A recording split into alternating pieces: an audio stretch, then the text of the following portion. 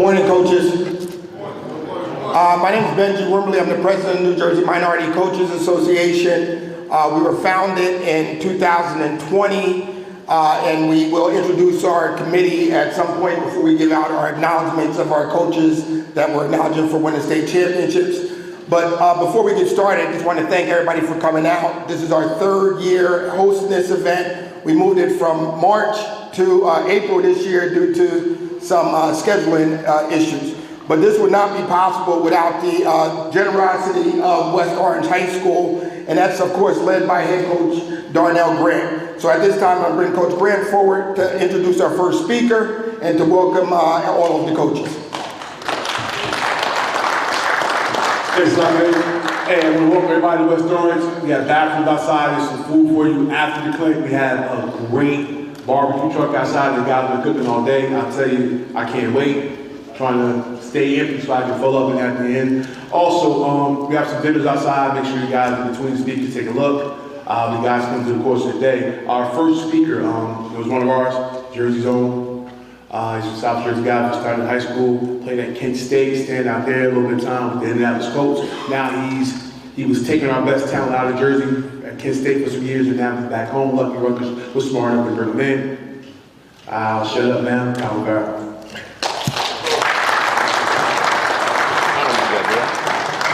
Can y'all hear me? Everybody, how you doing? First of all, thanks to AJMCA for having me. Like Coach said, man, I'm a Jersey guy through and through. Came up down in Mercer County, 45 minutes south of here. Was at Kent State, played at Kent State. Met my wife at Kent State, got married at Kent State Hotel.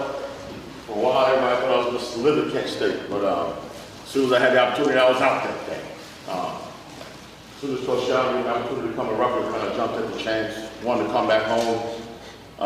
Two, to be able to continue to recruit what I think is some of the best football players in the country. Again, what you guys do as high school coaches and some of the limitations that are put on you guys to produce the players do, I think is incredible. So again, excited to be here, excited to be a part of the Rutgers family. What I'm going to talk about today is again, at Kent State, we don't get a lot of high-level players. Everything we get, every player we get, we have to develop. Right? So as I was putting this together, it was in mind, if I was a high school coach, how do I develop my guys? Because sometimes you don't recruit, you have to develop your kids to have success. So with this, you'll see some drills that I didn't have all the toys at Kent State that I do now at Rutgers. I still don't even know how to utilize sometimes. So you see me being creative with the different uses of different things in practice to get done what we're trying to get done. So again, it's all about stopping the run. Okay, it's a great run defense. As we know, you got to create edges to your defense.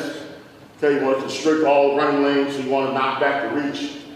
One thing I tell my guys all the time, we don't need to give ground to get around. If we get knocked back, we'll be all right. Does that make sense? So everything, I never talk about first step. Everything is from hands, hips, and feet.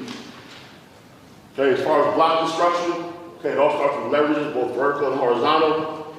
Blow delivery, you want to generate power from the hands and hips. Okay, obviously we want to get separation so we can extend and locate through our fit. And then we want to always escape or work an escape move with a violent leash, arm over, shrug, or rip. Everything I do and how I base my drills is with this mindset. You want to be master your craft versus jack of all trades. I tell recruits, I tell my players, not the Instagram coach. We're not going to do backflips and cartwheels and all that bullshit in practice. Okay, we're going to do the things we do. They're going to help us stop the run, help us get after the quarterback. Just some drills, again, more technique-based, not scheme-based. So these are the kind of drills I'm going to hit today. Okay, if you guys have any questions, I'll give you guys my contact info afterwards, and I'm always available.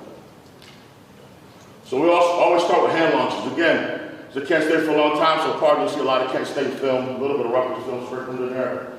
But so everybody does a version of get-offs. Okay, we always want to throw our hands when we come off the ball. We want to have nice tight elbows, run together, hands above eyes. So just coming off the ball, we want to just violently throw our hands, and then we jog through. As you can see, this kid here, you'll see show up on the drill tape. He just jumped in the portal at Kent State. I'm proud because everybody in the country wants him right now. And I think he's only just on a visit to LSU this weekend, and coming out, nobody wanted them. So it's about development. Does that make sense? Now, with the portal, either you change the way you think, or you're gonna be stuck, right? So I'm proud of the kid for who he's become, okay? One thing I talk about is 5-point punch. Some coaches do 6-point punch. Okay, we don't play out of a 4-point stance, so in my mind, just come out of a 5-point, so we go right hand, left hand.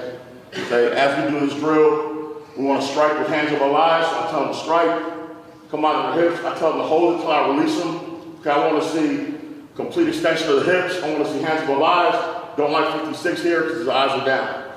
Okay, so as we isolate this phase of it, starting from the ground up, we're just working going from the ground straight to the pad. We don't want any give with our hands, we don't want to drop our hands, we want to go straight from the ground to the man, strike, hold. Again, this kid here has his eyes down, we're going to reset that.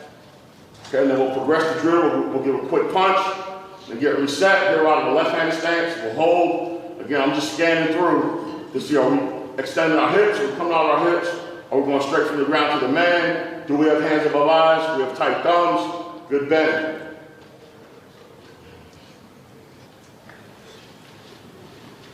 Then we hold till I release, and I just take a scan down the line. This kid here was a linebacker that we moved the D-line that was not fired up about it on the day up, so.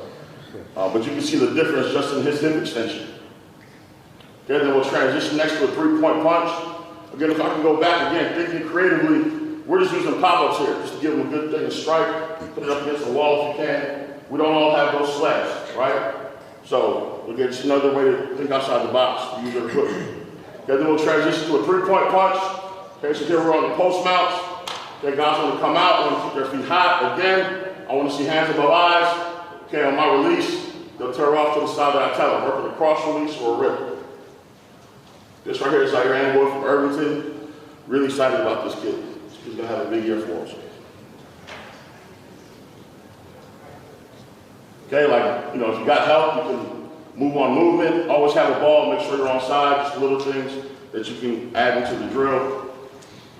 Okay, so we're going 3-point punch there. Another version of it. Okay, again, if you don't have those post mounts, if you don't have a sled, okay, you can bring those pop-ups out off the wall, have a guy stand behind the hold, and now the same thing, isolating the movement. I always tell them 2 steps in the ground, hands above eyes, hold your position until I release you.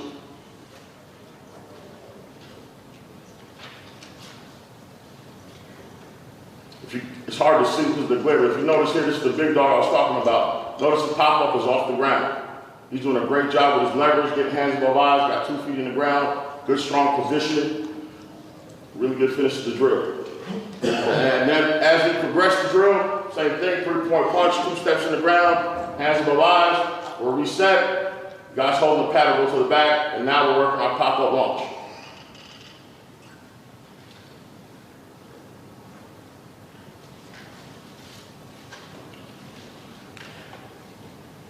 Okay, going into the pop-up launch, again, there's different variations to it. Okay, again, the whole emphasis here is going from the ground to the pad, keeping your feet hot, driving through good forward momentum. If you look at both these 2 kids here, one's doing a really good job, one's doing a poor job.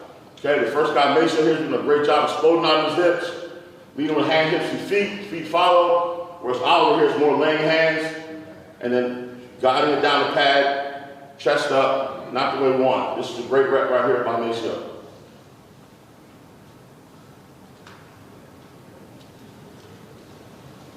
Okay, just stealing reps now. So you got 4 guys going at once.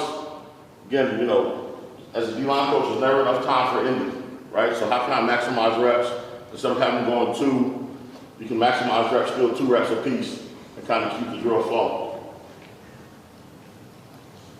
Okay, again, the transition to the drill, kind of like we saw in the beginning. Okay, now we're under the chute, same thing. 2 feet in the ground, hands above eyes, hold till I release. Okay, those guys will step out of the way. Again, point of emphasis. Coming out of the chute, emphasizing pad level, same thing. Okay, agile launch. This was a drill that I stole from the D-line coach at Pitt from a few years back. You know, we all have these agile pads, okay, you know, to work agility, footwork drills, things like that. But again, it's the same premise. Can I go from the ground to the man without dropping my offhand, without cocking my arms back? So these are the things that we got the camera on the side and we're looking for any type of drop with those hands. Okay, this is a pretty good job here by Malcolm Ray, transferred to us from Florida State this year. Pretty good player for us.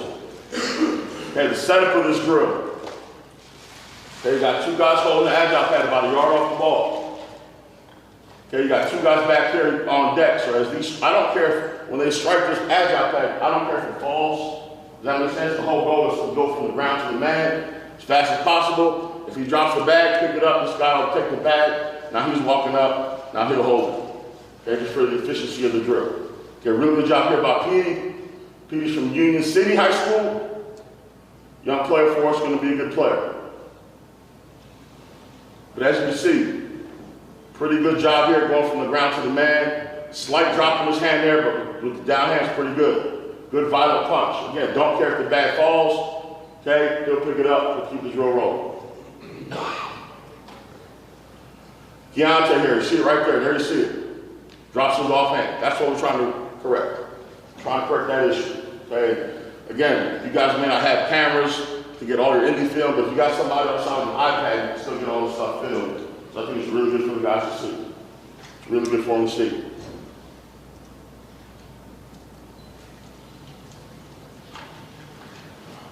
Okay, same drill here at Kent.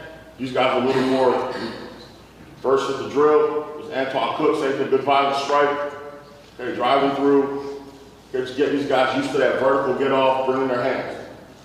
Okay, this kid here is 6'6", Matt Harmon. So obviously with more length, you guys do a really good job. There it is there, drops the hand. So like all this stuff is what we're trying to correct. How fast can I go from the ground to the man to strike first?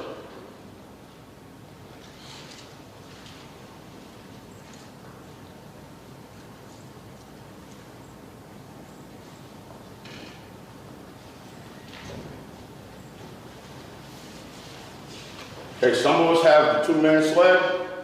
Okay, I personally hate this sled. If you look, the pad that we had, the chest area is this wide, right? And at Kent State, again, I can't go to my equipment and say I need to do this or I need to do that. It's like figure it the fuck out, pardon my language. So I had to literally in the drill, I didn't like when these guys were striking. So if you look at the next rep, I decided we're gonna strike that upper helmet area, because now it gives you a nice tight target to have a nice tight punch. Thumbs up, elbows in. Okay, so with this drill, we're not taking a step. We call these two-man frogs, where the whole point of the drill is to come out of your hips. You want full extension with no step. That's what you want. If I can get it paused. It's a really good job. That's what we want. Okay, so we want to come out of our hips, go from the, again, the whole emphasis here is going from the ground to the man. Okay, starting from a 5-point punch, kind of working our way up. Now really getting into the phase of playing football. So here we go. Really good target here, good strike.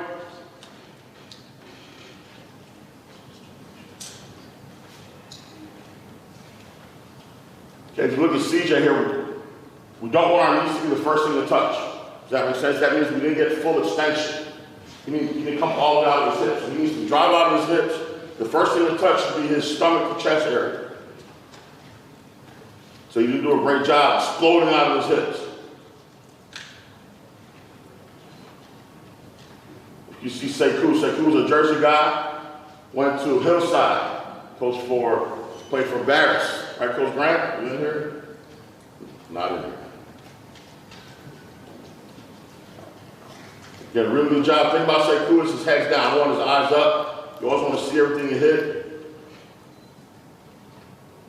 We got a really good job here by Zach. That's what you want.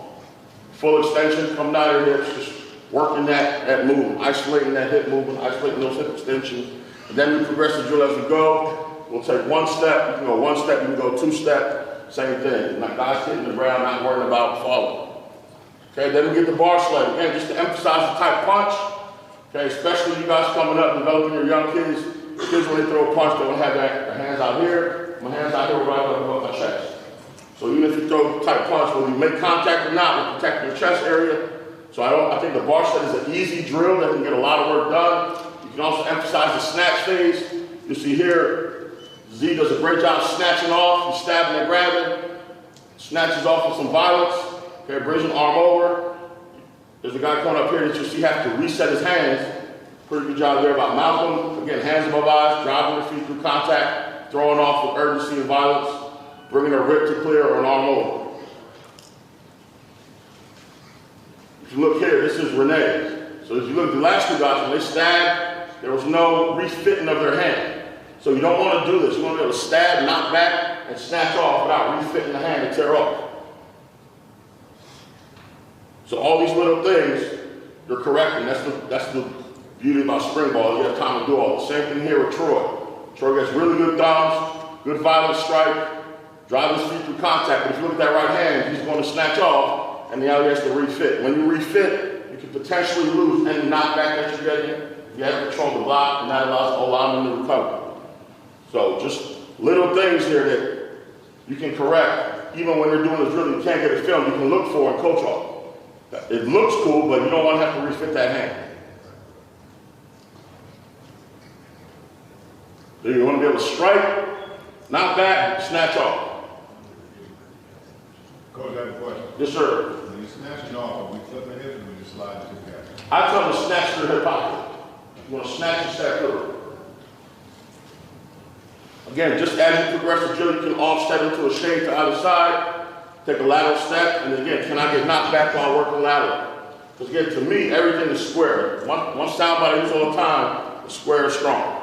Movement or not. So the other thing we do is working on footwork. We use sacrifice footwork in all our movement. Does that make sense? So here, you got a Lou all step. In the left-handed stance, stepping to his left, getting vertical off that step. As you can see, now we're working striking, hands above eyes. Then you want to snatch off. Wish you brought the rip sooner. You want to snatch and rip. Snatch and arm over. Shouldn't be any delay. This is Z. Really good violence here by Z. Again, working hand placement on the move. Tear off with violence. Now we're starting to get accustomed to the drill work. As you can see, Z has a good base. Working the violence. That's what we want. That's how it's supposed to look. Little thing here, but like, if you got a guy, if you're doing it, always make sure guys are on side. To me, we'd love if PD backed up or backed the ball up. Let's not create bad habits in our drill work. Okay, that's the one thing that being with Coach Shiano, he's helped me out with, is everything is detailed. So if you're gonna have a ball, if you're gonna do a drill, make sure you're aligned onside, make sure if there's a ball guy, there's somebody checking, is he onside or offside? Make sure if you're not using the ball stick, somehow there's movement incorporated. Does that make sense? So whether it's me against an offensive line, who's a little guy, a lot of times you can stand behind the ground defense and flash your hands to start the drill. So now you're training your guys to move on movement and not cadence. Because that's the last thing you need is a guy to jump off sides because of a hard count. Okay? One drill that I really got a lot of mileage out of, I just call it a knockback drill. So different variations of this drill. So here we put the agile pad right in the middle, almost like old school board drill. Does that make sense? So we're straddling the pad to emphasize the base. Okay, same thing we talked about, always from the ground to the man, from 5-point punch, 3-point punch, bar slip, anything we do now, it's all starting to come together, driving our feet through contact like the pop-up launch, going from the ground to the man, emphasis on getting knocked back. Okay, once you control the block, so I tell them knock back, tear off to the left, they feel the block is under control, they tear off on their own, there is no cadence. Does that make sense? So once you're taking ground, you start to feel what that feels like, that kind of triggers the release. Yes, sir. Hey, Coach, is there a certain amount of steps that you want your D-lineman to take before contact, or just one step to contact? I don't overcoach the steps. Right. Me personally, everything is hands, hips, feet, follow. Does that make sense? The one thing I tell them is, as I make contact, if I'm right, I want to get 2 feet in the ground on normal downs. Does that make sense? So 2 quick feet in the ground, so those are like 6 to 8 inch steps. Does that make sense? But if I'm 2 feet in the ground, whether it's a combo, whether it's I'm getting a base block, whatever it is, I can now react off that with power. That makes sense? Sir.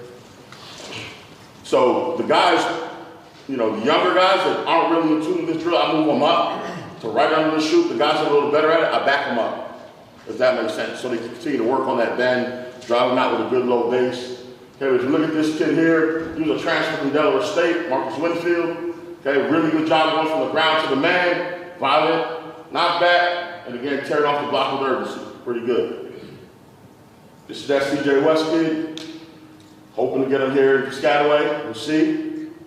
Okay, again, really good job coming off the ball. Good low bend, good knockback, good hand placement, tearing off. Okay, so as we progress the drill now, Okay, now notice they're not straddling the pad anymore. Now we got like tracks to emphasis that vertical launch point. Okay, again, even if, like here you see the offensive linemen are offset, so they're going to simulate a reach block. So on the cadence, they're going to step across face. I always say don't give ground to get around. So because I'm offset to one side, so say I'm a 3 technique, I'm in my B gap, he's reaching me, I don't need to just run outside and simulate staying in my B gap. If I get knocked back, he ain't gonna get to any other gap. Does that make sense? And I can tear off and make the play when the ball is clear. So here, these guys will step across. Okay, I always tell them to win inside, so if you get really good knockback, that ball will never get to your fit, and you can make the play inside. So as you guys, again, the tracks are there for them to drive vertical and not give ground. I wish he would have drove through contact. He kind of rises up. Don't like his pad level. He's doing a really good job driving through contact and tearing through. Same thing, simulating a reach block, simulating a knockback. You're going to have a base so you can tear off and make the play on the inside fit.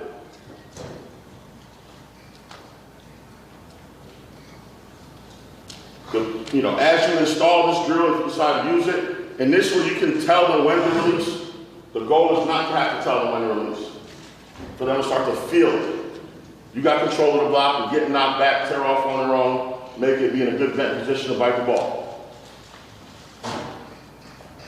Okay, speed to lock. So we're in phase. So this drill starts with fitted up. We've come off the ball, we're in phase, and now we have to get extension and be in a position to tear off to the ball. Does that make sense? So again, if you have donuts, you can add donuts to this drill for them to turn into a tackle drill, finish with a tackle drill. Okay, I have these guys simulating offensive linemen really leaning to give some resistance. Okay, so these guys start, press, speed to lock. Some guys can go 2 to 1 if they're really under control, keeping a good base. Okay, I'm just simulating the ball declare one way or the other, and then tear off in their fit. Okay, so I call this a shrug release. The ball's declaring in my fit. I want to shrug off. I really want to bring a rip. He doesn't do a good job here bringing the rip. Cook does a good job here shrugging off and bringing the arm over. Same thing here. These guys are leaning just to give resistance. Keep a good base. Work to get that near leg up. Okay, strongest position in football. 2 to 1. Ball declares. I'm tearing off on my fit. Really good rep there. Under control. This to me is the best rep yet, is a shrug release. So I'm taking ground, I press off, now I just bring the rip to clear. Okay, so as we progress the drill, same thing. Sekou knows the CJ is pretty strong, so Sekou's really leaning. Okay, it looks a little funky, but does a good job simulating, just eliminating the banging, but simulating resistance. Okay, so trying to eliminate the banging, but simulating resistance. Good base. Okay, good shrug release, balls declaring in my fit, make the play.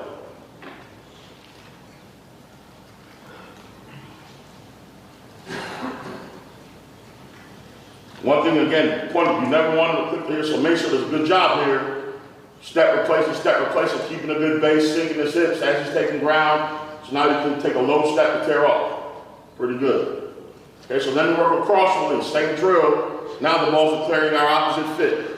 So now we've got a cross face to make the play. So same thing, you're saying setup, so I'm back here, now I'm stepping to the adjacent fit. Now they got to snatch across with the arm over. Okay, just IDing when to win, when the ball's declared, but initially start and control the block, get speed to lock, get extension. Got a lot of models out of this drill, this stuff shows up on tape. Same thing here, their eyes on me through their fit, I declare, they declare. They win to the ball. With the cross release, pretty good right there. So then as we go, I'll keep going here. So now we added donuts to it. So now we're back to, now we call it speed to lock, win to the ball. So now they don't know where the ball's going to declare. They can declare in their fit. They can declare on the adjacent gap. So this is a poor job here by Sekou, but that's why we film it, because he's not square. So now to make the play, he's getting his hips all the way around to get it on the tackle. Okay? Got to be in a position to make the play. Excuse me. If I can go back real quick, I think I skipped something.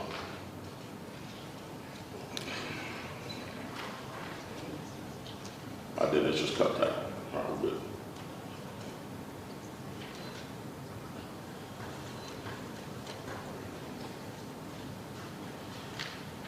Sorry, that's cut tight. So here's a good look at it. So boom, I'm in my fit. press, step, replace, boss the player into the adjacent gap. Now there's no cadence. He's now truly working at the tempo of the donut, and now you can add on the tackling drill at the end of it. Okay, so now we're getting into real football. Pretty good job with his base, brings the arm over release, good violent clamp. Okay?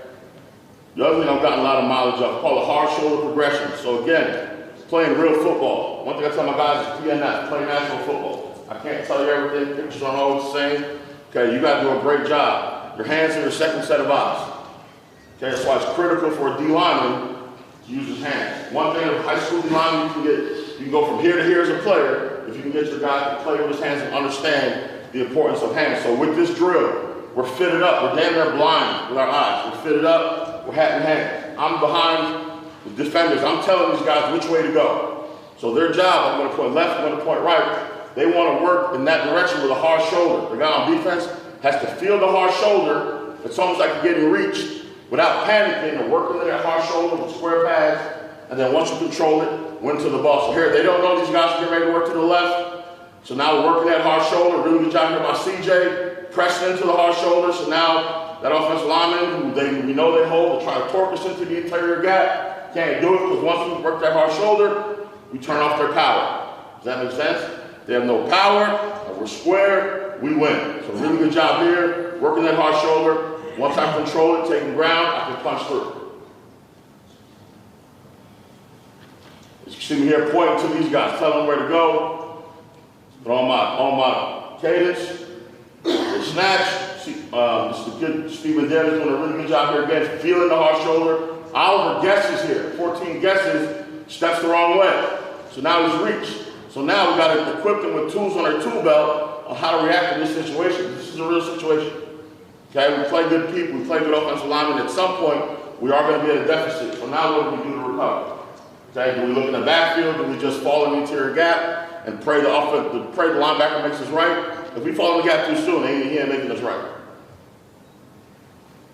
So he recovers. So he steps the wrong way, guesses. Now still, work the hard shoulder, stare, step, replace, keep a base, control the block, turn off when I have my leverage back. Okay, so then we go into combos, okay? One thing since being at Rutgers, Coach Shannon's big on is sound bites.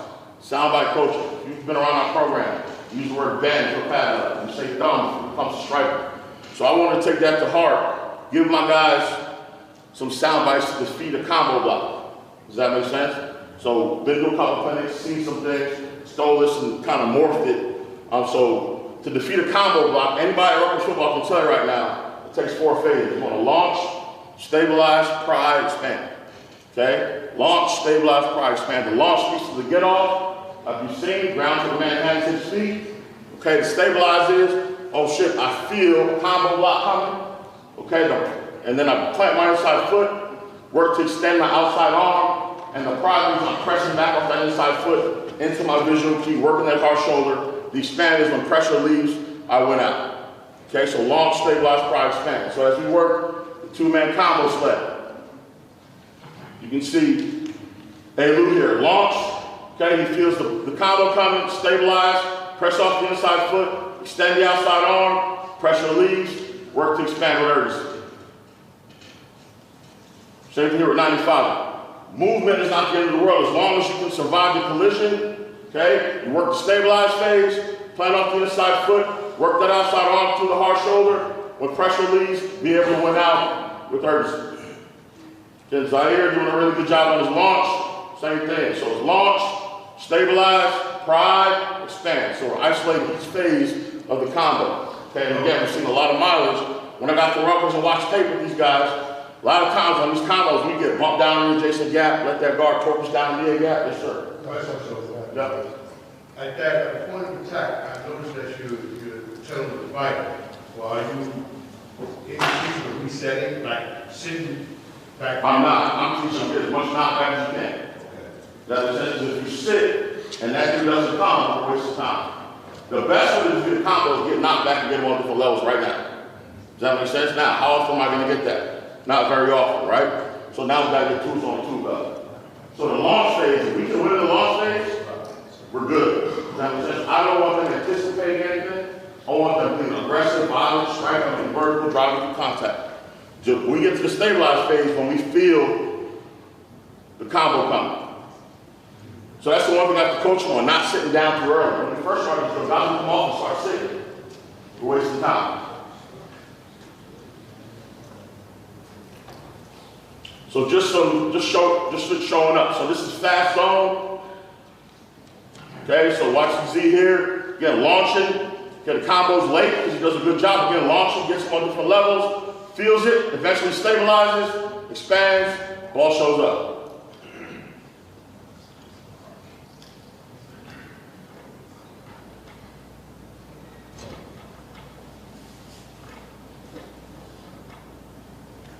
So this is an example here. If you look at the nose here, there's a poor job with his launch.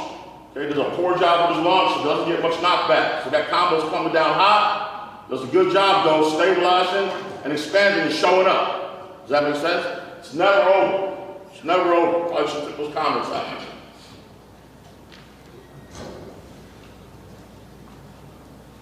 Look at the nose here. Okay, good launch. That combo's late, stay square, stabilize with the opposite foot, snatch off and short. Now we just got to finish the play with the tackle. Okay, this is my favorite one. Again, this is Zaire, 55 from Irvington. Okay, this is a pretty damn heavy combo he's facing here. Stays in there, survives the collision, pressure leaves, expand with violence. Really excited about that kid. Coach, question for you. Yeah. How much one-arm restricted tackle work do you work in your English? Say it one time. How much one-arm restricted tackle do you work as far as your finish on the tackle part? One arm restricted. Say it. There's a lot of times the defensive lineman, when you're not back, and once the ball declares you shed, most of the time you might only get one arm to tackle the guy and hold it. Right. So we always talk about bringing your back arm through. Talk about on a tackle. Yeah. A lot of times guys are reaching like this, so they're engaged, they want to do this. That's how you get labels, right? So what I tell my guys is when I reach, I have to bring whatever arm I'm leaving back for that offensive line to hold me on, I have to bring it through. Does that make sense? So we emphasize that even on the donut phase, when we're doing the speed to lock drill, when we're engaged, we have to bring that back arm through on the tackle. We work that all the time in drill. So I think it is critical. It's how you save shoulders too. Just a simple whip out. That's it. Because if that ball's coming down hot and I'm expanding, I don't have much time to do shit else. Right. Does that make sense? Anything else is going to put me here, it's going to leave me here. I just drop it, bring it through on the tackle. It's not even really a rip. It's more like I'm just bringing it through to get a violent clamp. That's how you coach it. So I call it a back arm. So I'm here, working in this direction, it's my back arm, bring it through. So on this drill specifically, am I emphasizing more of the extension or just keeping square? Square is always the way to go. Does that make sense? You can fight for extension. That's probably a better way to say it than keeping extension, because that's not always up to you. Right. Does that make sense? But if I'm fighting for extension through the hard shoulder, his power's off. I may not get, you honestly don't want full extension, because now there's space and opportunity for me to get washed. Does that make sense? So you want to work in that hard shoulder. All good questions. One thing that's elite here is his pad level and his bend. Okay, really good launch, keeps his chest down, driving through his visual key, survives the collision, pressure leaves, arm over, shrug, arm over release, explode through, good violent clip. Okay, so getting testimony from my Kent State days, looking at 5 here, just going back to all the drills we've seen. Okay, watching 5 here just come off the ball, using a shade, he's a little loose because of the back set. Okay, again, not getting ground to get around like we talked about, right? So now we're thick on the reach. No panic, get knocked back, get extension, make the play inside.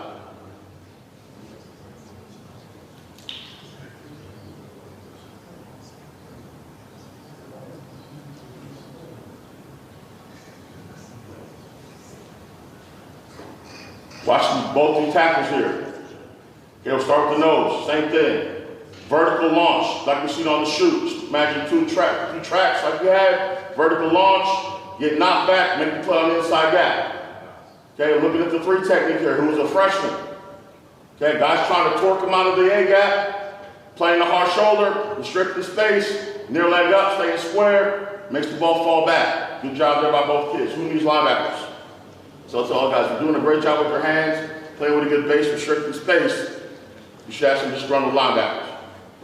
Yes, sir. You talk about vertical launch point. When you guys get outside zone, it is still vertical in my gap? It's vertical to my fit. If I'm getting overreached, I coach what we call it a rocket technique, to where I'm not just gonna fall into that inside gap. I'm gonna steer it as long as possible, and then on my own, I'm gonna fall into the gap. My back will make me right. Does that make sense? But again, I don't want to be getting reached and then turn, and now I'm running to my gap. Because the ball's gonna cut back all day. Does that make sense? And now my guys behind me, the backers, don't know what to do. Am I reached? Am I not? Does that make sense? They have an opportunity to make me right all day. So let's help them. Let's stay square so they can ID where my fit is. We call it rocket. We working in practice. And now I stabilize off the outside foot, plant inside, and it's defined for him. Does that make sense? So now he can go over the top and make a play. So I just kept rolling on him. So looking at the end here, that's Stephen Daly. Same thing. Working it, code technique, he false steps here. Terrible step, has bad eyes. But again now, we think to the hard shoulder drill we did, where you don't know which way they're going when I was pointing. Right? Now he's just working the hard shoulder late. Hands are a second set of eyes. Works back outside, cross release, and work down the line, make a play. Really good again, like we talked about, having edges to the defense. Now we're all working together. It's a really good play. Didn't make a bad play worse, right? False step, minus. Okay, but now we have the tools in our tool belt, based off the drill work, to recover without panicking. Notice he's square. Nobody's turning and running. Okay, you don't want to turn and run. Square, work the hard shoulder now. See the ball declare. Really good job finishing. Same kid here, look at the end. Okay, this is the drill we watched, speed to lock drill. Wish he got his inside foot up, okay, but he does have that hard shoulder control, turns his power off, sees the ball show up, falls in like we talked about, bring the back arm through, on the tackle. Sure. Wish he had better bend in his knees, but again, the offensive tackle's power is shut off because he's pressing into the hard shoulder. About 4 minutes, coach. Love that.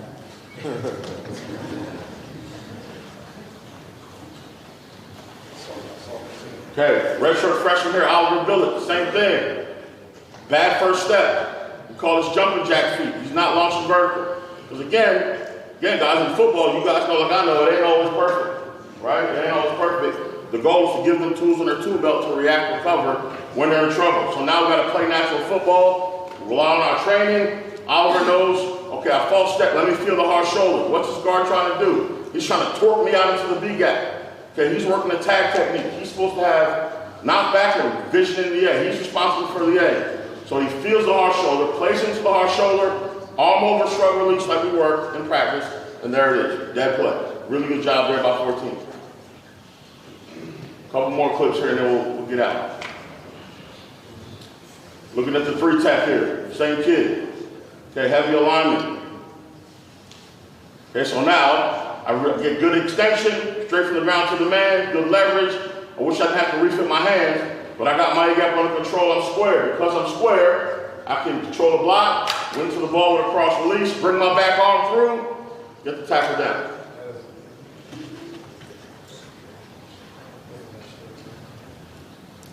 So again, like I go back to, I'm not an Instagram coach, right? Everything we do, we see show up. If we don't show up, we're not doing it. Looking at my notes, this was his first college rep. Okay, kid was pouting for 3 weeks because he couldn't get in the game. Finally got in the game. John Jackson, first college rep. Launching vertical. Okay, get knocked back, balls inside, tear off, bring it back on through. Coach, why the coach is screwing me? You're right, JJ. Now JJ's playing. But he was ready. Okay, watching the nose here. Talk about the combo, launch, stabilize, feels the combo come late, pry, expand. Pretty good rep there. Launch, stabilize, pry, expand, pressure leaves. Looking at the end, we got a couple more reps here. Okay, now we're moving. Okay, so we got a stick movement. Okay, guard goes down, they're pulling the center. Hat in the hand, speed to lock, ball shows up, shrug release. Really good job there. finishing the play. Okay, looking at the 3 technique. Violent snatch. Like we saw on the bar sled. Can you snatch off violence?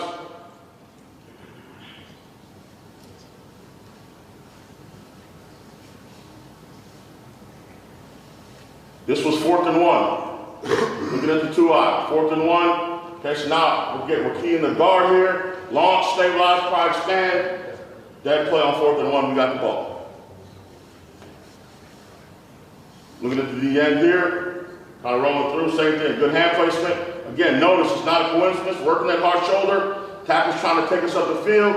He can't. He kind of panics a little bit. Thinks the ball's declared. It hasn't. But because I have that hard shoulder, I can now re-engage. Do a great job setting my edge. Okay, this was Georgia 2 years ago when they won the Natty. Okay, this kid was a redshirt freshman. Got him in there. Okay, working him on a stick. Hat in hands. I'm thick. Rely on the training, speed to lock, shrug, release, bring the back arm, gets it down. Big time play. Kent State went down there and gave him work.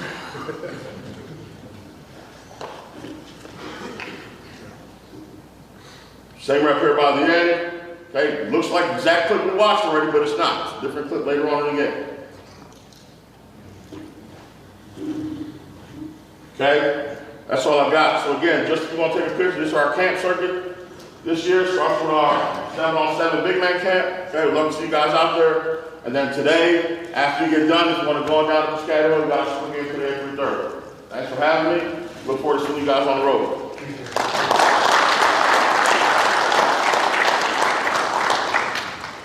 Great talk, Coach. We'd like to hit you with a plaque on behalf of the New Jersey Minority Coaches Association.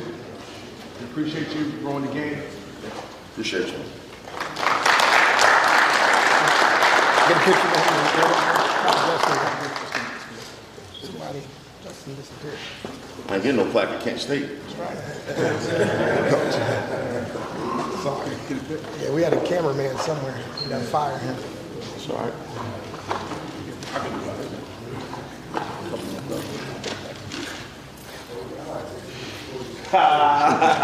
Appreciate y'all. Appreciate it.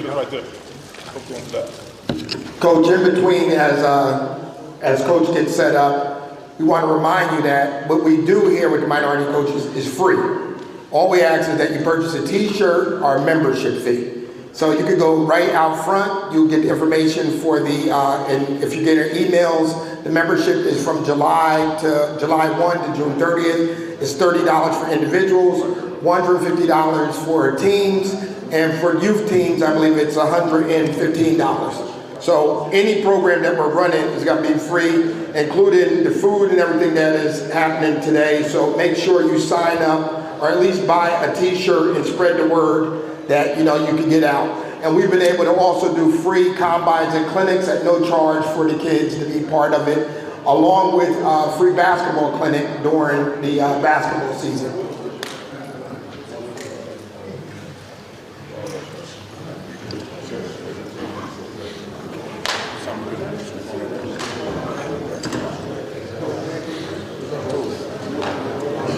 I don't, brother. You got something before?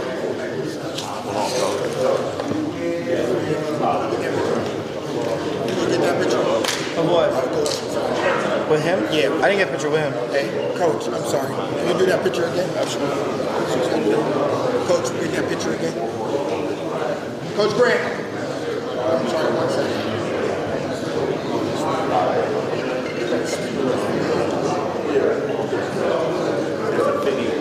So you gonna do the video first? Like they want me to introduce him, or you want me to introduce you after? It's all part of the presentation.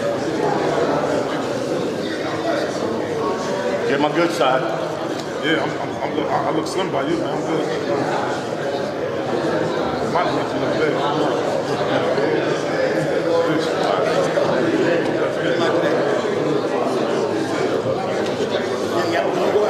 It's right out front.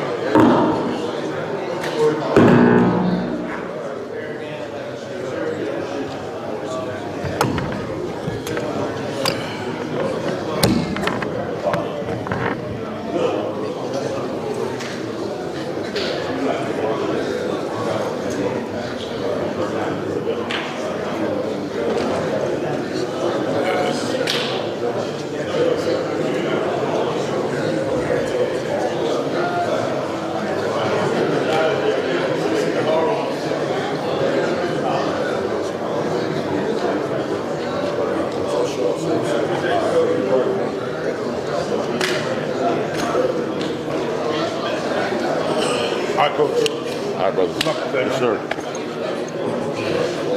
Hey, Rob. Your phone, bro.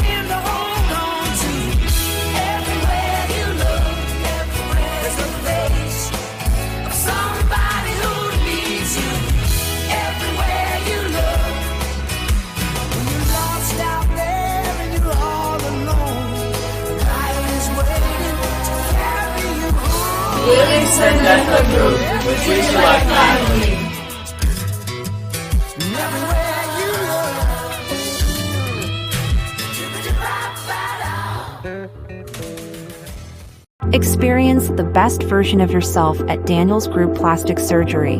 Dr. Daniels and his team are dedicated to helping you achieve your beauty goals. From facelifts to body contouring, Daniels Group offers a wide range of treatments tailored to your unique needs. And with our medical-grade skincare line, you can maintain your youthful glow long after your visit. Rediscover your confidence with Daniels Group Plastic Surgery and schedule your consultation today. Daniels Group Plastic Surgery, where your goals become reality. Do you want your school to be covered by the #1 live stream service in the state of New Jersey so the entire country can see moments like this? Well, you said Trafford's a shifty back. He gets motioned out. They'll give it right to him on the first down play, and he gets lit up. Oh, what a hit there by Jaden Bonsu. The kid with the Powell. Oh, running people over, still on his feet. He's gone. Touchdown. We got a touchdown. No flags. He's a bruiser. Aziz Foster Powell. Got to come up and lock up on that guy. In Jersey. We do games in PA. We all over the place, man. Oh, they kick it deep. They're going to try to cover this one.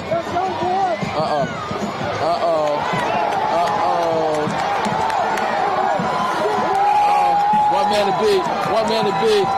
man to beat. Touchdown. And we just traded touchdowns. Join the D1 Media Pro team, New Jersey's #1 live streaming service.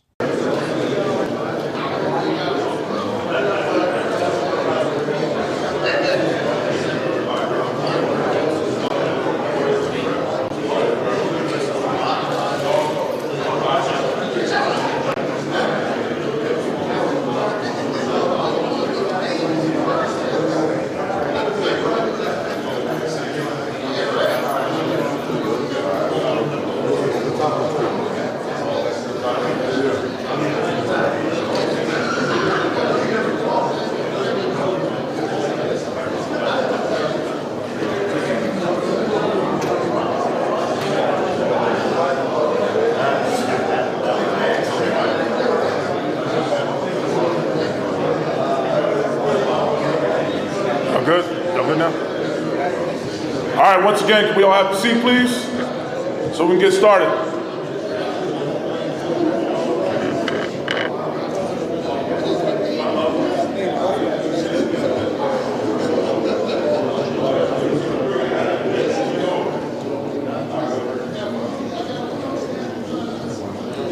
All right, our next speaker, Coach Elijah Robinson from Camden, New Jersey.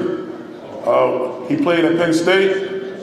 He also GA at Penn State. After Penn State, he went to Temple. After Temple, he went to Baylor, coaching D-line. After that, he went to Texas A&M. Was the D-line coach, and if you guys saw him at the end of the year last year, he was the interim head coach at Texas A&M. Now he's the DC at Syracuse.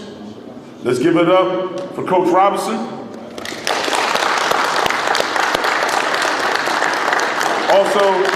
Also, I need all the Syracuse staff to stand up who are from New Jersey. There's a few of y'all from New Jersey. You know? They got the jersey out there. All right? We don't count Philly's jersey, man. I'm sorry, bro.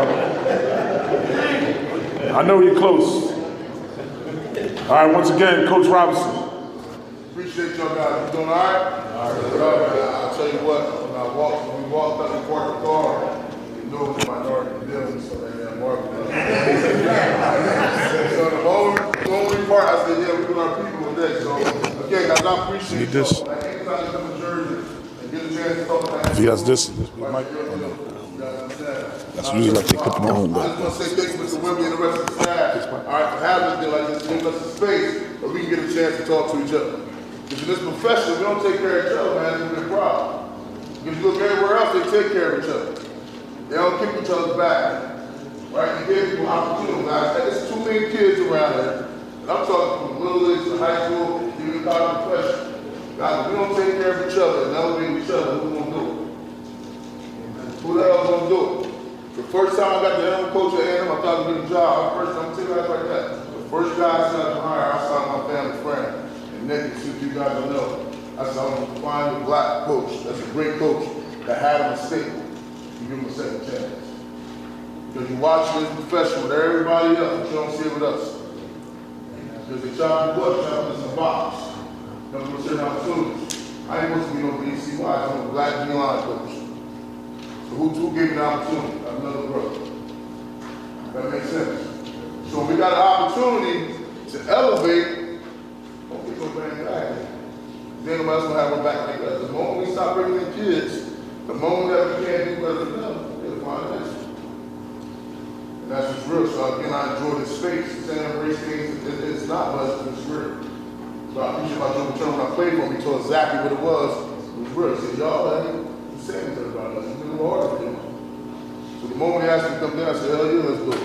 All right, hell yeah, let's do it. Right, so again, I got a few of my coaches there. I know they have to stand up, but guys, this is the future. Some of you guys are full-time staff right now, some of you guys are the support staff that make this whole thing go. All right, you guys got me in that. So let's get started with this. So again, I appreciate all the guys being here to speak. Looking forward to staying here and watch you guys speak. We'll stay here the whole time. We got time to go, not to speak out of the league. We'll be here to support everybody. That's what it's about, okay? Get you, man. All right, so again, we talk the history of Syracuse. A lot of people don't know. Get them on campus, tell them how far that university has came and the opportunities they gave our people. Jim Brown. You guys understand that, right? The history behind the school and the opportunity, you wouldn't do nothing about no MAC anymore. You understand? You wouldn't know nothing about a Canyon Jersey. Y'all left back as a senior in high school, had to go to junior college, took 40 credits a semester, and then one day became a head coach. No parents. And sorry, no, he had a mom there. Like no father to help live with his high school head coach. Now, these are stories y'all see every day. These stories y'all see every day here. You guys are in high school, you guys understand when you taking food out of your home to feed the next man. Guys, we needed that. So I stand before you as a single parent for a player like Savage. Savage, my position coach. Once I disagreed with his ass, he told me I can't play linebacker. And I ain't believe it. And they blew my ass to D-line, so I didn't play D-line, I popped up the linebacker. I got recruited as a D-line, a BN. When I got to school, they blew my ass to D-tag, so he was right. You got me on that. So Savage, I appreciate you. Let's talk the history of Syracuse over here. In 1956, Syracuse University Jim Brown was perhaps the best running back college football had ever seen, but he was unable to become the first African American to win the Heisman Trophy. Some said if Brown couldn't do it, it might never happen. 1 year later, Ernie Davis took the lead.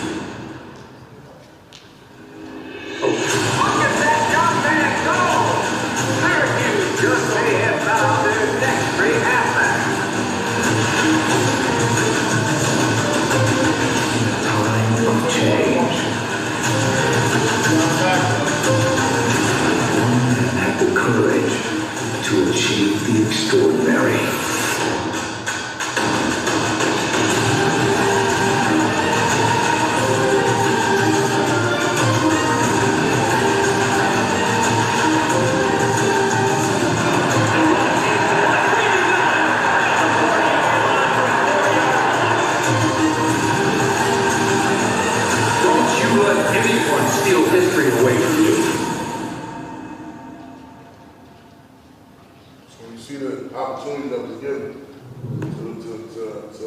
RP. Go on that campus, you see 3 big ass statues. The guys got an opportunity to change the game. Many places in the country was doing that opportunity. So it's much more than just football. When you come in, I encourage you guys to come and get a chance to come see us. All right, next deal there.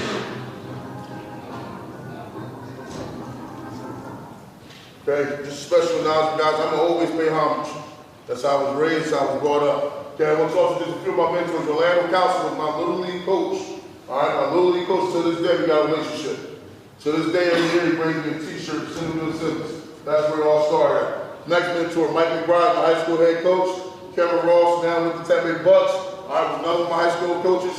Mark Pease, when I spent some time at Canton High, Mark Pease, who I was the head coach there, who I still stay in relationship with. And then Terry Price was a dear friend of mine, old head guy, worked with at A&M for the past 6 years. I just passed from cancer, but he showed me a lot. Okay? One thing to all coordinators who I've been around, who I learned from. Tom Bradley's at Penn State, Phil Snow, we spent time together at Temple and at Baylor.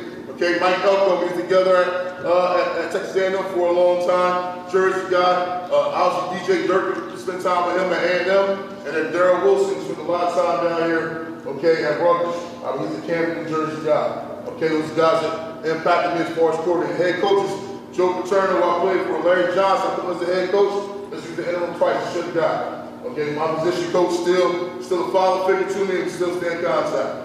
Give a shout out to Matt Wolf for what we've done at Temple to have an opportunity to get him to Baylor, shaking it to the league. He's well off now he's back in Nebraska. Okay? And the Jimbo Fisher, man, I'll tell you what, whatever they said about him is opposite.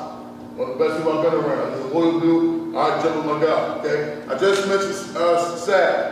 So I got mentors, coordinators, head coaches. Sad wasn't even one of those.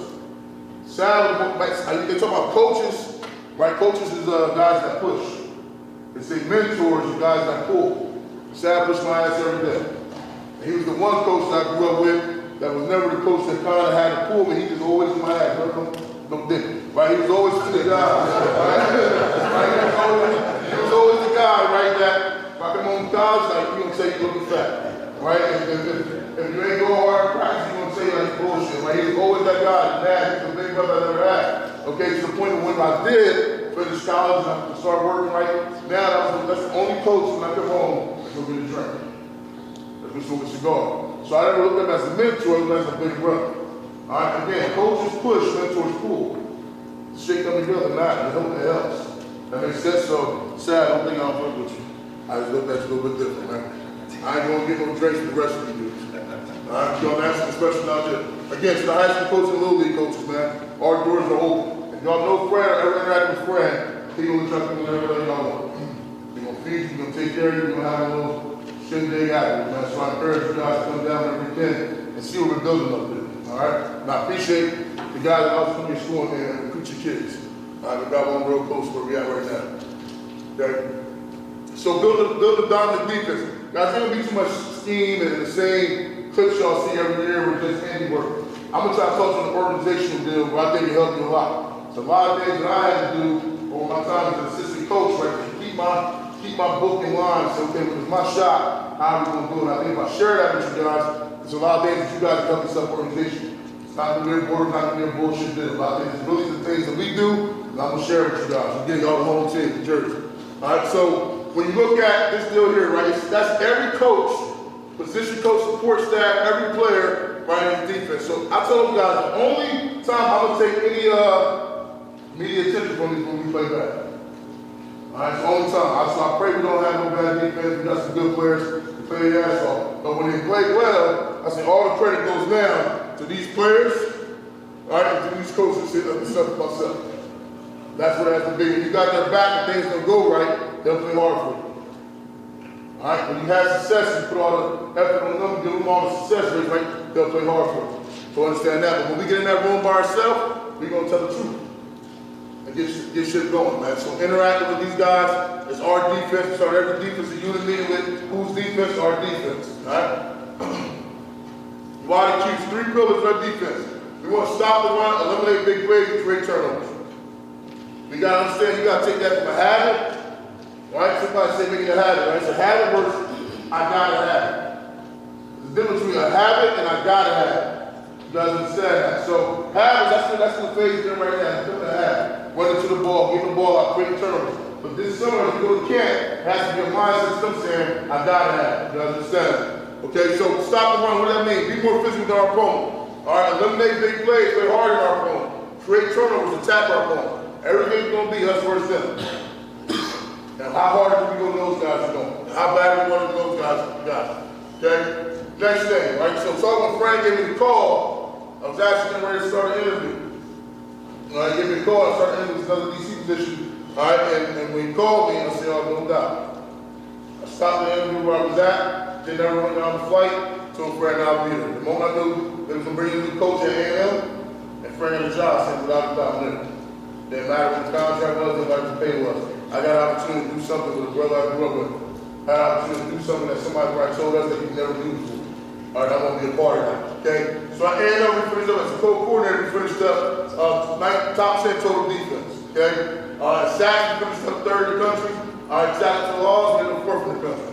Okay, we finished over 40 sacks, down there 100 CFLs, and total defense was 316. Okay, when you look at that, all that shit has to start up front. I truly believe. Because the more disruption up front, it makes it easier from the second level to the back level. Okay? All right, so we have that there. You look at the things, we say, why Qs? Okay, why use the staff? The reason we have this top 10 class right now is about the people. Got nothing to do with anything else. We ain't got no lot of money, no NIL deals. We try to take care of you, but we can't do what the SEC do. At the end of the day, why Qs? Look at these guys in the staff. Georgia, Texas A&M, been two of the best defensive teams in the last 6 seasons. So the knowledge of those guys on that staff. Draft picks at all 3 levels of this whole defensive staff. All right, national championship experience, I was with Coach Fran, where he was. I got guys in that program builders, doing more with less. Okay, do more with less. So again, Coach was talking about it before, at Kent, he didn't have no slaves. He had to improvise. Well, guys, we got coaches on our staff that have been places like Colorado. They had to get a whole damn new staff, a whole damn new team. You heard see his bringing Louis.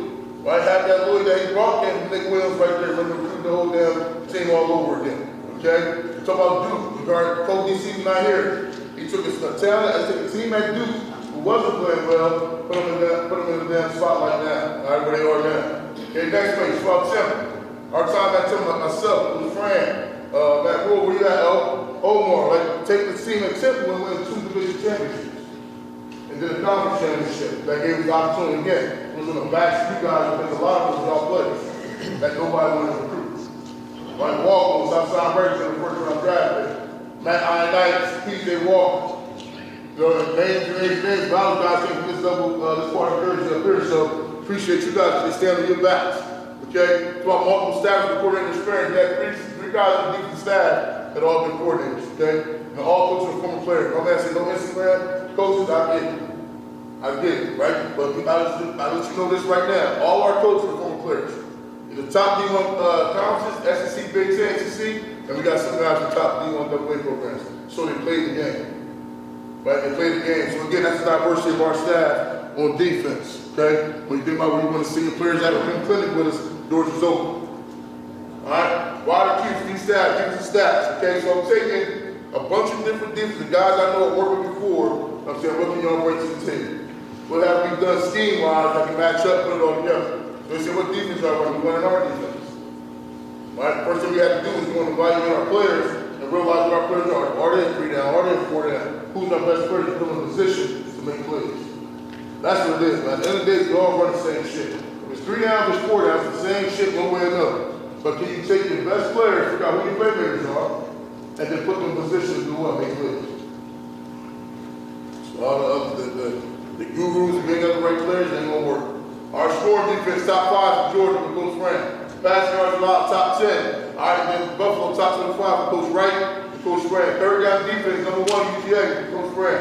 Texas A&M was top 5. Buffalo, top 25. All right, sacks, top 10. A&M, CFLs. All right, top 5 in A&M. Yards per game, A&M number 2 in the SEC. Top 15 in all college football. Total defense, top 10 by Fran.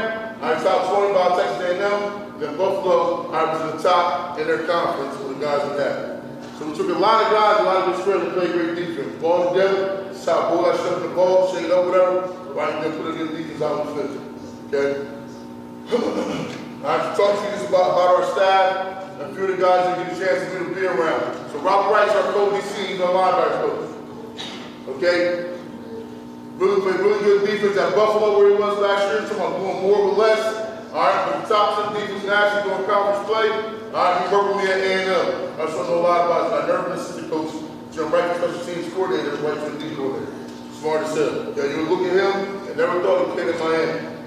Right? So Miami, to Illinois, to A&M, Iowa State. He was at Duke, and then last year he was at Buffalo, D.C. All right, that's our linebacker coach. You got a chance to be. Okay? Now, Nick Williams, again, you guys probably been around, got a chance to meet him, but a really good young brother that did a great job with the defensive ends. Okay? Was at Georgia. Okay? Did some time at Georgia, he played at Georgia, he coached at Georgia. Okay? I got an opportunity to bring him over to A&M. We got close, our family got close. I told him wherever I go, he'll have a job. Okay? He did a really good job for us, okay, at A&M. Right, he had a chance to go be in his own room, where he went to Colorado. So he got the service, I called him, he's back in Texas the next day. Texas both flew back up to flew up to New York together. So again, played at Georgia, spent 2 years with me at A&M, then went to Colorado. Okay, his future is bright.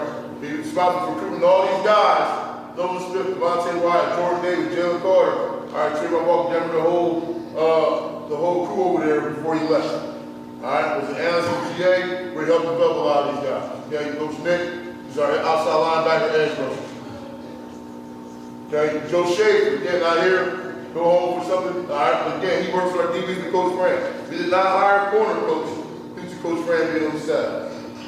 We went and hired another QC, all right, Coach Tron, all right, from Miami, Florida. We hired him, a guy who's been around, a guy that coordinated at a small school. I did not hire a full-time corner coach because I know that's the best corner coach on the staff. Okay? Again, go back to Coach Shea, work with DBs. Okay, played at Bowling Green, biggest fucking kids, biggest DB coach you see in the country. Is your former D-line. Okay? Iowa State, went from Iowa State to John Carroll's in DC, went from there to Youngstown State in DC, then we were together at A&M. All right, smart coach, good dude, related to everybody, right? Really bright future there. Okay. Then we talk about the last thing, like what's important, we talk about the numbers, right? The numbers. So 1 year, we was 17 rushing defense, wasn't good enough, 30 sacks, 19 total defense wasn't good enough.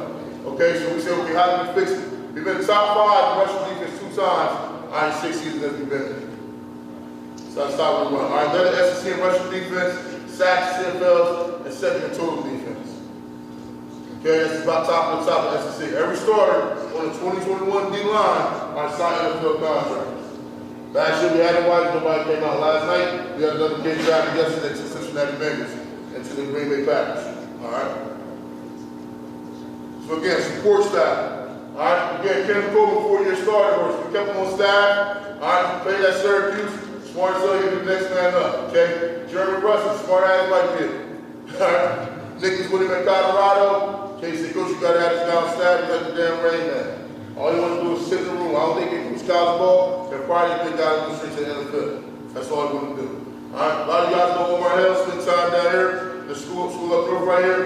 I spent time with Omar GA for me in Temple, doing a great job letting the kids, doing a great job coaching. We moved him to the back end. Now he's working with our nickels and our stars. Okay? All right, Ben Kaplan, student assistant, a really good job for us. Nice job story, the guy we hired. All right, so work with Coach Fran and with the corners. Okay, and Tyshawn Fall, went to Rutgers, a 3-year starter. I was a team captain. Probably all our down players respect because he still should be playing. But Fall doing a great job for us, getting the next guy up to get a chance to get his own position. All right, that's our support staff, guys, that make it happen. Okay, I told you guys about D-line.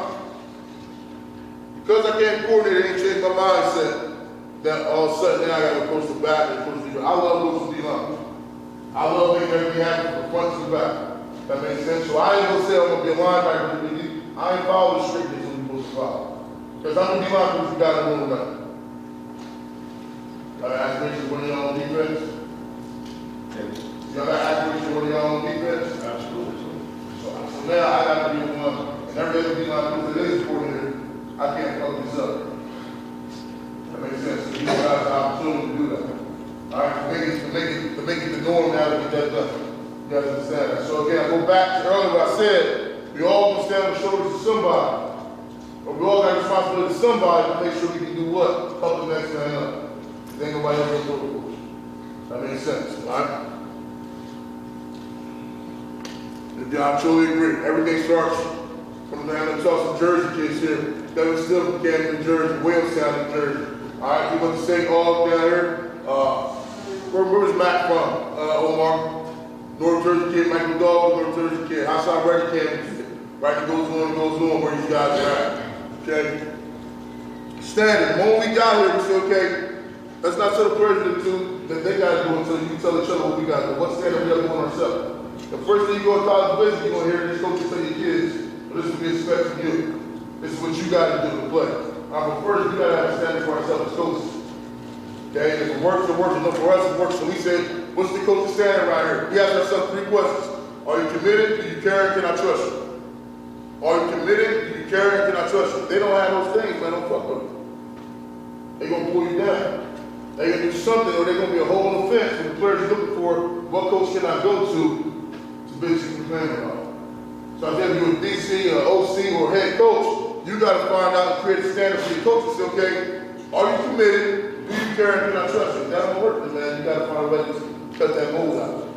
You got to have it. So we came up with these laws for each one based on just asking the coaches, okay, teams you've been on, why was the reason for them having success?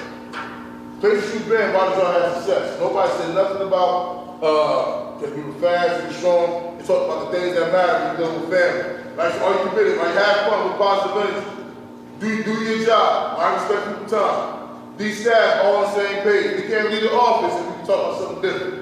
You all got to be on the same page. All right, the players are our players. Don't be territorial about your positions. All right, so when I make the staff, I make sure I got people that I knew. Not people that the agents say, hey, you can hire this guy, or hey, you can hire this. If I don't know you, I ain't dealing with it. So we got to get a chance to build with each other. It's happening. The majority of them struggles. The next part, you help each other learn what we're trying to get done. If there's no egos, you'll have success. Okay? That's a big part of it, okay? Build with your men, treat them with your own sons. We got 16 kids on the D staff as far as coaches' kids. Our obligation every time we come in there, make sure we can feed our kids. Make sure we're doing the right thing, and I don't get the next man fired because we wasn't doing our shit. So our whole obligation is to say, okay, understand your kids is, understand we're doing this for them. Okay, that's the important part. We don't get motivated by your kids, I definitely can't help you. All right, do you care? And check it with our players' interaction, right? The man versus the me. The man versus the me. They get enough of fucking demeanor as it is in this world. They get enough demeanor as it is in this world, so when they come to you, you probably a safe place to come play football. All right, so we can get shit across without all the demeanor. Okay, we can demand. That doesn't solve that practice at all. How we speak with each other. Now, if you're a coach, you go into a player complaining about another coach, it ain't gonna work. Create division. Now you get that hole in the wall. Right? So again, before we even talk scheme, guys, we spend time on this shit.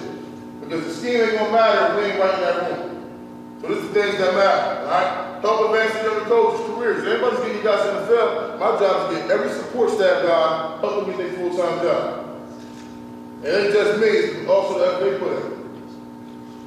Nick came in to be that for 2 years to the QC when he ran his own room. Right? Ross, young as hell, right? Ran his own room for the Packs. I ain't never do it that was all you. I make sure you ran your own room there. I remember you was a QC.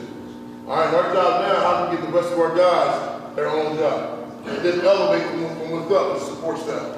So support staff, right, we can go to Harry Love and go find your own next DC game or something. Pick each other up as families, it's a tough profession.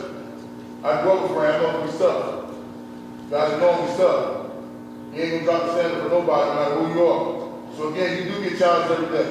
All right, you many days you're gonna be a coach, Omar or somebody else, but we're not doing something right. All right, so it's our job to pick that man up.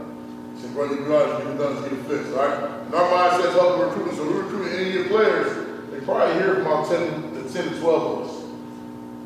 Because guys get other opportunities, we ain't blind, get other opportunities, get time to take another job somewhere else. Never go somewhere never let your kid go somewhere when you know one guy. I don't care what you say, when opportunity comes, you may run. And if you ain't comfortable there, you're going to jump right back in that quarterback ain't what it is. I think it's good and it's bad too. Right, you can only play one quarterback at a time. God plays the freshman, that's hard to play the freshman. Don't just jump the court, just wait. But if you only knows one coach, only one guy recruiting, then that ain't gonna work either. Alright, when he leaves, then we got to go talk to him. Alright? Can I trust you? It's okay to have hard conversations. You can't be sensitive. I'm getting a sensitive board put up in the D-staff room, and the moment it goes to be sensitive, I'll write your fucking name up there. And if he erases it, that's $100 fine. I'm going to use that at the end of the season to go out with it. Alright, so sensitive board. You gotta have hard conversations, man. Alright, what we know is what the players know. You can't be a guru, and that guru call all this shit, and the players don't do nothing right. You don't need a lot. It's about tempo and detail. Tempo and detail of things you call, and it ain't gonna get it done. So again, it ain't about what we know, it's what the players know. Alright, ask questions, it's okay to have blind spots. As grown men, sometimes it's hard for us to admit, but I don't know that. Grown men are supposed to know. Grown men are supposed to keep that show, the tough guy in. If you don't know something, you freaking ask. Because it's gonna fuck the kids over, you fuck the program over. That's our mindset here. The guys I hired, I know they can handle my blind spots. And recruiting, right? The kids gonna have blind spots. Guys, y'all are very mirror in your kids' recruiting process. So I hope y'all involved. The parents, don't have parents to be the side mirror. The guys, you run the kids every day, be the rear mirror in their journey to wherever they're gonna go. That's everything you do, okay? Last thing here, right? What happens to office stays in office. There's been a failure of every big time male pop. Anyway, usually a female, right? And pillow talk. It leads to a female. So the moment I go home and tell my wife, man, this thing getting done in the office, fucking everything up, what do you think she's gonna feel when she, my wife was gathering in there too. What do you think she's gonna feel when she sees his wife? I didn't fuck up our money. Alright, our money, that's what you out there. Now, my wife, with his wife, it's gonna be an issue. So we tell you guys, man, that pillow talk got a lot of people killed. Pillow talk got a lot of people locked up. Pillow talking, a lot of shit up, guys. Let's be real with it. So one thing we can do, we don't mess it up with my wives. When we around each other, we all good. I got an issue at home, and I'm letting my head on the pillow, so I talk to my wife. With your wife and your wife, we're gonna take care of the kids. We protect and we provide. I know where I'm from, pillow talking, there's a lot of stuff up. A lot of shit. Alright, so we ain't gonna mess this up by pillow talk, so that's the rule. Don't tell your wife nothing. Alright, we good on that? Alright, so that's the coaching standard, guys. Then it goes beyond us. No matter how much we control the team, it's a player-led locker room. So we ain't around, it's a player-led locker room. Identify your leaders. Alright, they don't gotta be the best player, but identify your leaders. Who are the leaders? Then you guys gotta direct them how to lead. Alright, because at the end of the day, guys have been more embarrassed than their peers call them out compared to when the coach call them out. You gotta understand that. Alright, so again, what to expect from us? Let's try to put it back in a nutshell. We're gonna preach your kids. Everything we're gonna do is based off love and trust. When you love somebody, you do what? You make sacrifices. Again, all you gotta do as a player for sure. When you trust somebody, they trust you, they allow you to tell them the truth. Are they going good, are they going bad? Right? Because that guy can earn both ways, but I ain't done to that, okay? Respect, you're gonna always respect your kids, but we're gonna challenge them, hold them accountable. Right? We're gonna demand but not demean. Alright, and that's listen, we're gonna listen to you guys, y'all probably gonna listen to you. Y'all think we're gonna agree. Kid gonna talk, we're gonna listen to them, I think we're gonna agree, we're gonna listen. And one thing is professional, you gotta find loyalty. It's a difference in the what, it's a difference in the professional based off numbers, guys gonna do some other program, guys gonna get into the program. Right, but there's also a difference when you got a coach that stand on the table for your kid and protect the kid before you start protecting his own money. So I ask you guys, if you go to your kids on these trips, like go with them. Come see us, we ain't hiding nothing, we don't got no script, come see us in the time of our staff. And what's gonna happen, you're gonna realize that these dudes ain't fake, they ain't strict, they gonna be themselves. So I encourage you guys, like, come up, bring your kids up, come to the camp, y'all gonna enjoy it, man. Y'all gonna do it because y'all gonna get realness when y'all come up there. Y'all gonna get real conversations, real things, exactly what it is. And because you guys can handle us and expect us to tell you the truth, you might either on agree, it was honest with you. So I hope you guys get a chance to come up and see it. But that's what it is in a nutshell, what the expect from us and our coaching staff. Alright, now, put it back in the players' hands. I made the players say, look, you guys gotta have your own standard where you want to be. I identified 7 guys. I said, I use 7 guys on defense, like what's important. Same way I did the coaches. What's important to you? What's the team you want to have success? They came with all the shit on the board. I said, keep writing on the board, keep writing on the board. And what we came to was our standard. Okay, so they said they're gonna always respond, but I will consistently give max effort. I will sacrifice for my brothers, and I will be accountable to the standard. Every guy on that team, we call them out, they gotta stand up, they're gonna be able to sleep those 3 hour wheels. And say no. All that shit they were talking about don't mean nothing. So I started off by throwing other leaders up. They can stand up, they gotta speak. And there's somebody that be able to say something. They don't memorize it all, but they able to say something within that, give max effort, sacrifice my brothers, or attempt to be accountable to the same. Alright, you gotta be that, you know, send a text out whatever y'all need. Y'all gotta take care of that, I can send text it to you. Alright?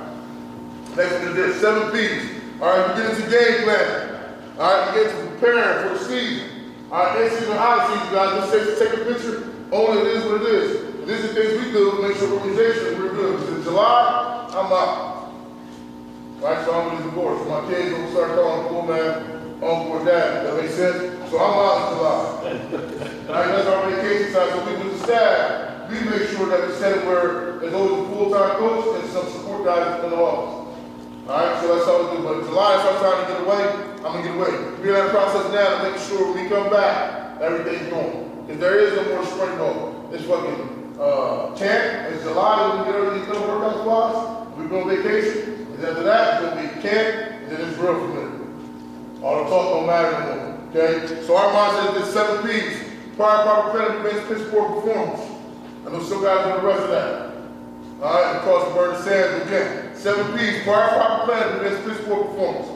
The guys should know that, coach staff should know that, and if we do these things, alright, we shouldn't get back in July. Alright? So we look at here, our position breakdown for the young folks when we're all on vacation. You gotta train those guys to do exactly what they need to get done. Alright, so it's like the guys that nobody knows about, like that facing on the camera, like the Omars, right? The Wayne, you guys, right? All you guys gotta do these things while the coaches are out, and we need them to be an image of us. But they spend a month, we need the players to done all the wrong shit. We got someone from ground zero. So if you got a guy that works with you guys, I don't know how you live, but if you got a young guy that's working with you guys, educate them just as much as you do the players. That way, if you're not there, you're absent, then you step right in, okay? So, educate those guys that are getting the game plan schedule. So right here is the game week responsibility. I know that shit hard for y'all to say. Just let me know and I'll send it to you. Game week responsibility is first about game week. All right, let's talk about personnel breakdowns and everything into the system, okay? So we got a position for everybody. Every position has a job. It's too much shit to be efficient put on one guy. So again, you see the D-line, got the O-line study, our splits, personnel stances, our end of week DT tips, and tests like that, okay? So none of the DNs coaches, they work together. It's like one may work on passes, one may work on run. Then it all comes together to make it work. All right, linebackers, they're looking at tight end alignments. Like is it yo, is the other ball, is he chop, all those different things. You got to know that. Quarterback, coach, they're working on 5-step drops, 3-step drops. However you guys organize it, make sure you give it based on position, and then all come back and bring it together. Okay? And then we can start doing things like the personnel breakdown. All right, wide receiver, tight end breakdown, targets, things like that. All right, then the next day, you start talking about pass rush for the other guys up front. What's the pass game plan versus first and second down versus third down drop back? Okay, what's the protection? All those things matter. Okay? So looking at the young guys, looking at other things like the nickels and the safety coach versus the corner coach, okay, what are they doing third and long? Okay, what's their red zone plan? All those different things. So again, having an organization of that, put a line on paper, get that stuff out so you understand during the game week, okay, this is what I gotta work on. That gotta start on Sunday for us. Okay? In season, okay, so you guys exactly the schedule look like for us. So on Sundays, you come in, you grade the film from the last week, from that day before. You get that done by 11:30, okay? Then we come and meet as a staff, have a staff meeting at 1:30, all right? Then we on our own the rest of the day. I don't bother the staff, they don't bother me, and we all work with the things we're going to work on. Monday, we all come together now. The big difference is, okay, what's the first and second down plan? We don't worry about third down, so we talk about the first and second down plan and red zone. All right, because you got Sunday on red zone. It's practically get shorter and shorter as the week goes. So that's our Monday plan. Right? We do the D-staff meeting, so the first and second down game plan. All right, the staff, you on your own, get everything you got to get done for practice. Special teams meeting again. We're all special teams meeting. Like we want to win like 2/3 of the game. We're the offense win that. So if you're a starter on defense, you're going to be on 2 special teams. If you really damn good, you might be on 1. That makes sense? So that's got to be our mindset of your players. It's happened for them to go to the league. There's only about 4 players in the league on the roster that's never been special teams. So if they think they're going to the league and get drafted, they actually get drafted. They're going to go out to special teams to create value for themselves. So we create that mindset now for our guys. Okay? Tuesday, same thing, staff meeting, come in. Okay, now we got first, second down, you want to clean it up, but now we got to start the third down play on Tuesday. So now we can run some things and then we sure up, get to see it on tape. That brings us to Wednesday where we can start cleaning up that third down play. This is what we're going to do. As you get to Wednesday, okay, now you got to start saying, okay, let's hit red zone again, and what's the 2-minute plan? Red zone with the 2-minute plan, start getting around on Thursday, because how often you shoot 2 minutes? Not that much. All right, but when the situation comes, you got to do it. So we do that on Tuesday, get to Thursday, all days make sure, like whatever goal line. Goal line, normally now, you ain't seeing 13 personnel, you ain't seeing 12 team, you ain't seeing 14, you ain't seeing that shit. They want to spread you out, tackle the flats. Okay, you get spread out now, the box is a little bit clear, now they want to run the zone runs and things like that, depending on the move line and stuff, right? So again, you probably see about 6 snaps of big people now, all right, depending on who you're playing. Okay, and Thursday got to be all cleaned up, man. So we get everything cleaned up, go every time practice, shorter practice. We go straight home on Wednesdays and Thursdays. At the time we get your family, we get recruited. We go right home right after practice. Then any cleanup we got Friday morning, take about an hour. Okay, and after that, we done. All right, 2 minutes, yeah. I think we said I had to. All right, at A&M, right? We had probably 15 guys in the D-line that can be started. All right, and what happens is, only happens to somebody who got it anyway. If you guys got anything where you want to count snaps, things like that, I use this sheet right here. Again, I'll text the Sav, you text it to everybody. But what it does is tells you about what series, who's going to start. And then behind that, you'll put, okay, here's my sub guys. We call it rally. All right, so we got to get that to you. Get this help me keep guys. Again, you got the guys that got a really good roster and really good depth. That's the way you can keep that thing in order to try to keep everybody happy. That makes sense or not, okay? And again, leverage and pursuit. We say you gotta make it, it's a habit versus I have to get it. All right, so our mindset, we're in a habit stage. So again, on defense, do you play fast, you take the ball away. So before you tell them how to do it, guys, you gotta show them to do it in the next level. All right, this is some old school Tampa Bay here, showing pursuit drill. What are those like chasing the ball? Okay? Some Dallas Cowboys, down there, a bunch of Texas kids, what do it look like chasing the ball?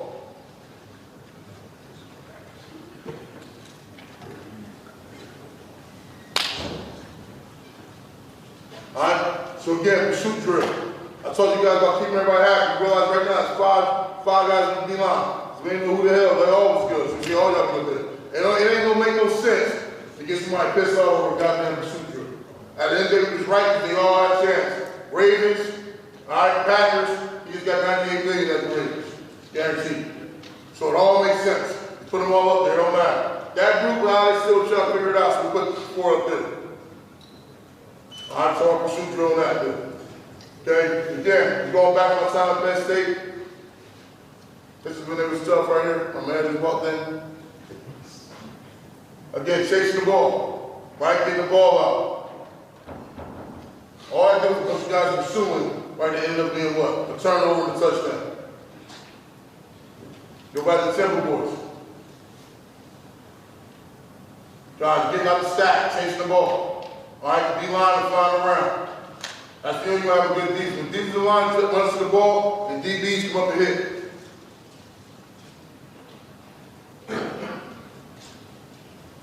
All right, you're in this ref right here.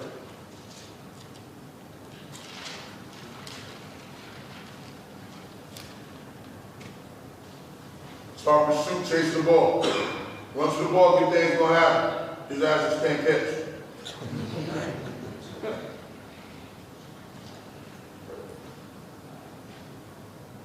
That's a gimme right there.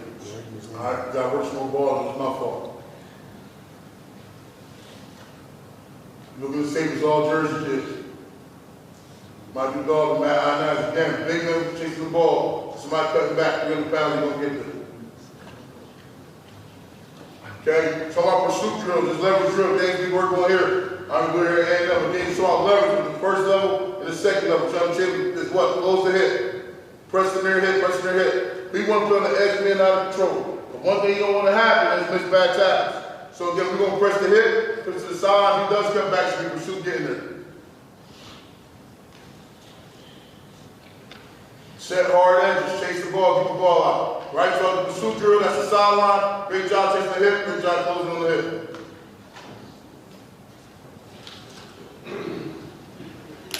All right? Again, to the sideline, press the hit, press the hit, press the hit. Set hard edges on your defense.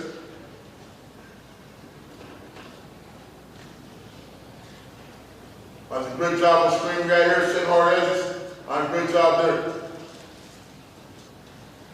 Send sacks later. First time someone beat Penn State in a long time. All right, turnovers. All right, our goal right now is 3 per game. So let's talk about the drills we do. So again, we got the country versus suburbs.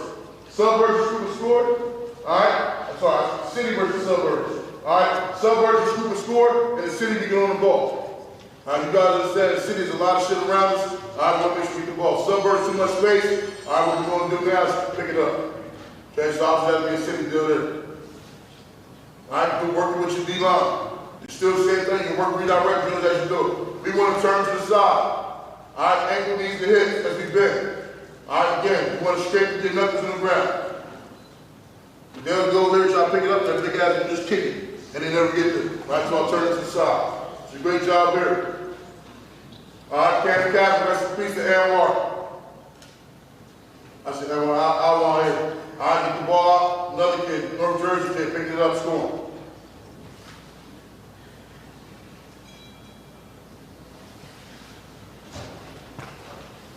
Hard edges, hard edges, hard edges. Get the ball out, again, right? Ankle knees and hips. Then bend, turn to the side, pick it up, touchdown. Guys, you can create turnovers, take the ball away. You play hard as shit, create turnovers. Like you can be in a good position to play defense. The less possession you got to play, the better. The more possession you get your offense, the better. All right, again, so all Jersey kids have a pride in it. I'll show you guys right here. Jersey, Jersey, Jersey. Okay? Jersey. The ball on the hand, Brady Martin, turns the side, right? So great turnovers. All right, mirror hand, tip pass, what they talk about every day. All right, for any blitzer, any D-line. Okay, you can't get there, ball comes out, max the throwing hand. All right, go down the mirror hand. Tips and overthrows become interceptions. All right, that's for the rollout. Okay, engage mirror hand for the D-lineman. The moment the indicator hand comes off, we got to start our rush with our hands up. At the line of scrimmage, engage, you can jump. Running freely to the quarterback, you cannot jump. Max the mirror hand. You'll create more turnovers, you just teach this up front.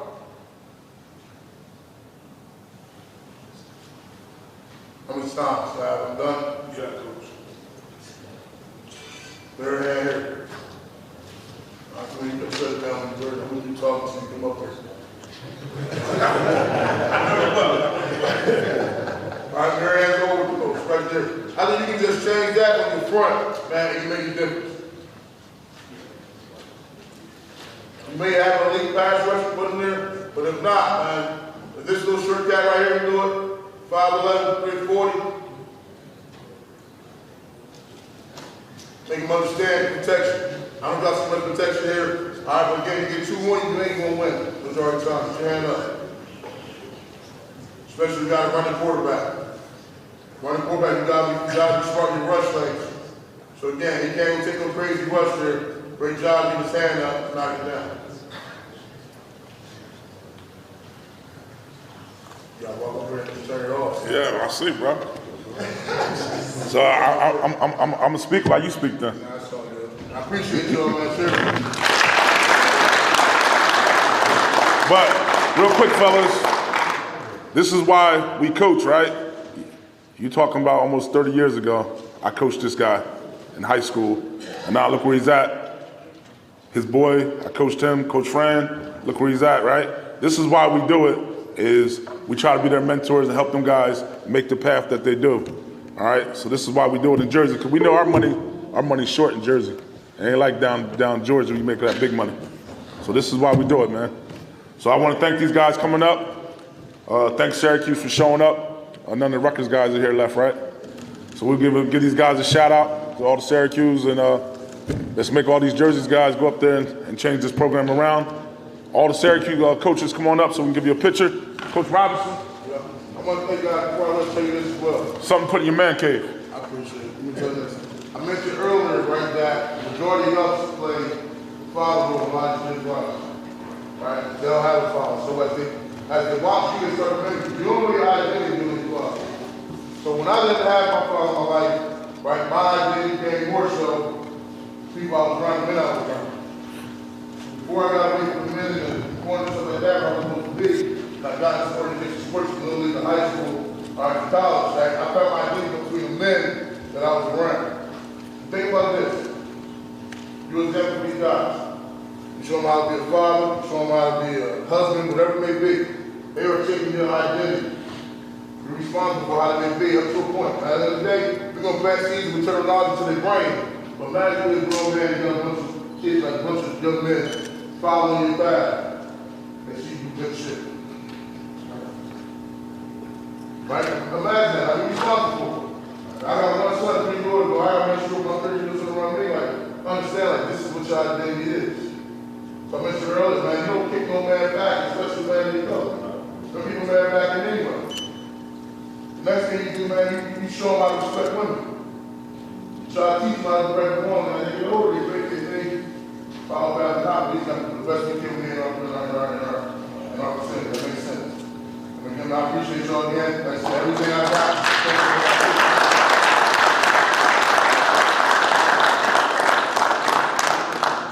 Going over real quick, so switch your coach. I'll get in the middle.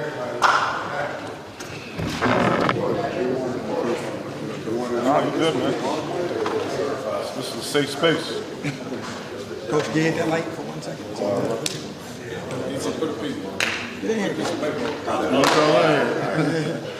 We need the Syracuse guys. Syracuse, I'll get in. All right, let's go. Rest all the Syracuse coaches, come on up, man. So we get y'all on the website, y'all website. Oh, nah, the Philly dude got it. Come on, man. I had a cheesesteak the other day. We good.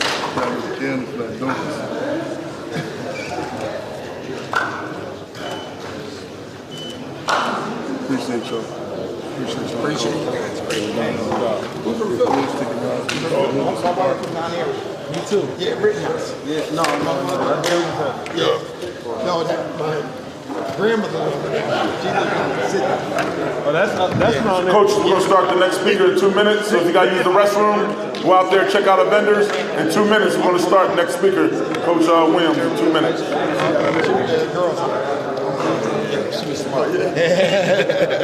Yeah, that was funny what you said about Georgia. I did Buford this past fall, right? I said, asked them how much they football, but guess how much they Anybody have any announcements? We can do it in between. The Syracuse staff has left flyers out front for all of their camps, 7-on-7, Big Man Camp, 24-hour Madness, Friday, June 21st and Saturday, June 22nd. Zone 6 has spots open for their 7-on-7 on June 15th. Franklin High School 7-on-7 tournament, July 13th. Coach, where you at? Make sure you get some information down here. We'll blast it out. So you have spots open on his 7-on-7, which is June 13th at Franklin High School. Michigan does everything for everything.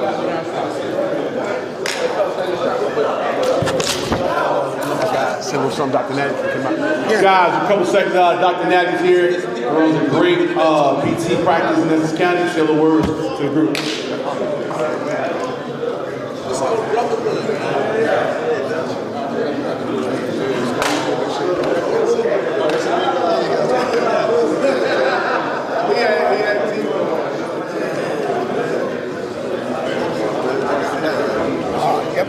I get started right. We also have free barbecue lunch by Scott's Barbecue. And as you said, I know you want some barbecue, we got some ribs and chicken and you name it, chopped barbecue.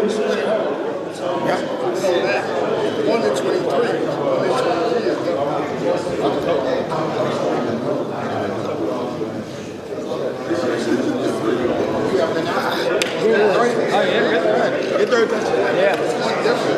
Coaches, can we get your attention real quick? We have another announcement.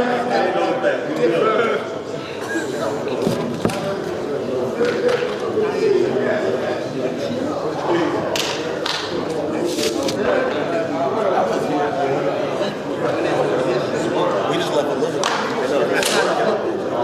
Go ahead, take it. Oh, good, oh, good. All right, guys, how's it going? Everyone's eating. Coaches, we got to roll into the next speaker. If we can get your attention real quick. Yep.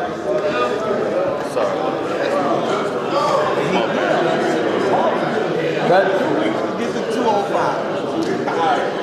All right, guys, keep us to Coach Robinson's there, huh? It's great, isn't it? So real quick, let me see. You got to take command. All right, guys, quick 30 seconds real quick. All right, thank you so much. So, yeah, my name is Dr. Natty Vandersack. I own Myokinetic Physical Therapy Performance. And, you know, what we do at my clinic is that we help athletes realize their dreams once again after season-ending injuries, right? So, again, I know what that's like. I'm an immigrant. I moved here when I was 12, so I know what it's like to actually start from nothing and to actually have adversity and get things taken away.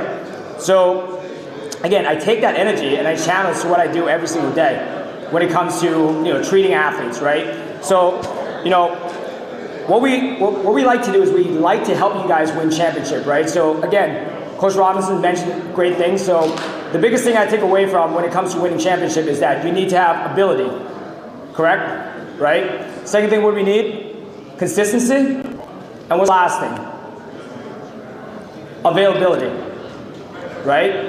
If your best player is not on the field, you can't win. So it's always my job and my team job to make sure that your best player is always ready, available on the field.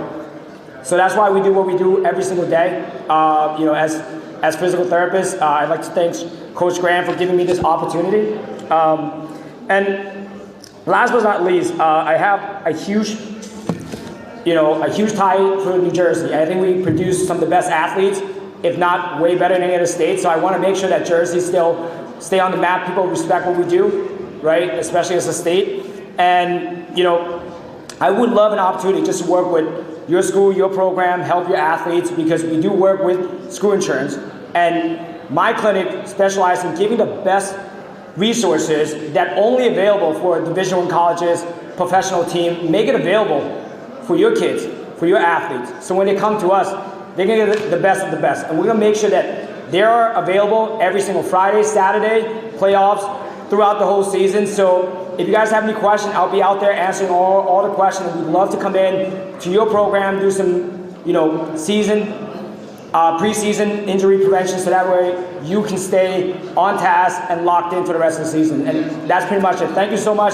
I appreciate your time.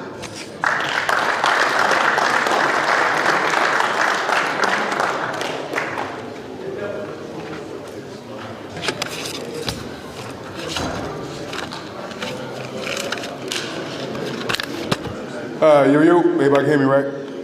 My name is Barris Grant. I'm the head coach at Hillside High School. I'm going to introduce Coach Sean Williams.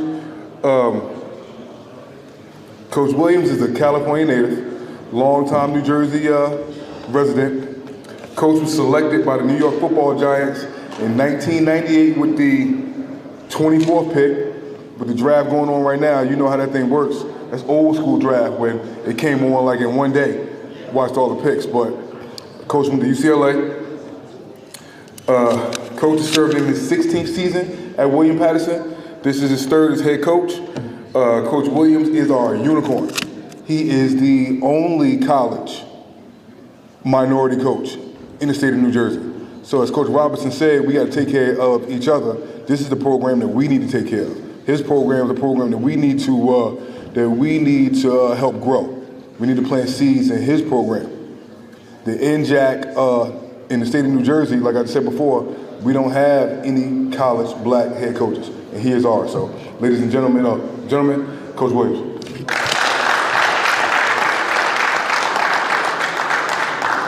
All right, how's everybody doing today? Appreciate you guys. Appreciate the opportunity to be able to come and speak to everybody today at this forum. It really means a lot. Like Coach Barrett said, Bill Patterson head coach now for the past 3 years. Hey, as they always say, it's not about the X's and O's, it's about the Mo's and Jo's, and we need those. So I know you guys got a lot of talent at your schools. Please don't hesitate to have your kids or yourself. Please come up and check out what we're building at William Patterson. We are really building something special. We're really trying to make sure that we take care of the whole human being and not just the number, okay? They will get that personal touch. They will get that personal guidance. My goal as a head coach is to make sure that the product I get or the player that I get when they start my program is better once they leave my program. And, you know, to say just a couple of things, just to see a bunch of my former players in the audience today means a lot to me. A lot of these guys have went on to be coaches and are going to have bright coaching careers. So I appreciate everybody's time. We're going to hop in some football. I don't have the fancy stuff like Coach Robinson has. I'm on huddle here and the laptop, so bear with me. I will try to speak loud enough so everybody can hear me. Again, if anybody has any questions about what I'm talking about, please just holler. You know, it's a little bit of time to get kind of a lot of information in. What I'm going to talk about is kind of X's and O's part of it, just the linebacker play within the 3-4 defense and kind of some of the things that we do at William Patterson. You know, and feel free, like I said, to hop in and ask questions. So I'm going to jump right into it. All right, can everybody still hear me? All right. So, as Coach Barris mentioned, you know, talks about me being at William Patterson, being the head coach there. And the first thing I try to do, we got to understand something about coaching. And Coach Robinson touched on it too. It's not about what I know, all right? It's about what my players know, what they can execute, right? You know, I came from the NFL. I've been coached by great coaches, Division I level and all levels. I remember my first year being a coordinator. I had all these grand ideas of what I was going to do. All right, I was going to come with all these schemes, do all this stuff. But hey, I got to the players, and they just didn't have the time or the resources to execute everything that I wanted to execute. All right. So what I'm trying to do as a coach is basically trying to shorten it down so my players can know. Coaches, if we can keep it down, we gotta step outside, step outside. All right, I appreciate that. All right, so I'm just trying to make sure that my players know what they need to do and play fast. All right, that's what it's all about to me. It's all about keeping things simple. And that goes from offense, defense, and special teams. All right? Now, keeping it simple doesn't mean, you know, be predictable. All right? We like to do a lot of things out of the 3-4 defense, and we use the same terminologies, some of the same techniques when we go to our 4-2-5 defense, or even our 2-4-6 defense, all right? Our 2-4-5 defense. So at the same time, we're trying to just get a lot done in a little bit of time. We don't have hours. We don't have a bunch of hours in the week to prepare our players. We get probably about 30 minutes, 45 minutes before practice to prepare them to go out and be successful on Saturdays. All right? So my big thing, especially when I talk to my assistant coaches, hey, keep it simple. It's not about what you know. It's about what your players know and they can execute. All right? With that being said, all right, what I try to do as a coach is teach techniques and concepts. And I hope you guys can see that. And I'll read it so if you can. All right? So teaching techniques and concepts is very big to me. All right? Number one, it allows the defense to be multiple with less teaching. Okay? So I don't have, like I said, I basically don't have a bunch of hours during the week to teach our players a bunch of complex ideas. We got to teach our players a lot in a little bit of time. All right? And teaching concepts and techniques also allows us for quicker adjustments at halftime and in game. That's important. You got to have a defensive system and terminology that you can talk to your players about, that you can make quick adjustments on the fly. All right? Whether it be, like I said, at halftime or within a drive. You got to have that terminology and that system we put in place.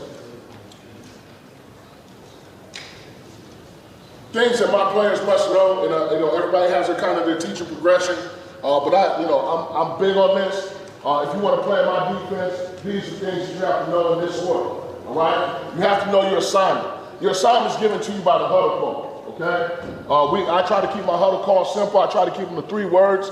You look up there and you see dog week silver. That's a day 1 call that we're going to run. All right? That's something we're going to install, put in, and we're going to execute that defense. Now, within that defense, my players have to know, as soon as they get the huddle call, they know how they align. No matter what the formation is, no matter what the distribution is, no matter what the surface is, they know how to align. Okay? Next, they're going to know what technique they're going to play. All right? If you're a defensive end, you're going to play an Okie or blitz technique. If you're an inside backer, which we call bulls, you're going to play a down, down, and around. If you're an outside backer, you're ready to play a shuffle and fold. On the back end and secondary, they're going to play lock and combo. All right? And then the last thing, and the most important thing that I teach my guys, and I think is the most important thing within any defensive scheme, are your keys. Every person, every position on the field, for every defense that I have, everybody has a key. our eyes are keyed on something. All right, and it comes together like a puzzle, comes together beautifully. When everybody's reading their keys, we can defend any offensive play. At least we hope so. All right, but all BS aside, fellas, that's to me is key. I'll tell you a little short story that I like to tell. I had a young man, New Jersey native, by the name of Jared Salgado, play linebacker for me. All right, Jared Salgado led the AJAC conference in tackles. Now Jared's an outdoors guy. Doesn't really like football as far as watching NFL and college games on weekends. Not a big film watcher during the week. But Jared led the conference in tackles. And I asked him, like, Jared, how do you lead the conference in tackles? He's like, Coach, I just read my keys. And it's that simple. And again, if you got any defense in place and the keys aren't there for you guys to understand what they're looking at, it's not going to be successful. All right, you have guys that I call like to watch in the backfield, like to be lookers. If they're not reading their keys, they're not going to execute the defense correctly. And everybody I talk to, or my players after I talk to them after a game, why did you make this mistake? The first thing I ask them, where were your eyes? Where were your eyes? Don't try to see everything, read your key, see your key, and you will be successful. Moving along. All right, so what I'm going to talk about today, because obviously it's a limited amount of time, trying to get a lot of information in there. If I talk fast, like I said, please don't hesitate to stop me if you don't understand something or if you have questions. Number one thing I talk about, in any defense, if you want to be successful, you have to stop the run. All right, you have to stop the run. All right, how do we stop the run? We have a basic philosophy. We're going to set the edge and force the ball to our free hitters. That's what we're going to do. Coach Robinson talked about it. I heard him talking about it when he was watching film. And I think the same thing on mine. Set the edge. We got a hard edge. You've got to set the edge. The field is 53 to 30 yards wide. We want to reduce that as much as possible for the offense to operate in. Okay? They want to use every blade of grass, all the width, everything they got. They want to utilize all of that. We want to cut that down as much as possible. All right? We cut that down. We force it to our free hitters. We're able to stop run plays and be successful. All right, so this is going to be a talk, and I apologize. You guys probably can't see that too well, but again, I can read this out to you. Just talking, it's a linebacker talk, but we got to understand the front too. I'm just going to touch on the front here briefly. D-line run concepts and techniques. So this is the stuff, again, I kind of talked about when we talked to the technique session with the assignment alignment technique and key. First thing that our defensive line has to know is how to play Okie. All right, Okie technique is the #1 technique. We practice that from day one. We rep it every day, and as you see here on film in a second. The key to Okie technique is hands on the OT. That's what on offensive tackle. That's what it's all about. All right, it's a hands-on technique. All right, you can, and understand this. In the Okie technique, you can get reached by that offensive tackle. That does not bother you, especially versus a two-man surface. Okay? Because we have overhangs out there that can make plays, and we have backs that can fit in off of that. My main thing is I want you to get hands on that offensive tackle. All right? And the main reason we want to get hands on that offensive tackle, if you can see that right below, is we want to ride the dive and still. One of the ways we stop the zone play and the zone reads and stuff like that. But we got to be there. We got to be able to do that. The next is a blitz technique. And basically, it's just our reduction side. We always have a reduction side. We might have 2 reduction sides, but we always at least have 1. All right? And that's what we're going to key the offensive guard on that technique. All right? And again, giving my guys visual keys. And like I said, every defensive that I install, every position has a key. All right? Can't get reached by that offensive guard. So we want to be a B-gap player there. All right?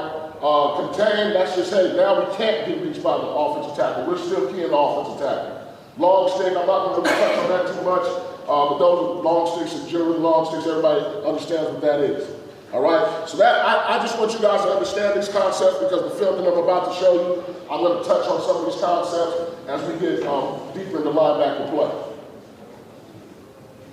All right. So in our defense, we have our inside backers are called bulls. Our outside backers are called dogs. All right?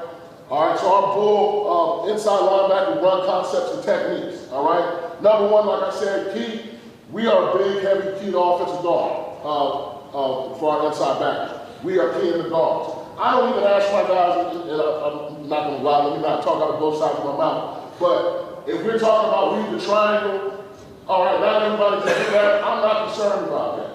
Not won't say I'm not concerned about it, but that's not my biggest point of emphasis. My biggest point of emphasis is reading the guard. You have to read your guards. We got to see pullage from those gap schemes. We got to notice if it's a zone scheme or not. They have to see their guards. We have to notice if it's run or pass. All right? So that's number one. Now, the kind of techniques we utilize while we're keying our guards is the first one is stack, track, and attack. And again, these concepts, I'll go deeper into them as we watch the film that we get into. We want to stack the offensive guard.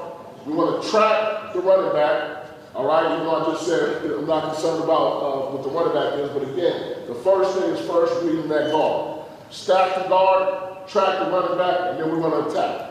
Okay? The next one we call is a down, and around. All right? So if we get a down by the guard, down by the tackle, we're thinking about gap exchange. All right? And then the last one is partner of the seas. All right? That's basically we get in the gap scheme or some type of read play, but partner of the seas, we see that, we hit that right now. Okay? That's any type of open gap that we see inside of our guard base blocks. And the center is down, or vice versa, the guard is down, and that tackle base blocks, we treat that as a partner of the seas, and we're looking to attack that. All right? So again, just some basic concepts. Hopefully they'll understand this. You guys understand this more as I go into the film. All right? Stack, track, and attack. Just breaking it down in a little bit more detail. Again, I mentioned stack, mirror the guard, track the running back, and determine the path. All right? We want to determine is it a downhill path or is it a lateral path? Right? We get wide zone or we get an inside zone. All right? Then we want to attack the ball, and then we want to make the tackle. All right? Just going into it again, kind of redundant here, but again, these are the things that I'm talking to my bulls about. Again, running back shoulders. We're going to cross over, run, trying to keep our shoulders square to the line of scrimmage, stay behind the ball. The running back shoulders down here. We're going to stay square and shuffle, and then we're going to attack it down here and make a knockback tackle. All right. So what I try to do is, different ways people learn, right? So these things may be redundant, but I'm trying to give it to my guys a bunch of ways. And I don't know how you learn. I don't know how they learn. I know I learn a lot of different ways. Now this is just a diagram. As you see, this is just a half line. All right, you'll understand why it's just a half line here in a second. So I'm just trying to let these guys, or show these guys, how are we going to attack when a guard steps out? What does the base block look like?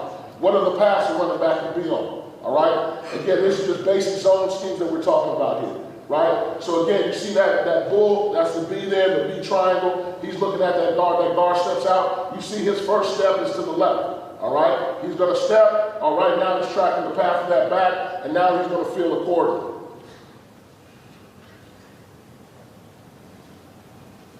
All right? And all this stuff will come together here in a second, but I just want to kind of get the foundation. Again, a little bit of time to teach a lot of stuff. Outside linebackers, I talk about our dogs. All right? They're key. When we're a dog, we're keying the end man on the line of scrimmage. All right? So you can have an Okie end and an Okie dog. All right? You can have a pinch end and an Okie dog. But all this stuff, like I said, these concepts will all fit together, allowing us to be multiple and make a lot of changes on the fly. The first thing in the Okie technique I want to see from my dogs, though, is I want them to clean their cleats. Okie technique is not a fast technique. All right? You are tracking that in man on the line of scrimmage. Now, if he's down, then we'll shuffle in. We're not trying to close the gap right now. All right? We got a bull that will do that. All right? But the techniques they're going to employ is shuffle and fold. So they're reading that in. If he's Okie, he's going to fold in if the run is coming to him, or he's going to make it in right. He might stay outside the second tank. All right? So, or if we get flow to us, he might be the guy setting the edge here. And again, hopefully all this stuff will make sense and I'll talk to you about once you watch these videos. To make it fun, I mean, this is COVID years, so this is some old video here, right? But again, this is how we do it. And I showed you guys a diagram. It was a half line. We got one of my astute assistants back here, Vinny back here helping us out. Along, this is the tailback, this is the guard, and this is the tackle. Here's my end, here's my bull, and here's my dog. All right? This is a drill we do every day. We do this every day. It's called half line drill. We work this every day. We're looking for footwork. We're looking for how we're stepping. We're looking for leverage. We're looking for all the things that's going to help us be successful on game day. All right? Now, within this drill, again, the first thing we talk about is where the back's location is at. All right? we always identify the back's location, especially in a one-back set. Two things we'll say. We either say back, back, back, or my way, my way, my way. What does that tell us? When we get the back call, normally teams, the RPO side, right, the zone read side is to that back. All right, so we have to know that, hey, we might play it a little bit differently if we got the back to our side as opposed to this dog right here. He's saying my way, my way, my way. Why? Anticipating the run coming to him. Doesn't mean it's going to happen, but it gets our mind set for what we got to do, okay? So with that being said, simple play here, all right? There it is. So just like we watched on the diagram, the bull in the orange shorts, and that is Salgado, by the way, the kid that led the conference of tackles, all right? He stacked, track, and attack. So he's stacking the guard, tracking the back, ready to attack, all right? I talked about Oki technique with the end, right? And I said, hey, that end can get reached by the tackle. The most important thing is that he's getting hands on the tackle. That's the most important thing. This guy, the dog, he's going to employ a shuffling forward or he's going to set the edge, right? Depending on what this end does. His job is to make this end right. If the end contains, he's going to shuffle and fold in. If the end gets reached, then he's going to become the new edge setter, all right? So again, practicing these techniques. Good job here. Love the hands-on by the end, the step forward. He's stepping into the crouch of the tackle there, getting hands-on. Now what he's doing there is what we call, he's going to contain through the B gap. He's going to set the edge through the B gap. So the ball's not getting outside of him, all right? Now, offensive generally, this is not obviously maybe the ideal blocking scheme. Obviously, at times, these guys will probably want to fan out. These two are responsible for these two, right? And then you got the center coming up to our bull. That's understandable. But again, what I'm trying to do in this drill is just get these guys used to the footwork that they're gonna utilize in game time situations. So good job by the dog here, all right, of making that end right, of setting outside. Good job by the end of setting, basically containing through the B gap, and good job by the bull of stack, tracking, and attacking, all right? So that's how we practice this stuff, all right? And again, it doesn't matter what, it's the same look right here. Now you see our guy kind of stack and fall back. Now, this is a bad rep, right? You see the dog here? The dog does one fatal flaw. It's one fatal flaw. Again, I talked about being slow, okay? What he's doing is he's fast upfield, and now him and the end are both on the outside. That end wins to the outside here, all right? Now, we tell the end, don't fool the end, right? Don't look like you're going to be inside and work the outside. But nonetheless, if that dog slows down, he still can make the end right. But if he gets upfield, he cuts himself off, he gets caught in the wash. Now we have two guys outside, not a good deal, all right? So again, this stuff's not always done perfect, you know, obviously, and we watch it on film to talk about it. Now here, I think this is the perfect illustration of everything coming together, all right? And we can watch it, we watch it from the wide zone, then obviously go to the man view here in a minute. But again, the guy who really starts this play, all right, actually, let's see it better from the end zone. The person that makes this play, to me, is this guy right here. As I talked about before, how we want to set edges, right, and reduce the space that the offense can work in. He's the one that sets the edge right now. Talking about setting the edge and forcing the ball to our free hitter. He's the one that makes this play. He doesn't make the tackle, he makes the play. He goes, he sets the hands, does a great job. Would like his butt not to be to the sidelines, but nonetheless, he sets the edge right now.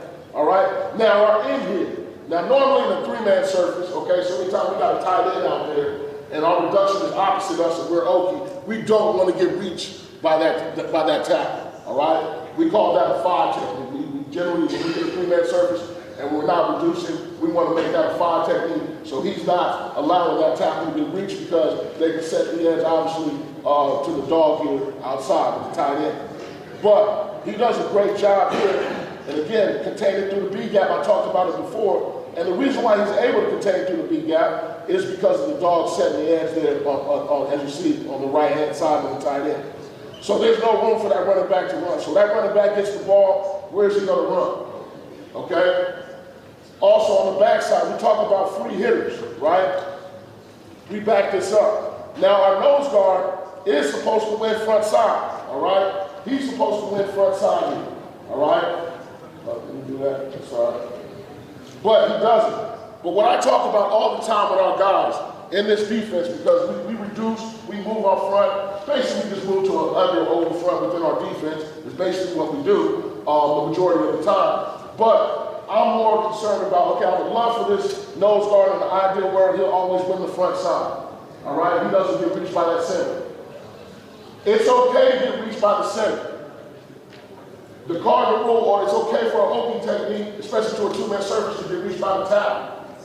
The problem is that center can't, my nose guard can't get reached by the backside guard. Right?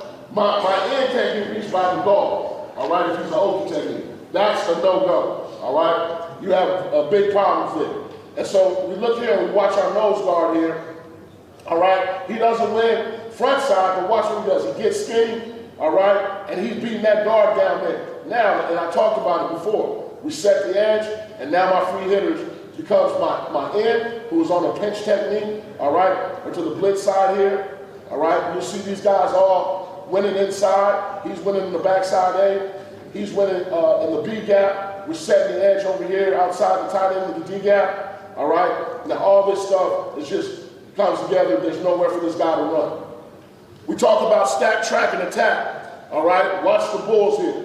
Do a phenomenal job. They're stacking their guards, all right? My one guy's a little late, but he's technically on the down, and around technique, the bull on the left, for boot and stuff like that, all right? Because he needs to be there for that, because we got all the run gaps filled here on the front side, all right? But our bull on the right, our Mike backer, does a good job. He's stacking his guard. He's tracking the back. He sees his shoulders are lateral, so he's getting lateral, all right? And then he's able to fall back in too as well, all right? So that's basically, again, just within this play right here, you saw all those concepts and techniques taking hold, okay? And again, we can tailor the defense any way we want. We can set the reduction side to the quarterback, to the back, to a tight end, to an open side. We can do whatever we want with it. Again, once our players know these concepts, they're able to execute these concepts within any defense that I call. So that's one example there, all right? Another example here, all right? Another great job by my edge setter right here, just a beautiful job. And again, we'll watch this from the backside. And I'll show again, and I talked about guys getting reached, but let me not get ahead of myself, all right? So again, we talked about setting the edge, okay? Still would like to see him go lateral first. If that tight end is at him, would like to see him go at him. But he does a good job, hat in hands, look at that. Outside, arm free, ready to make a play. All right, now, my end here, all right, again, supposed to be Okie, all right, gets reached, all right, but stays in that B gap. Watch the bull right here. The bull right there, he's tracking that guard. He's stacking the guard and tracking the back. Does a great job of tempoing with the back, right? That back slows down, he slows down, because he might have to fall back into an A gap, because my nose guard is doing a terrible job here. I don't know, he was short-circuited, got the wrong call. I don't know what he's doing.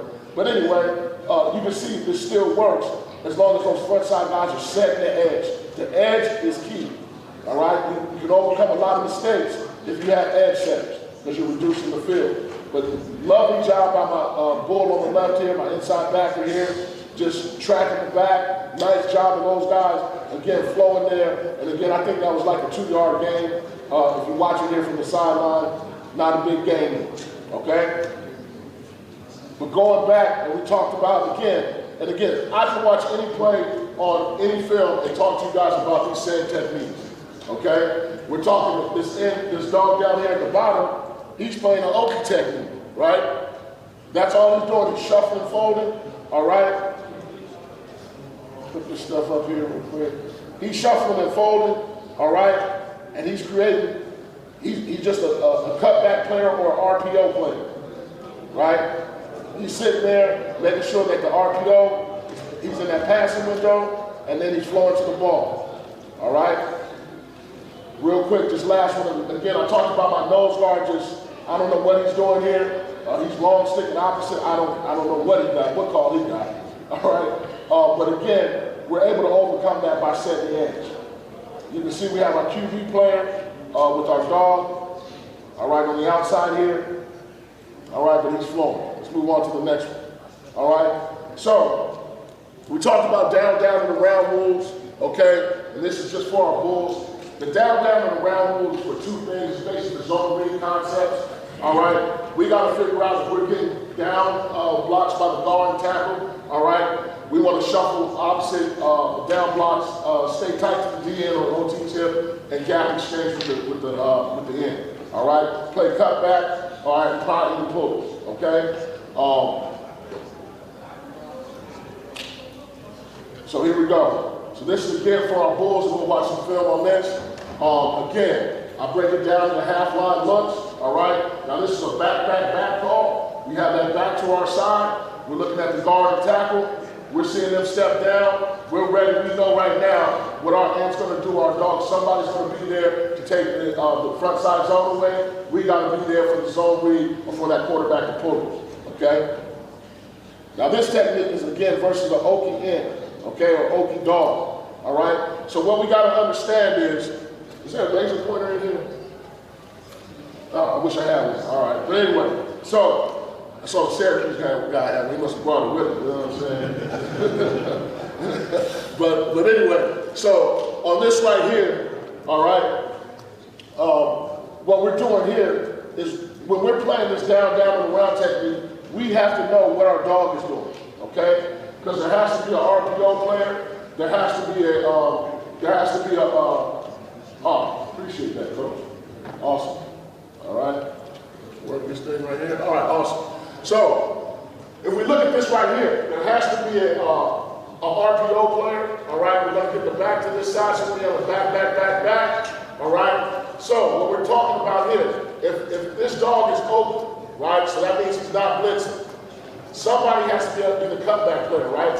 So he's going to down, he's going to come around tight to the hip of the tackle. He's slow to play. He should actually back up about 2 yards here. All we want him to do, as far as the RPO is concerned, is be in the passing lane. All right? He's not going to take away every RPO, but he's going to be in the passing lane. We want that quarterback to hold it. If that quarterback holds it too long, he will go and activate it. By that time, our secondary should be covered. We usually have somebody on the number 2 receiver, number 1 receiver in a man-type concept, okay? Even in zone, he can hold it off a little bit and make sure that we close down those passing windows and try to make that receiver go to the next window, okay? But with that being said, if this guy, we'll see this later, if he's a blitz technique, all right, that means he's blitzing off the edge, and we'll get to that here in a second. Now I want my bull to stay deep because now he's the RPO player. So you got to have a cutback player, a quarterback player, and an RPO player within these two guys here. Okay? I'll put that on my screen. Within those two guys. All right? So, as we roll the tape here. Again, so we got an Okie in. That's fine. Now he's supposed to gap exchange with our bull. All right? Not a great job by my Okie end here. Again, just kind of swiping the guy by. We got to flatten that tackle out now. That was a big tackle, so I understand why he couldn't do it as well. But nonetheless, all right, see now, here the problem is, and if you watch this film, all right, we got a problem, right? We got two guys that are down, all right, within, towards the line of scrimmage. He should be back more. He should be attacking the line of scrimmage when it's Okie. Okay? Again, Okie means he's not blitzing. So we got to know, our bull has to know that he has to straight tight. He has to know, he has to sit there and hold off. Again, we talked about the Okie position being a slow play position. He needs to be slow to everything. Okay? He's a cleanup guy for everything. So he should be slower right here. Right here, this is not good technique by him. All right? Coach. Yes. You were saying that he's Okie because he's not blitzing, right? Yes. So him being back, he's able to sit his pass. Yeah. Yeah. That's why he's being up there. That's why it's so good. Because, now technically that quarterback skills, we don't want that. We got guys that play, they play the cutback. So if this guy here, the quarterback, if he facing him, the quarterback is coming off the edge, or the back and the quarterback both are coming to him, we still want our bull to be tight so he can at least take one, and then he's going to take the guy second. The longer that guy, that quarterback, once he reads it, now he pulls it, he doesn't have time to sit there and hold for the RPO. All right, once we're shuffling into that, now we're seeing he has the ball, now we see the fast passing, now we're going to attack. That contact that's squeezing that he's strictly a dive player. So what we call that technique there is in Okie technique, again, hands on that tackle. He's going to ride the dive, he's still, so he's going to ride that tackle on the down block. He's going to tackle the dive in the zone three concept, and then if he pullers come out, he's still in pullers.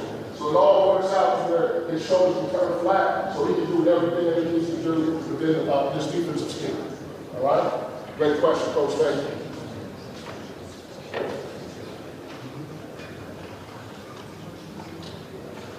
So with that said, moving up. Again, I'm not going to get into the D-line technique here. I don't like the step. This kid actually, this was his freshman year. This kid actually became an offensive tackle, all-conference offensive tackle for us. D-line was not his position. All right.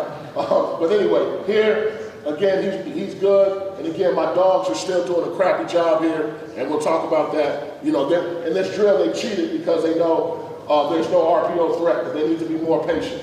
All right. Same thing here, but what we're looking at really is just the bull technique of getting downhill, all right? So here, how it applies in the game, all right? Here, this is a beautiful ride to dive and spill and a down and around to the left here, okay? So as you watch this play unfold, okay, this tackle, again, he's getting a down and around me. He's getting a down by the guard. He's going to see the tackle go down. He's going to stack his guard, make sure there's no A gap there, and then he's going to wrap around tight to this defensive end's hip, okay? Here's my RPO play, all right? Here, again, there's no number two. The safety's on this number two. We got the corner on the number one receiver right there. So if they're trying to throw a quick RPO, we still have other guys that are in coverage on the RPO threats, but again, we want somebody in the passing window as well. All right, here, just a different concept, but all this stuff fits together. This guy right now is just setting the edge. Watch the ride to dive. Now, still can be better on the ride to dive and spill, but it gets him flat, all right, and he goes and tackles the dive. He hesitates because he wants to kind of take the quarterback and play everybody. But again, if you want to be successful, do your job, right? So if he goes and tackles this dive, he gets it even for a shorter game. As you see, our Will backer here, right? He's wrapping around tight just in case that quarterback pulls it. All right? He notices that the quarterback doesn't have it, then so he's out there chasing the ball. Now again, just a couple other things I would note. I would prefer him to stay outside so that constricts, again, sets the edge. If the quarterback wants to keep it, makes it an easier tackle for that Will backer to make. Right? Now the Will backer's job, too, and as we talked about, of how he needs to get downhill right now, that tackle's coming after him, right? So if he stays high, that tackle just fans him out. But if he beats that tackle, the more athletic, the tackle's getting pushed by our end, now he needs to get downhill right now, get into that gap, and beat that tackle down to that point of attack. All right? Yeah, that's exactly what we're talking about right there. And again, what you have to understand is, if they were to base block or fan out, then that's a totally now he's looking to either a prop part of the seas or even still a static track and attack in the back. So this is a certain when you see both guard and tackle now he's looking for down and around there. All right.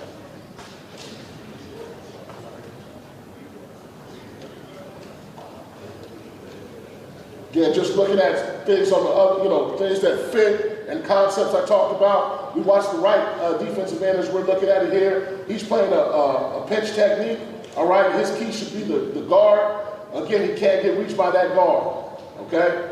So he's still a B-gap player. So a lot of the times our ends are the B-gap players, all right? Depending on what we're doing, especially versus a two-man surface, all right?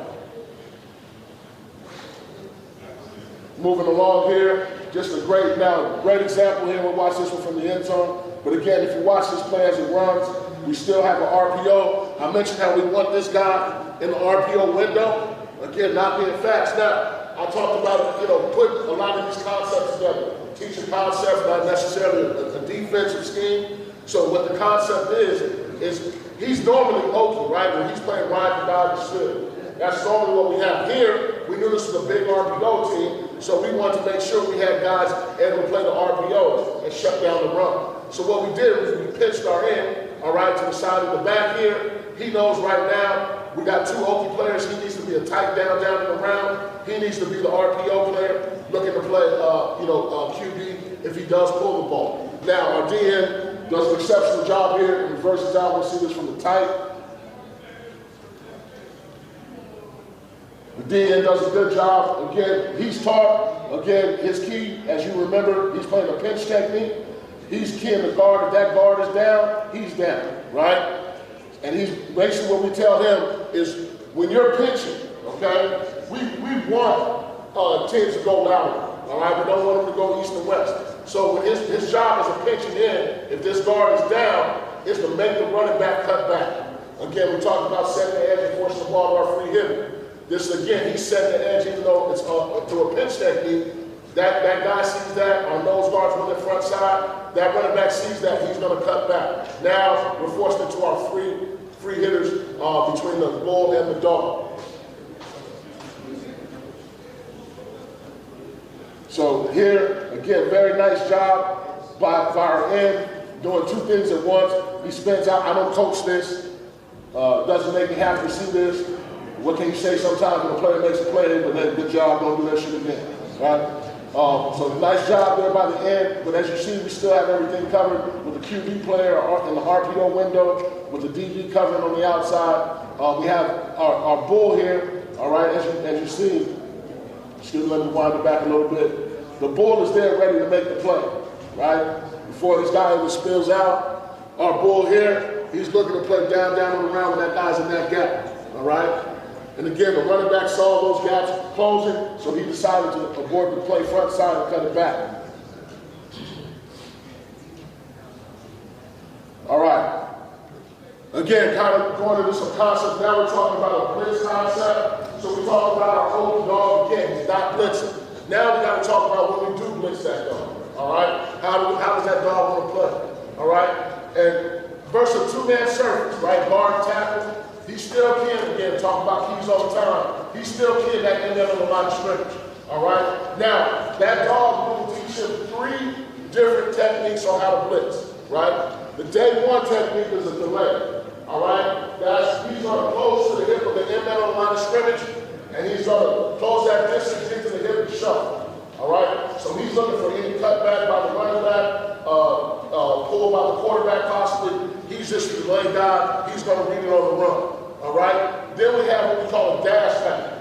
Now the dash tag, and we try to break it down like this. We got a delay, we got a dash. Who runs the ball? The running back. He's going right after the running back. He gets a down block doing this zone read concept. He's tackling that running back right now. And if we get a team that likes the RPO, all right, we're not worried about the run threat. Hey, don't give them the RPO read, go knock the shit out the quarterback. Okay? So we give them a dash, a delay, dash, and dart, right? Delays, explains itself, dash is going after the runner, dart is going after the person who throws darts, and that's the quarterback. All right? Then we have our three-man surface stuff. We'll keep the offensive tackle, and I'll show you this better on the film. A 6 technique is basically got a tight end there. We're lining up, head up on that tight end, and we're blitzing that C gap right now. All right? We're trying to cause a bunch of confusion or disrupt blocking schemes and get penetration into the backfield. All right? His key, just like a pinch, just like any reduction side we have, is not being reached by the guy he's keying. All right? So he's keying the offensive tackle, he steps to him, he's going to settle. If he's down, he's right off the hip. Very similar, or exactly pretty much the same thing we tell our defensive end, and if he's reducing, or basically a pinch technique. 4 minutes, coach. Thank you. All right, so here, we're just talking about, again, this is a blitz technique. This is, we got the dog running right at the tackle running right at the end. Again, this should be a my way call, right? He's anticipating that run coming to him. Still stack, track, and attack for our bull. Nothing changes for the bull. He's still stack, track, and attack. We're still keying the M-man on line of scrimmage, but now we're aggressive. All right, with our dog. All right? We want to set the edge just like our end. You see our end here doing the same thing, so you guys understand. We talked about keys. This end is keying this dog. This dog is keying this tackle, right? Their rules are the same. Whenever we're reducing or blitzing into a lineman or what have you, we cannot get reached by that guy. So he can't get reached by the guard. He cannot get reached by the tackle. Their job is to set the edges where they're at, okay? So that's what they're gonna try to do. And hopefully I'll have time to get to some game film here in a second. All right?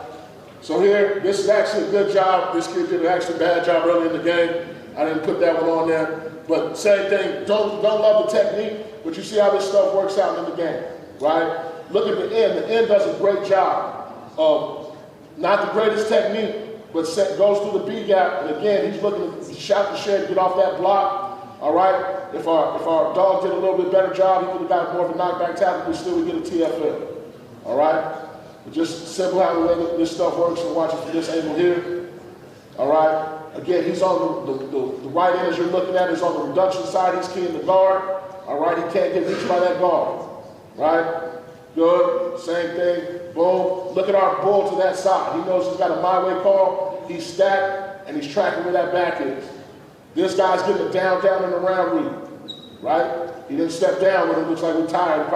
They were going fast pace in this. I remember this game here. They did a good job. All right, but he should be down, and around. Same reads come up, same concepts.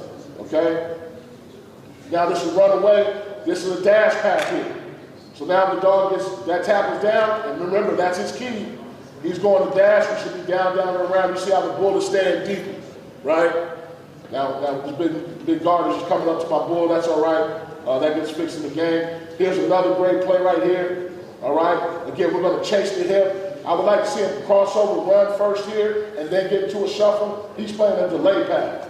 All right, so he should cross over, run first, and then shuffle once he gets to that hip of the tackle. He does the opposite. He shuffles first and then runs. Okay? So again, just watching some of these things. This is a delayed path right here. Very nice by this bull on the right. All right, does a good job of tracking the hip. All right, and then he's right there again to fit in on that play. All right, down, and around read, you see the bull. He should really be the RPO player. All right, again, anticipating run on here. He gets downhill as well, but good job nonetheless. All right, same stuff here. This is just some practice film. This is just a blitz side, and we're setting the edge there. All right, don't mind the bad snap. All right. Again, so this is a bad. I want to show the good with the bad. Right? This kid was a beast. I don't know anybody who played with this kid or played against him knew he was a monster. All right, but you know sometimes you didn't always do the right thing, as we all know as we coach players. All right, love the kid to death though, great kid. All right, but again, he needs to set the edge here. Right, so he's just running, being a bull in the China store, just ramming his head into the tackle, but doesn't keep outside leverage. And that's what happens when you don't keep outside leverage. All right. I know my time's almost up here. Wanted to show you this. This is 6 technique. And like I said before, this kid was a pretty good damn player.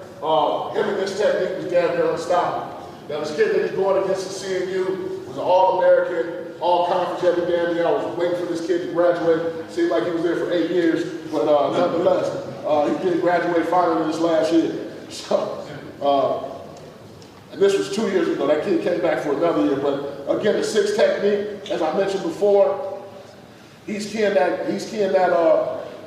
He's not worried. Now what we tell him is, I don't care about the 3-man, the tight end now. This was a tackle that was at tight end, all right? I don't want our 6 techniques to get hands on this tackle. That is not his concern. I don't care if that tackle washes you down, that's fine. We get a clean down, and around read. We force that ball to go lateral. We're good to go, all right? But he's keying that tackle. My end is keying this guard, okay? Same thing. If he's down, we don't want this tackle to touch him. We want to get flat, straight to hip.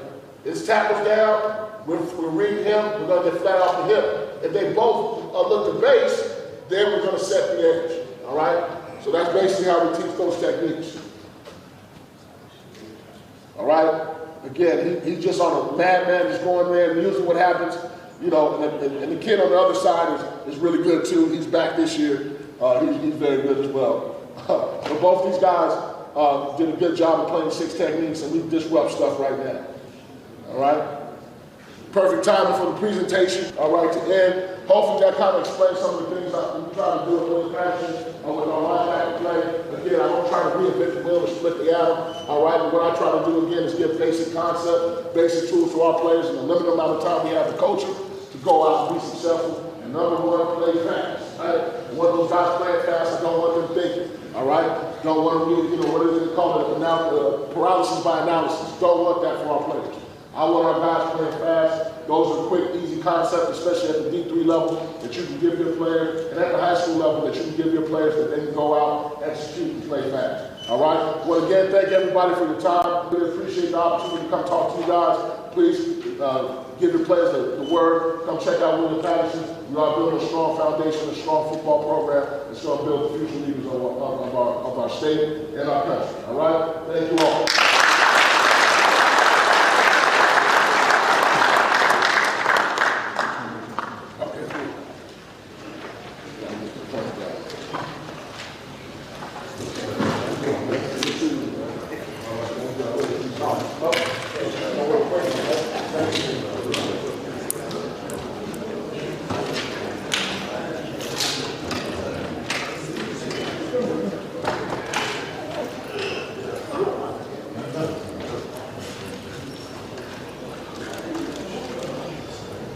Appreciate it, my man. Thank you. I appreciate it. Yeah.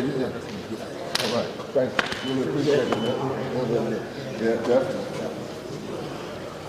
All right, guys, we're going to keep rolling. You should be able to start smelling the barbecue real soon. We're going to give Coach White a couple minutes to set up whenever you're ready. And Coach Holman will come up and introduce him. A couple of reminders still. Coaches, I know Coach at Franklin has a 7-on-7, July 13th, still has spots open. Zone 6 also has spots open for June 15th and 16th for 7-on-7 big man camp.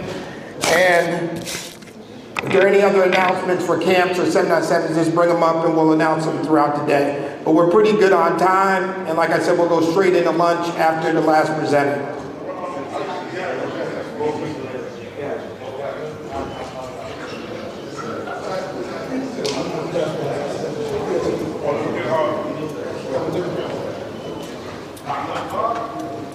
Appreciate it, man. How you doing? All right, I'm good, brother. Yeah, man, trying.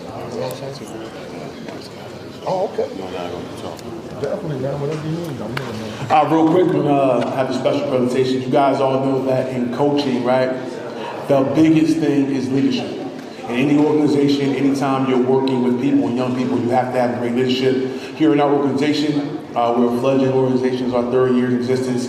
We have outstanding leadership. And we're a big believer in giving people their flowers, right, when they deserve them. So, Benji, we have a...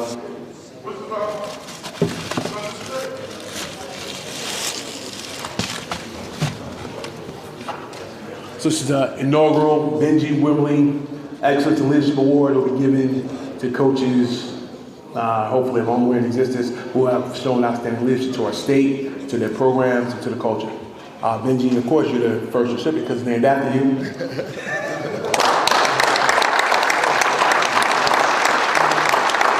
Take a picture, fellas.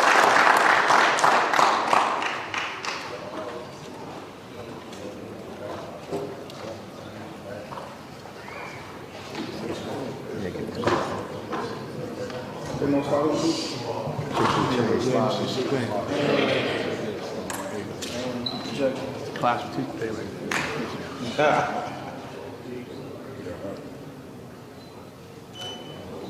Let's grab some flash.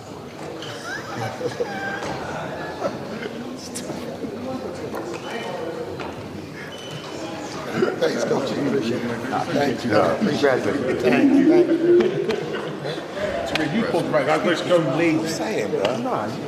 Someone else putting off. Nothing putting off. On behalf of these guys, I appreciate this honor. But the one thing I can say, we've been in existence since 2020, and the impetus of this whole New Jersey Minority Coaches was to recruit more coaches and educators.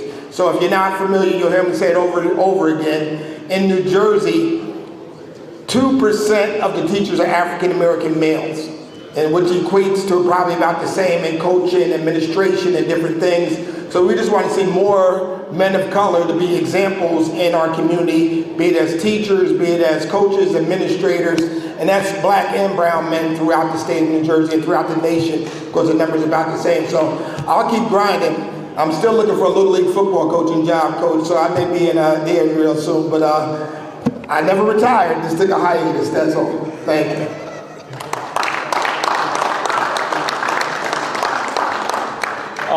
One of the things, one of the reasons why this is so important to me is because I think the game of football, as well as is really about relationships, and this thing that I see out here is terrific, because I look around and I see guys that I know that if I call, they're gonna pick up the phone. Like I know Coach Everett's gonna pick up the phone. I know Will's gonna pick up the phone. I know, Coach Wimberly, Coach Grant. I know guys are gonna pick up the phone. I know that the Syracuse staff, they came and they opened their arms to us. I went up and called them on it. I stayed up there for 3 days with my entire family. I was able to go to every meeting that they had. I was able to interact with them at camp. I brought my entire team up to East Stroudsburg, right? Their doors are open to us. I took my entire team down to Delaware State to see those guys. So it's about the relationships, it's about the connections, it's about being able to find the answers when the answers are needed. And that's one of the things that I appreciate about this and this opportunity. The next coach that I'm going to invite up to speak, Coach White, has been at a multitude of places that all kind of hold a special place in my heart. Number one, he was at the University of Cincinnati. When I was born in Cincinnati. My father was the head track and field coach at the University of Cincinnati, so I love that place. All right, Coach was I know he's been at Hampton. And now Coach is at Delaware State with one of my really, really good friends, Darryl Wilson.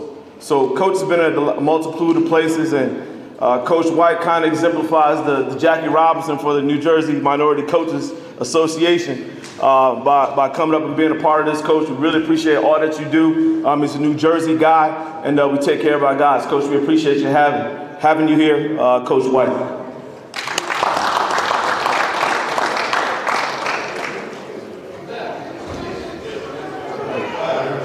I appreciate y'all having me. Like Coach said, I'm from Bergen County, from New Jersey.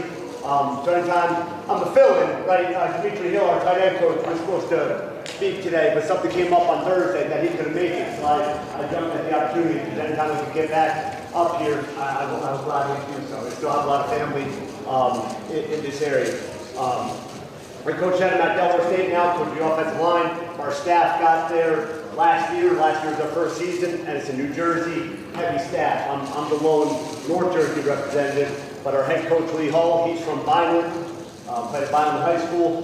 Coach mentioned Darryl Wilson is our defense coordinator from Camden. Devin Red left us and went to Syracuse. We replaced him with Preston Brown, also from Camden. So we have a lot of New Jersey connections on the staff. So like Coach said, doors are always open. Hopefully y'all get something out of this hearing. But I want to talk about practice today, right? It's fresh on my mind because we just finished up spring ball, right? So our spring game was last Saturday, so a week ago today. So what's been going through my mind is just how we practiced, how it went, and getting ready for training camp, because that's going to come up on us quick here, right? Because our guys will come back from the summer on June 10th. We play week 0 at Hawaii this year, so we'll start training camp July 22nd. So this is all going to come fast. So I was thinking about practice, and I know you probably can't read this exactly well because of the print small, but this is one of the best things I started doing. I picked it up from somebody like everything else, but this is the one sheet I send to our players through text the night before practice. We practice in the morning, right? During the fall, we practiced at 6 a.m. So I would always have an opportunity to let them know what's going on, either with practice or even with some notes on some plays we're running. So I sent this out before every practice in season, spring, whenever, right? Give them any install, anything we have going in that day, the schedule, because I like them knowing kind of what the format is, so that we can flow from drill to drill as fast as possible. They don't need to know every day, but just the general flow of practice, right? The rotation for the day, because like a lot of places, we'll be thin up front, so we got multiple guys playing multiple positions, so they got an opportunity to see kind of think about what they're going to do the next day. Right, our cadence sport team is, I'm responsible for the field goal unit, so I give them the depth chart for that, and then any notes, right? And that's something that, you know, hope guys accountable for, looking at the night before every practice, that it does really help. Right, the other thing, now I know you definitely can't read this because it's my handwriting, okay? But this is how I set up, this is how I set up practice, right? If you can't tell, right, I used colored markers to fill this in. And I like thinking about practice like the game, right? Like I used to do all run blocking, then all pass blocking, right? And that was practice. But I flipped that around to make it more like the game, right? Where we'll do run drill, pass drill, alternating through, right? And I think that's helped, right? It keeps it, again, more game-like, but also that's how, you know, just like keep it fresh, keep it flowing, right? Like I think of practice as like, you know, almost like you're scrolling through Twitter or Instagram and you're seeing thing after thing, right? That's kind of how the mind's functioning right now. So I think it keeps it fresh and keeps it going for them, right? So I put my run drills in green, my pass drills in blue, and practice is freaking sacred to me, right? Practice is sacred, right? This presentation is about everyday drills, right?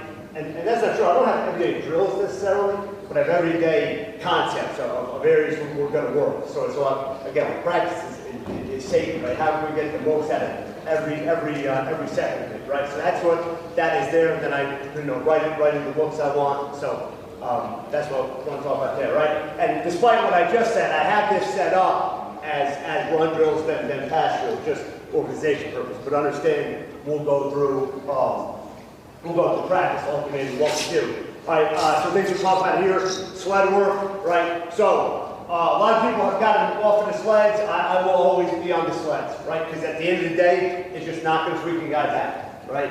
You can get all the cute throwing steps you want and all that. At the end of the day, it's not going to guy back, right? It's your 5 guys, not going to whoever they got back. So we'll work that there. And it also ties in with like our unit brand is the sled dogs, right? That's something.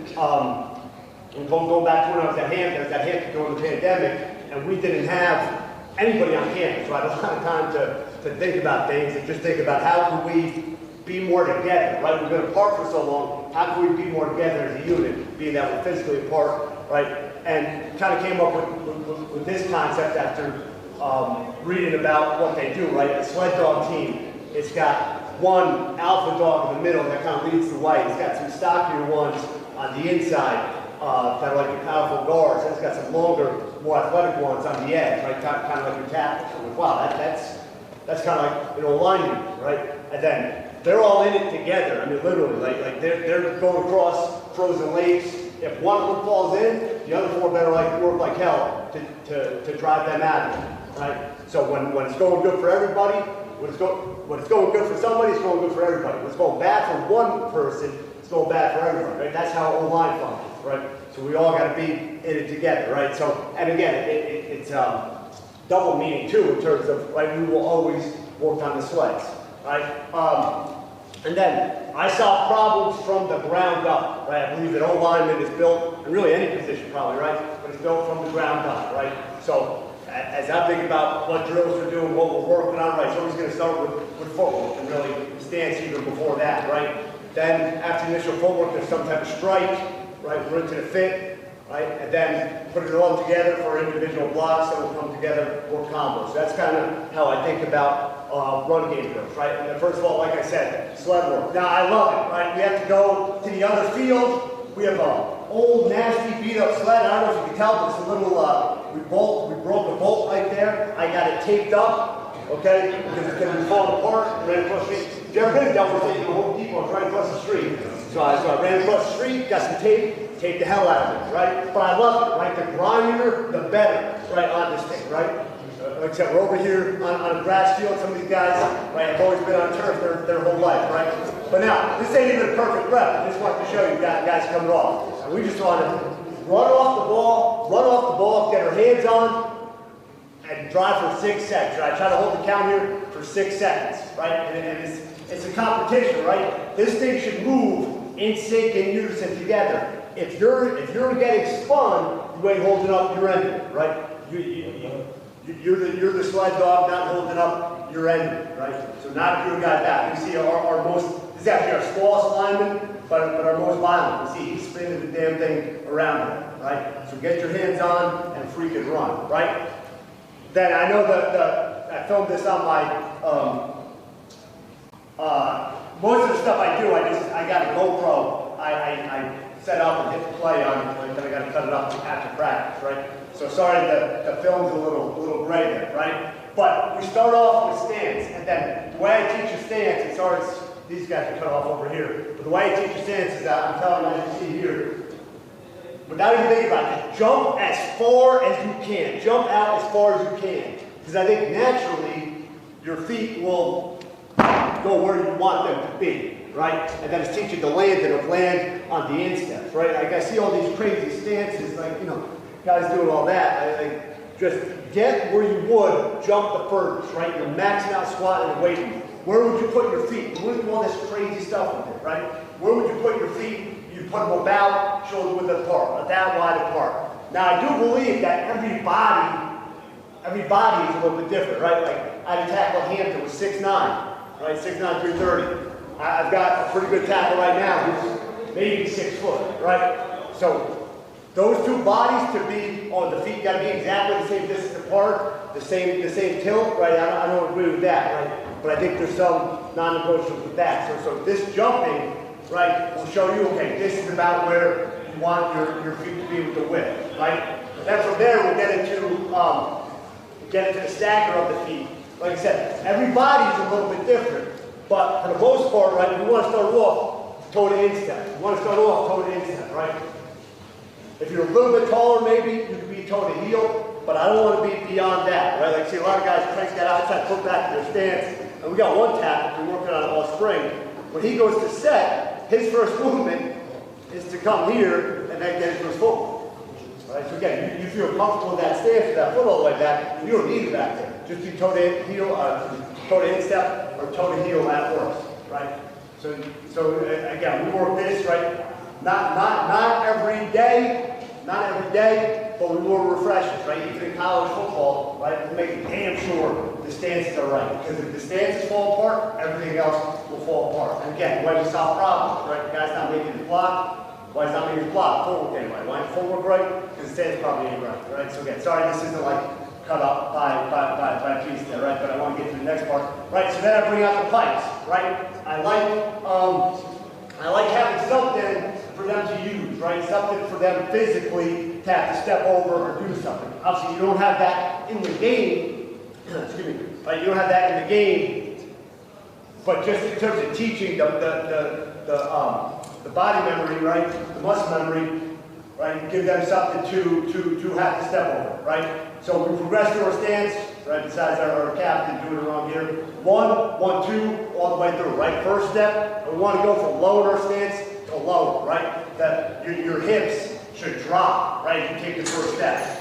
And the biggest thing I have to work on right now, again, I know we're talking lower body, but upper body is getting the hands up right away, right? Just had defensive coaches coming up here talking, right? D linemen, they're coming out, they're shooting their hands, they're trying to get knocked back right away. If we're sitting back, winding up, exposing our chest, we're just going to get knocked back. Don't get hands up first. So we're in a race, right, to get our first 2 steps in the ground and get our hands on first. So we're stepping, we want the hands to come up, right? So this is a lead step going to the right, like, hey, I'm running inside, going to the right, just knocking the guy back to my right? Want to fit on him, shoe inside a shoe, and get going, right? So 1, 1, 2, all the way through. That's what we're doing here, right? So first 2 steps again, getting the hands up again. We're correcting this, right? We gotta get out of that habit. I don't know where it started, but it's ingrained in a lot of these guys start to wind up. We want the hands up right away, right? Get the hands up right away. The violence of the punch isn't how bad I can wind up. It's how fast I get my steps to the ground, right? How fast can I get on him and then let the rest of my body come through. And then from there, again, this is level 2 duck walking. From there, you want to sprint off the wall, right? Just like we're on the sled. Sprint off the wall. Right? Don't waddle around. So we same thing to the left, right? I'm a big believer, especially in spring, we train everybody on both sides, right? Because you never know, right? If you always try to get your best 5 out there, you never know how that's going to play out, right? Guy can't play, guy's hurt, whatever, right? So you got to train everybody to snap is one, and then you got to train everybody to be in both ways, right? Very few guys specialize, right? That were there with the flex, right?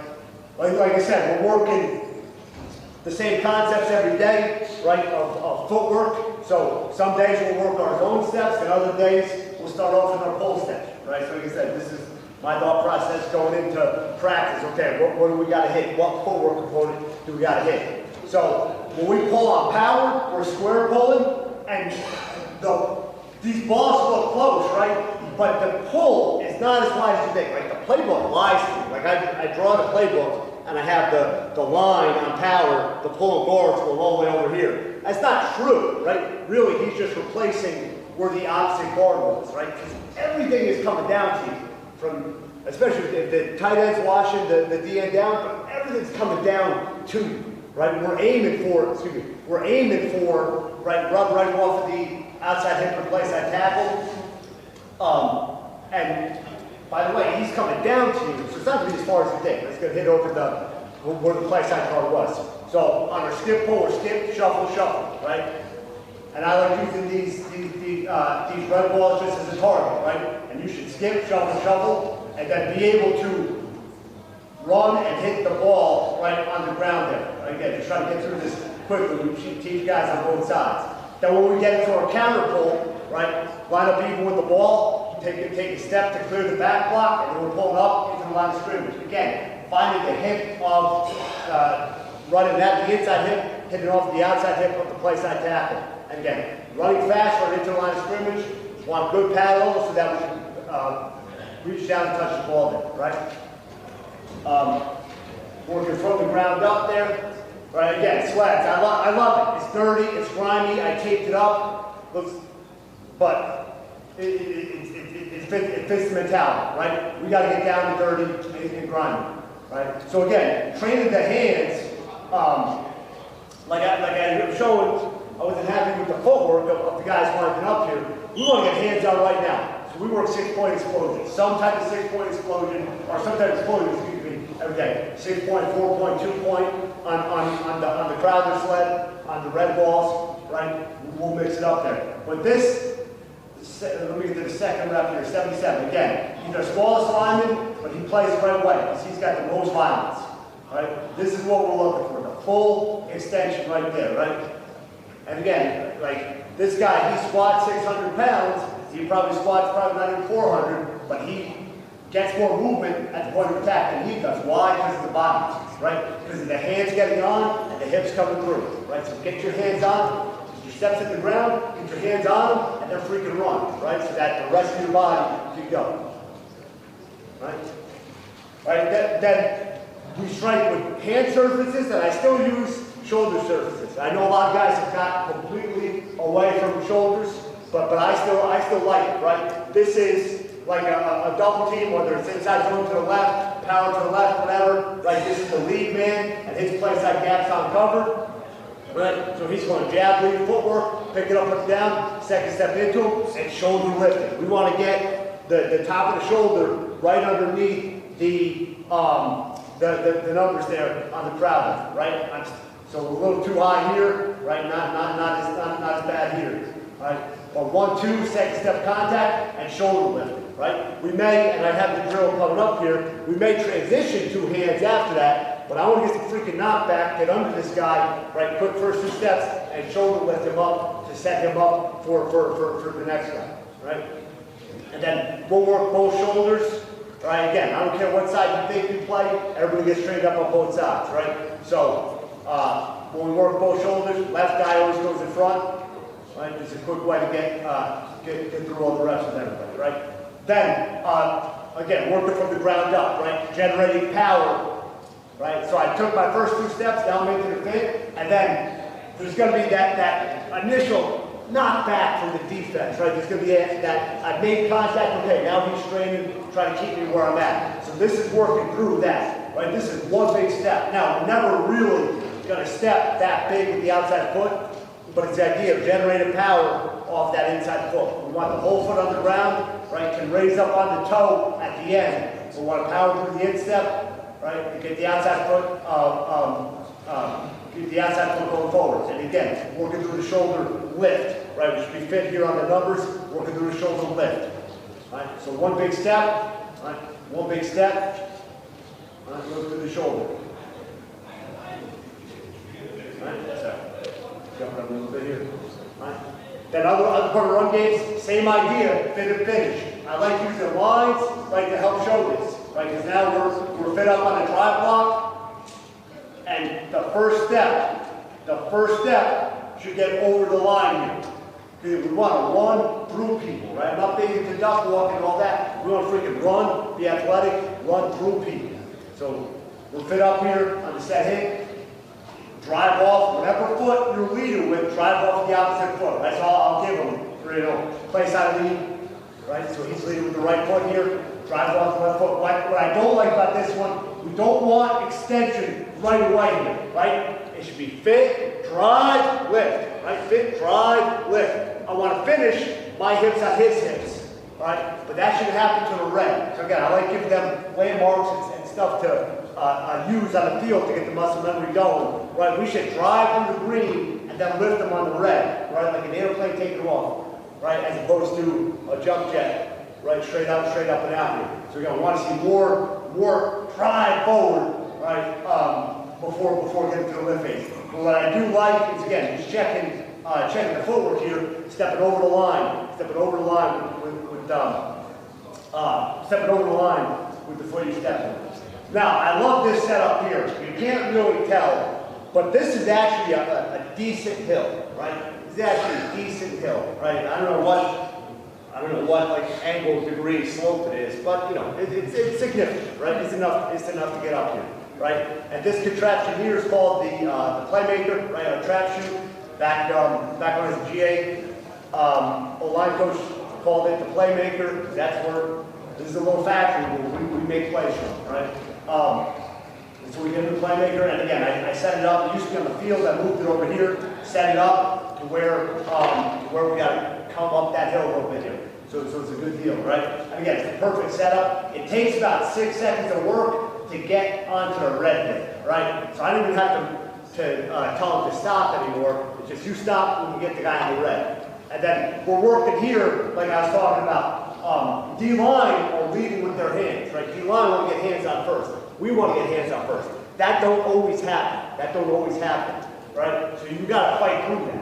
If they do a better job than you do of getting your hands up and on, right? You need to counteract that somehow. So that's what we're working here. So D-line, the guy simulated the D-line has to do a good job, both hands on the shoulder, and then stuff his ass in the playmaker. Don't let him out. Make it hell for him, right? For 6 seconds. Right? So if he's got you blocked out, you've got to find a way to get your hands back inside and so you can run through. And again, I love having the hill, right? Because it adds that little extra bit of resistance here. All right? Then, similar idea, get into the striking, right? Again, this is a good competitive one, and I love watching this one with them because it shows them, to me, everything you need to know. Everything you need to know about playing online and what guys need to improve on is this deal right here. Right, we're mask to mask, and then, right, on the set hit, they got to get their hands inside, and all the drills we just talked about. Get their hands inside, get that first step going forward, right? Because you see, it's a stalemate until when? So this guy gets the knee going forward, right? So too many guys want to lean and just try to get the hips on, right? But it's about the feet. It's about whole foot in the ground, get your knees forward, right? And then get your hips on the hips. And again, like, the big thing on this one, absolutely no torquing, right? Absolutely no torquing, right? Because you don't want a guy getting rolled over on the knee or whatever, right? You got to go straight through, no torquing, right? You win or you lose. Now this one, right? This is an early morning practice, right? It's not great at first, and it cuts out right at the end, but it's a beautiful view of what we want to see. We're okay. Guys are struggling, right? It's a stalemate, and then one guy gets that knee surgery forward, and then now he gets knocked back. And again, I apologize that the clip cuts out here, but again, I saved this one, even though it cuts out, because it shows exactly what we're looking for. That at the end of that knee, right? If that knee gets into him, right? That allows the hips to come through. That allows all your body weight. That allows all your strength to matter. It and come through. Hold on 1 second.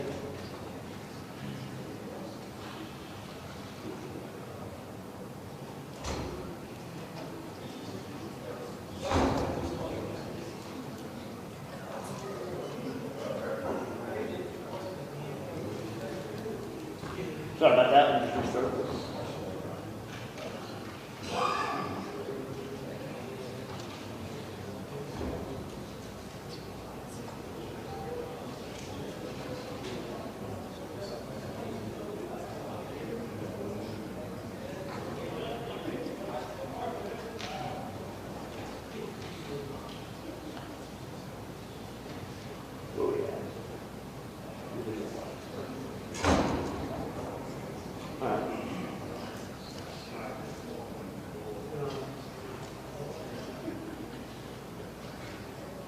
Alright, so here we go. Alright, now just put it all together, the individual blocks. So this is tight zone, right? Probably number one run play is tight zone. Aiming points to play side foot in the center, right? So we want to be vertical and run off the ball with this here. So again, using the pipes to give them a landmark so we know that the footwork, it helps me to check that the footwork is positive, right? So when we're taking a lead step, we should step not so much over the pipe, right, but up and over. Right? Like he's a little too lateral there. This one's better. That he's coming right tight to the pipe, and really, it's how fast can I get that second step to the ground? How fast can I get that second knee going forward? How fast can I get my hands on the guy? Right? So again, good rep here of hands got to come up right now. Hands got to come up right now. They can be even faster. Right? The hands can be even faster. We want them up right now, and we'll wind up, get connected to the block. Get connected to the block so that you can run through it, and then your hips can come through. Right? But get the first 2 steps in the ground, right? This is a damn race. Who get the first 2 steps in the ground, who can get connected first, who can run through it. Right? Same setup here again. This is one of the things I was talking about. Same drills every day, just put a little different spin on it. Right? Could be bags. It could be bags on the main field one day, other days we'll go over, get under the playmaker, work double board drive here. Right? And again, I'm a believer in, some people aren't in traps and shoots and all that, but I think just like everything else, the more you can force the body into a certain position, right, it will learn how to do that, right? Teach them where you want them to be, and then they learn off that, right? Just with the feedback of the boards and the shoots. Right, so again, I think you see from this camera a little better. Right, this is not steep uphill, but a slight uphill. Right, that they got to run over. And again, everything's competitive as much as possible. Right, this is a damn race. Who could get their guy to run that red track that was right up here? Who could sprint and get their guy onto the red track the fastest? Right. So again, come up the wall, push first 2 steps, get connected, and freaking sprint through the man. Let the hands and hips come through, right? And then how we practice is important, right? So I teach them what type of drill is it, right? So we'll talk about this. This is tempo setup, where it's guy on D, next guy on D is ready, next guy on offense ready, right? So O to D, D to the back of the offensive line. Right, so we rip through it as quickly as possible, right? So now we're to either a backside cutoff or a reach on wide zone, right? To me, it's the same thing. It's the same thing, right? At least very similar, right? Over the pipe, right? Taking a brace step, second step attacks, right? So we'll talk about setup, brace attack, tempo setup. So again, this could be a left board on the backside of tight zone. This could be a left board on the play side of wide zone. Right? To me, the footwork similar. We're taking a brace step to aim in front of him, right? Aim inside of his play side foot. Second step, we're right down the middle. You want to get the backside hand connected down his midline as fast as possible. A play side hand, capping the shoulder. Right? So again, don't like how tight he's playing with the hands here. Get the hands out right away. Right? Play long, get that first hand underneath the breastplate, cap it with the outside hand. Get them on as quick as possible, and then drive to get my backside knee through. Right? Even though, right, I've actually got away from the term saying it's a reach, right? Because guys want to wheel their hips around too much, right? It's just brace attack, right? Take a brace step to get on the angle you need, and a freaking attack down. Go get through. Fight his play side number, right? And drive the backside through. Right? So same deal, right? Some days we'll work it on the field, some days we'll work it underneath the playmaker. Or run, right? Run off the ball. That's the big one. This one. Run off the ball again. Don't like these guys aren't playing long enough with the hands. Get the hands on right away, right? But brace attacks, sprint up the hill. Finish when you're on the red, right? I don't gotta say nothing. You finish when you're on the red. It should take about 6 seconds to get there, right? The defense is giving good resistance. Right? So now, put those two together again. Find ways to compete with guys. Right? So this is reach, compete. So now we're place out of wide zone, right? Both guys are working. One guy's going left, one guy's going right. Got this little area set up here. Now we want to get the guy reach, we want to get a backside knee through, right? Before we get tripped over the bags here. Because too many times, right, the biggest correction you have to make on reach, block, or backside cutoff is guys want to dance laterally for way too long, right? Once I get to that position, once I get to that place I fit, get my backside through, get over, get knocked back. Don't just dance along with them laterally, get knocked back. Right? So that's why we have this shoot set up here. The guy who wins the drill, excuse me, should get his hat for the play side number, and then get the other guy knocked back. Right? Out of the shoot. If they dance with each other down the line, they'll just both trip over the back. Right? So we want the guys to work the backside through, get further, right? Get further, get further. Right? See here, right? 4 by 58 there, right? Go by 60. Work, get the backside knee through. Right? So that from there we get into our combination work, right? Whether we're working together or just putting the parts together here, right? So this is like, just like we did on the crowd, it's like jab lead footwork, right? So this is a vertical double team on either tight zone or on power, right? So now, right, what we see a lot is their goal. We see a lot of G front, especially from our defense, where the 2I, he just wants to grab the guard, right? So the guard's going to end up collecting him, right? And this could be a tight zone with the backside shade, and the shade's putting hands on the center. So now we go from shoulder lift, convert it to a drive block, right? So this is jab lead, lift, right? I like these, I didn't know much about these, honestly, these Charles Bentley balls. They were there when I got there. They're pretty good, right? I like them, especially for drills like this, right? So jab lead, shoulder lift, and then turn into a drive block and sprint, run through. Again, defense makes the drill. Defense has do a good job, right? Pressing into the guy, leaning into him, right? But jab lead, collect, right? And then finish the drive block, run it through. Right? The other part of the combo, right, is the gallop. Again, so this is like left tackles on a 3-tech on power. So we'll have somebody inside as the jab lead guy. Here comes the tackle coming down, right gallop. So third step contact. Right, left, right here. Right, knock at the hip. Right, so this is what we want to see from the ball holder. Right, he should get physically moved. Right, he should get physically moved by the strike.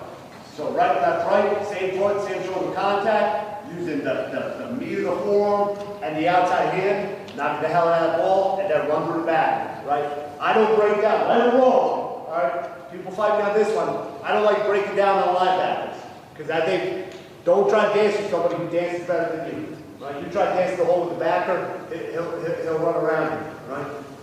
We want to be physical and run through, right? So you won't see us drop our hip and try to put up a backer. We will try to run through their face, right? We'll try to run through, run through the back of the face here. That's what we'll work on here, right? Right, left, right, same foot, same shoulder contact, run through the damn back. All right, so wide zone, all right? Again, I love wide zone, all right? Takes a lot of work, but I think it's a great play. I think it's one of the toughest plays for defense to fit because they can't quite get it right? But again, like I said, it takes work. So this is the buckboard, right? This is a play side guard with a 2I on him, right? So again, he's the lead man in the combo, right? Lead man in the wide zone combo, and his play side gap's uncovered. So man's playing behind him. So his job is to play long, get both hands up through the man's play side number, and get that shoulder turns, right? Because we'll have, and you'll see next, we'll have somebody running behind to come overtake, right? The trail man will come, run, and try to overtake that, right? So this is the buckboard. Lateral lead, get your hands up. Lateral lead, get your hands up. You can't get your hands up fast enough on this. You can't get your hands fast enough on this, right? So lateral lead, both hands through the play side number, get the man's pad turn, and then work your track to the back. Right? So again, how fast can I get the first 2 steps down? How fast can I get my hands up? How fast can I get the shoulder turn? Right? Then the next guy's going to come behind me and run through it and pivot crossover. Right? So you see it here. So this is play side guard, wide zone to the right. Wide zone to the right, play side guards on the buckboard. Right? Get both hands up. Get the man's pads turned. Right? Backside guard, run. I see. Trail man and combo, which is the center here, run. Right? He's on a pivot crossover, which is right here. Right? So this is the trail man combo on a pivot crossover. So again, use the pipes just to teach him the sorry, I don't want to do. Right there it is. Use the pipes to teach him how the forward should be. So on a pivot, right? Literally, right? I show them. I gave myself here because I said like Ricky Henderson stealing second base. I had no idea what the hell that was. So we have YouTube, Ricky Henderson, and show him, right? Him stealing second base. So. Hey, question, Coach. I don't mean to take you off the track here. But No. Hey, going back to the guard on outside zone. Yeah. You see how you're teaching 2 hands? Yeah. I love that, like prying that guy open. But how do you prepare for like line displacement? Like when you change that week to week based on who you're gonna play? So line just like the line moves? Yeah. Yeah. So it's 2 hands. If that's too wide, I put my 2 hands up and he plays onto the hands. That's not my reach. Is that what we're saying? Yes, I'm saying if you want, no, not really. If you have the defensive end displace the B gap. Yeah. So and you're that play side guard or outside zone because he has 2 hands. Base rule, tackle's on a man reach. Tackle has it. Yeah. If we have any sort of tell, right, like a wide, like the play side back is wide, we'll 3-man combo. So this is 2-man combo solely. That's great, right? So, yeah, so this is 2-man combo. So you can see here, 2-man combo solely, right? So you got a DN cam in here, would not be his. If we fear that, or not fear, but if we expect that, make the ball 3-way. Right? So the trail man, right, pivot crossover. Right? Again, Ricky Henderson to step, and then again, play long, get that hand up, grab him by the collar as fast as freaking possible. Right? Get this hand to the collar as fast as possible, and then wheel your hips vertical. Right? So this is the one-hand long arm reach. Right? Grab by the collar, wheel your hips around as fast as you can. Right? Pivot crossover. So not good here, right? The pipe shouldn't move, right? Because if the pipe moving, that means you're stepping under yourself. This should be pivot, right? Again, just like you're stealing second base, pivot and get running. Pivot and get running. Right? So now here's backside combo, but same difference, right? So here's backside too wide, guards on the pivot crossover, right? Long arm reach, backside tackle, get running, right? Backside tackle, pivot crossover as well, right? 3-step decision, 1, 2, 3, push climb, right? And then we don't worry about where the backer is, we worry about where he's gonna be. Right? So this backside tackle, he's aiming 1, 2, 3 gaps away, 1 yard deep. So he's looking to get square, run to the play side A gap. Run to the play side A gap, right? That's where your back will be. Right? Then you turn into a reach there. Alright, so run game, that's the run game. Pass pro, like I said at the beginning, we will alternate back and forth, right? We'll run drill, pass drill, just kind of keep it fresh, right? But 5 minutes ago. Oh shit. Alright, sets right there. Let's get a good shit from here. Alright, so sets, right? So teach 3 main sets. Shoes, guys on my body, right? Just set through my shoes. Again, how fast can I get my hands up? How fast can I set my feet? How fast can I get my hands up? Right? Guys a little bit wider. Guys off my body a little bit. Right? I'm just setting to get knee to nuts. Right, so push up the inside step, get with my knee, be down the middle of the man. Right? Then from there, post, right? I'm sorry. right? A little bit wide of an angle, right? So the wider the man is, same deal, right? I'm going to push up the inside foot, kick at the angle. Just where do I need to set to?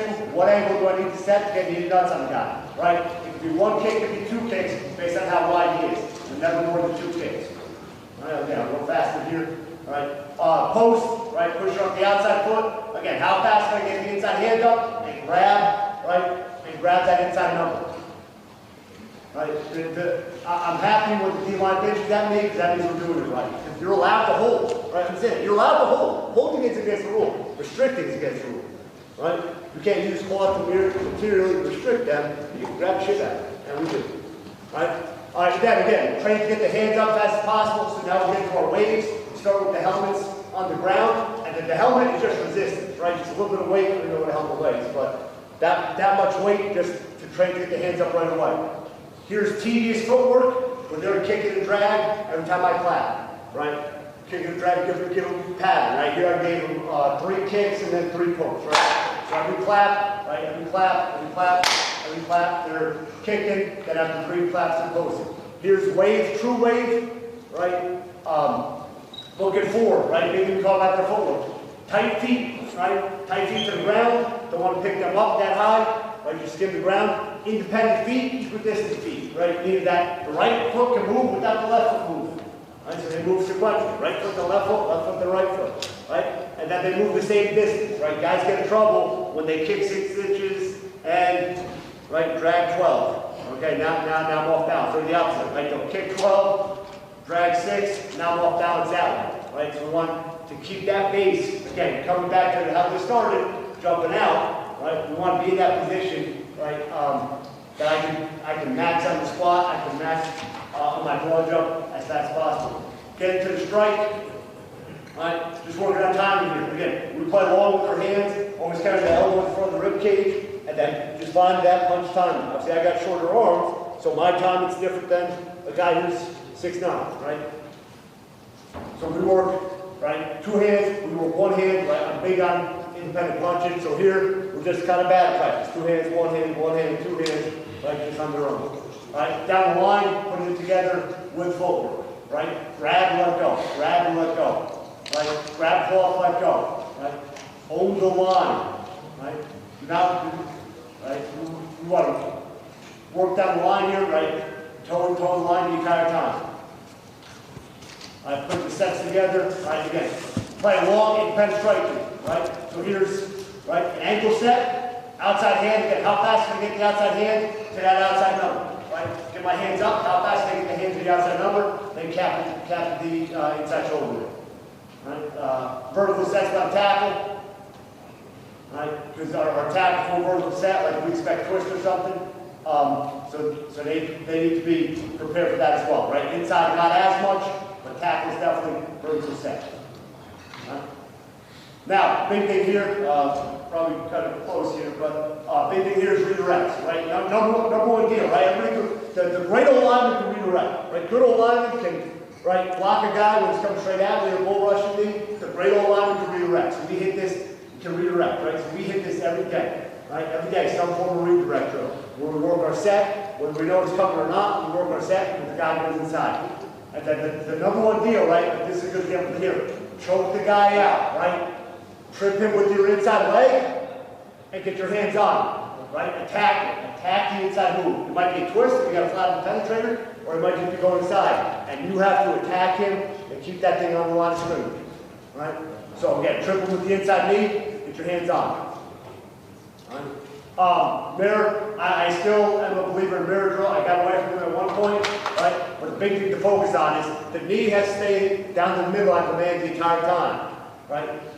Keep your bend the entire time, right? The rabbit's got to do a good job moving side to side. There's too many guys, right? They'll hop around, feet won't be independent, equidistant, right? On a mirror drill, but this is a good job here and here, right?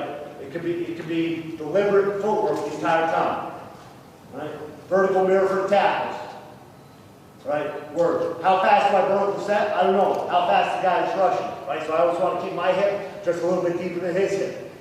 There is a point of no return, well, I can turn, which is 5 yards, right? But until I get to that 5, right, I want to stay square, right? The number one deal working with young tackles especially is not turning, right? What else you got time for you? Got so much good stuff on here. I got this on YouTube if anybody wants it, right? Got so much good stuff on here. Got the pipes, right? Pipes working the upper body mechanic, right? Your shoulders, hips, knees, toes, all in alignment, and then the med ball here working knee bend, right? The number one deal we run into is when guys kick, they become completely extended, right? Bull rush, right? Again, a lot of good stuff. This is my favorite one, right? Start doing this spring again, make it competitive. Don't be trash, not coming to pass. Simple drill, right? Simple drill. Find a way, don't be trash, not coming to pass. Right? Fight the bull rush, right? Radis got to do a good job of working hard, knock the guy back, right? Don't be trash bull, right? And then we'll add it where they have the pull as well, right? They can snatch the guy if he's leaning in too much, right? But almost right? Don't get freaking knocked over the pad, right? Blood drill, we take their helmets off, right? We got guys who want to headbutt guys and stuff, I do too, right? We take their helmets away. Say, do pass rush shows without any armor. Right? Sit down, like good example here, sit down, right? Play along, use your hands, right? The choice work, same stuff. Good, that's my info, like I said, all that, I got that on video, I can text it to you, if you want to do that. And we're open at all times, if you ever want to come down or talk to all our evidence, I'd love to have it. Thanks, Coach.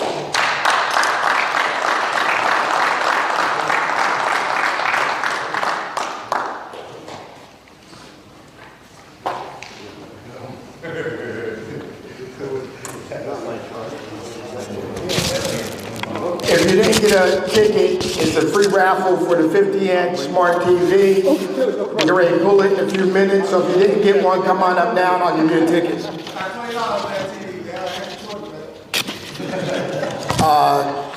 Put another zero on it. Get off. Did everybody get a ticket? Everybody has a ticket? That's fine. Come on up and get a ticket. I'll bring you one. Okay, perfect. There we go. There we go. Anybody else need a ticket?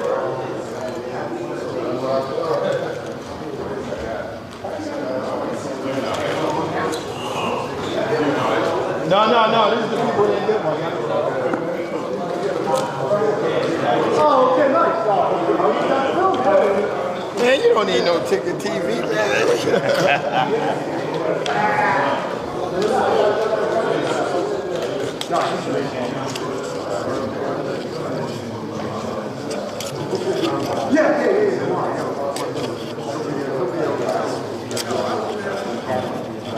Everybody have a ticket before we pull?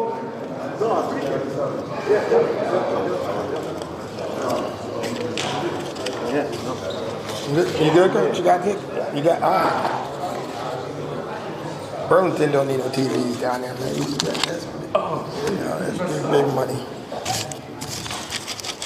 Before we do our coaches' presentations, we're going to pull. We had a TV donated by one of my former players, PC Richards, on Route 17 in Paramus. If you ever need any electronic stuff, hit me up and I'll make that connection for you for a nice discount. Coach Omi, you want to pull?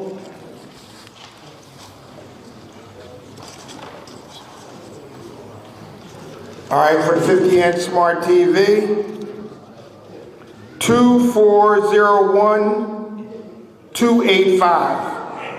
2401-285. 2401-285. Going once?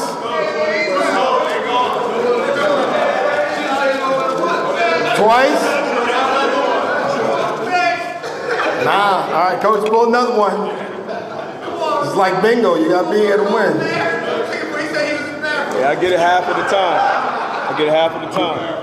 All right, here we go, 2401-399. He just got it. Let's see what you got, Coach. Come on up. Come on up, Coach. We got it.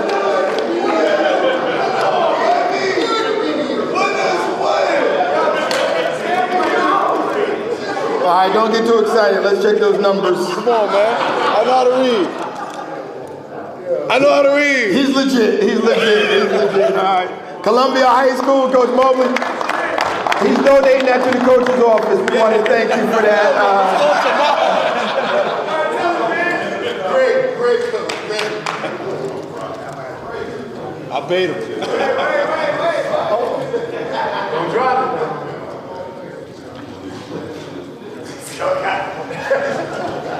Don't forget, PC Richards, Paramus Route 17 South. Hit my boy up if you need any electronic stuff. But at this time, just want to remind you, if you didn't get a t-shirt, they're $10. The membership information is at the front. We have a great barbecue set up for at the end of the next speaker. But before we get to that, Coach Holman's going to come forward with some awards for some of our coaches.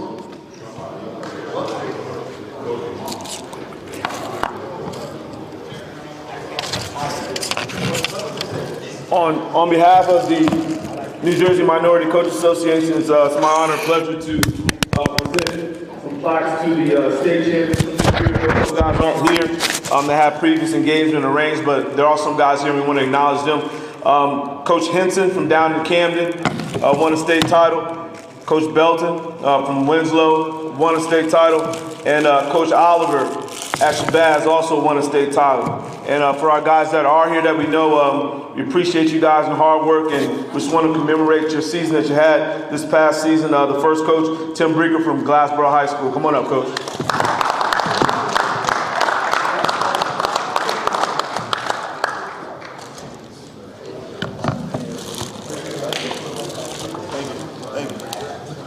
Yes, sir. Appreciate that. Yes, sir.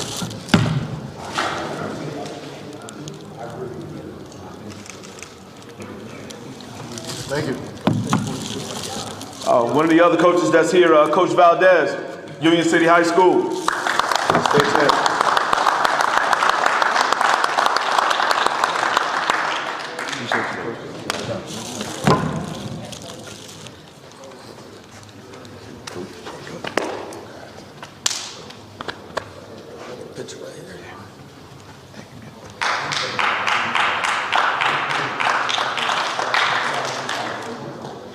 Thank you, fellas. Appreciate you, Coach. And Coach Everett, Willingboro High School.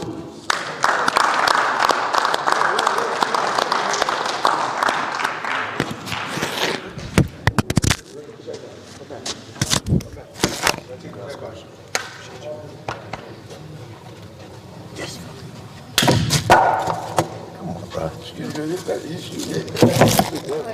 Oh, where we at?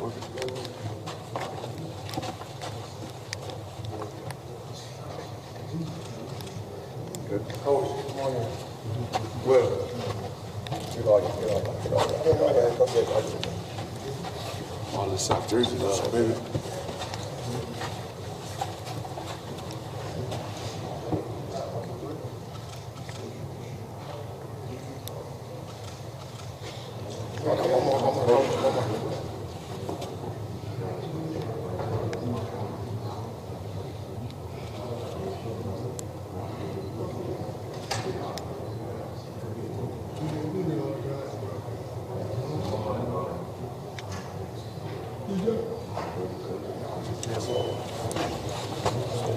One more.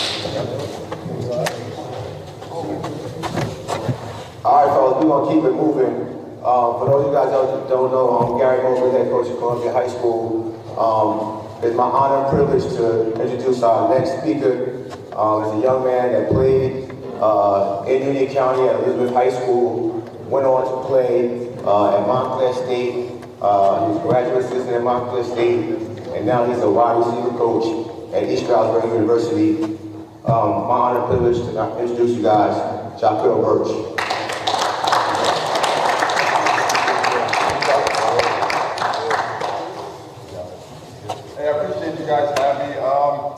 I'm just going to go for 40 minutes. I'm going to talk about pro-style passing game from gun sets. It's something that we developed at our time at Montclair State when I was there. And listen, I got this southern accent. I don't know where it came from, but I'm gonna get real fired up. If you got a question, just toss it out there. I'll try to answer it for you. But this came from Coach Rick Giancola. If you ever been to Montclair State, he was there. He competed at Montclair State. He was there 45 years, which is what we call now a unicorn. That doesn't really happen anymore in our sport. But he developed this when we first got there, it was a lot of under center, 21 personnel, and attached tight end, the fullback, and he was taking the quarterback, and he was going 5-step and 7-step, and we convinced him, we compromised with him to move more into first pistol, and then he went full shotgun, full 2x2 attached tight end, full wide receiver, sometimes 3, and we went from there. So what is pro style passing game? For us, like I said, it's 3-step, 5-step, 7-step from the shotgun, right? And that was important to us, because when we're recruiting quarterbacks now, this is not stuff that a lot of this stuff that they're not doing right now, right? They're just catching the ball, catch, turn, throw. That's what they're doing now, right? And then we say it's a vertical and a horizontal stretch, right? I'll try to show you as much film as that as possible as I go through this today. And a lot of it, you'll see me hear about hear me talk about free access, right? Free access, that's like before we snap the ball, we come out and we look, can we throw the S the ball right now, right? And what I mean by the S, Coach G, he was real old school, so it was the split in was the weak side receiver, the flanker, the R, and then the J wide receiver, right? And our tight end was a T, and our running back was the A, right? Then when I ID defenses, you'll hear me say a stack 31, right? A stack 13, a 50, like the Yoki front, the Eagle front, right? And when we talk about personnel there, you'll hear me say the stud, the strong side safety, right? The jack, the weak side safety. Nobody calls the weak side inside back of the buck anymore. Coach G did. So that's what we call the first inside back. And then you hear progression reads, right? We're here progression reads. So when we talk quarterbacks, we don't really teach him about reading too many coverages. We taught him middle of the field, open up, middle of the field, close, and then he went 1, 2, 3, check down, 1, 2, check down. And that's how we went from there. So we didn't really give up a lot of sacks. And then we'll talk about box read, run game. Right? Or we do like to throw the ball, but we have a philosophy when we're there. You got to throw the ball to score, you got to run the ball to win. Right? You got to throw the ball to score, you got to run the ball to win. Right? Multiple pass protection. I'll go through that for the offensive line coaches in the room. Right? His pass pro was more complex. It was man pass protection. So you hear me say a lot of hot reads. Right? So we talked about hot reads, trying to prevent ourselves from giving up sacks. And then this is a broad statement. Montclair State was Division III, right? We recruited all different types of athletes. So we had slow offensive linemen who could catch. We made them play tight end, right? We split them out wide, let them go up against linebackers. But on the outside, we recruited wide receivers with speed, right? We call we needed guys to protect the run game, right? So we wanted teams to play us in too high. We wanted wide receivers on the outside who could stretch the field and protect the run game, right? What it's not, right? It's not our job. That's what you're looking for. Wrong clinic, right? Wrong clinic. It's a slower tempo. We huddle most of the time, right? We huddle most of the time. We switch in and out of personnel in a huddle, right? You won't see much motion. You won't see us do much motion. If we do motion, we say all motion tell a story. When we go through motion, they'll say, is it man or is it jump? Does somebody follow them or do they not? Right? Does the middle of the field come open or does it go close? Right? So that's about the only time Coach G really unlocked motions and shifts for us like that. And then it took about 3 days to install our offense when we were there. It does take time to develop though. It took me about a full year and a half to learn Coach G, to learn his passing game. And then why we use it, right? Why we use it, right?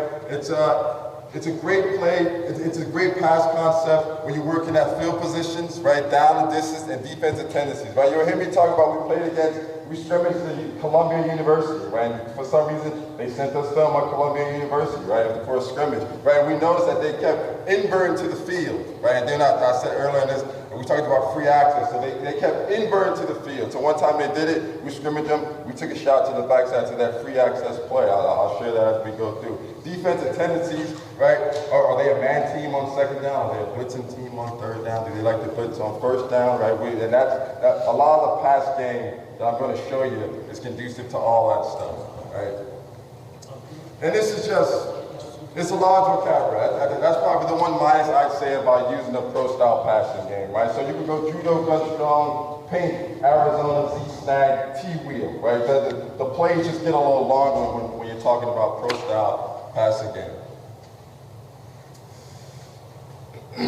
We used the quick game. We said the quick game was a part of the run game, right? Nobody gets mad at a 3-yard run. Don't get mad at a 3-yard completion, right? Nobody gets mad at a 3-yard run. Don't be upset at a 3-yard completion. That's part of the pro-style pass game that we had there, right? And Coach G, when he installed us, he was more of a gap, right? Man concept kind of coach. He liked trap, he liked power, he liked counter. But we said, Coach G, we wanted something that could hit quick, right? We wanted something that could go right now. So we developed this concept. It's called the dive read, right? Dive read is as simple as it sounds. Count the box, right? I think it's a good concept for young quarterbacks, especially if you don't have an athlete at quarterback. If you don't got a guy that can go and then pull and get down outside, this is a great concept because he just counts the line of scrimmage, right? If you're a spread guy, you want to go 2x2, put the back on your side. If there's 5 guys in the box, run the ball. We got 5 guys, so there are 5 guys. If it's 6 guys, we got to throw some kind of quick game, right? You match the quick game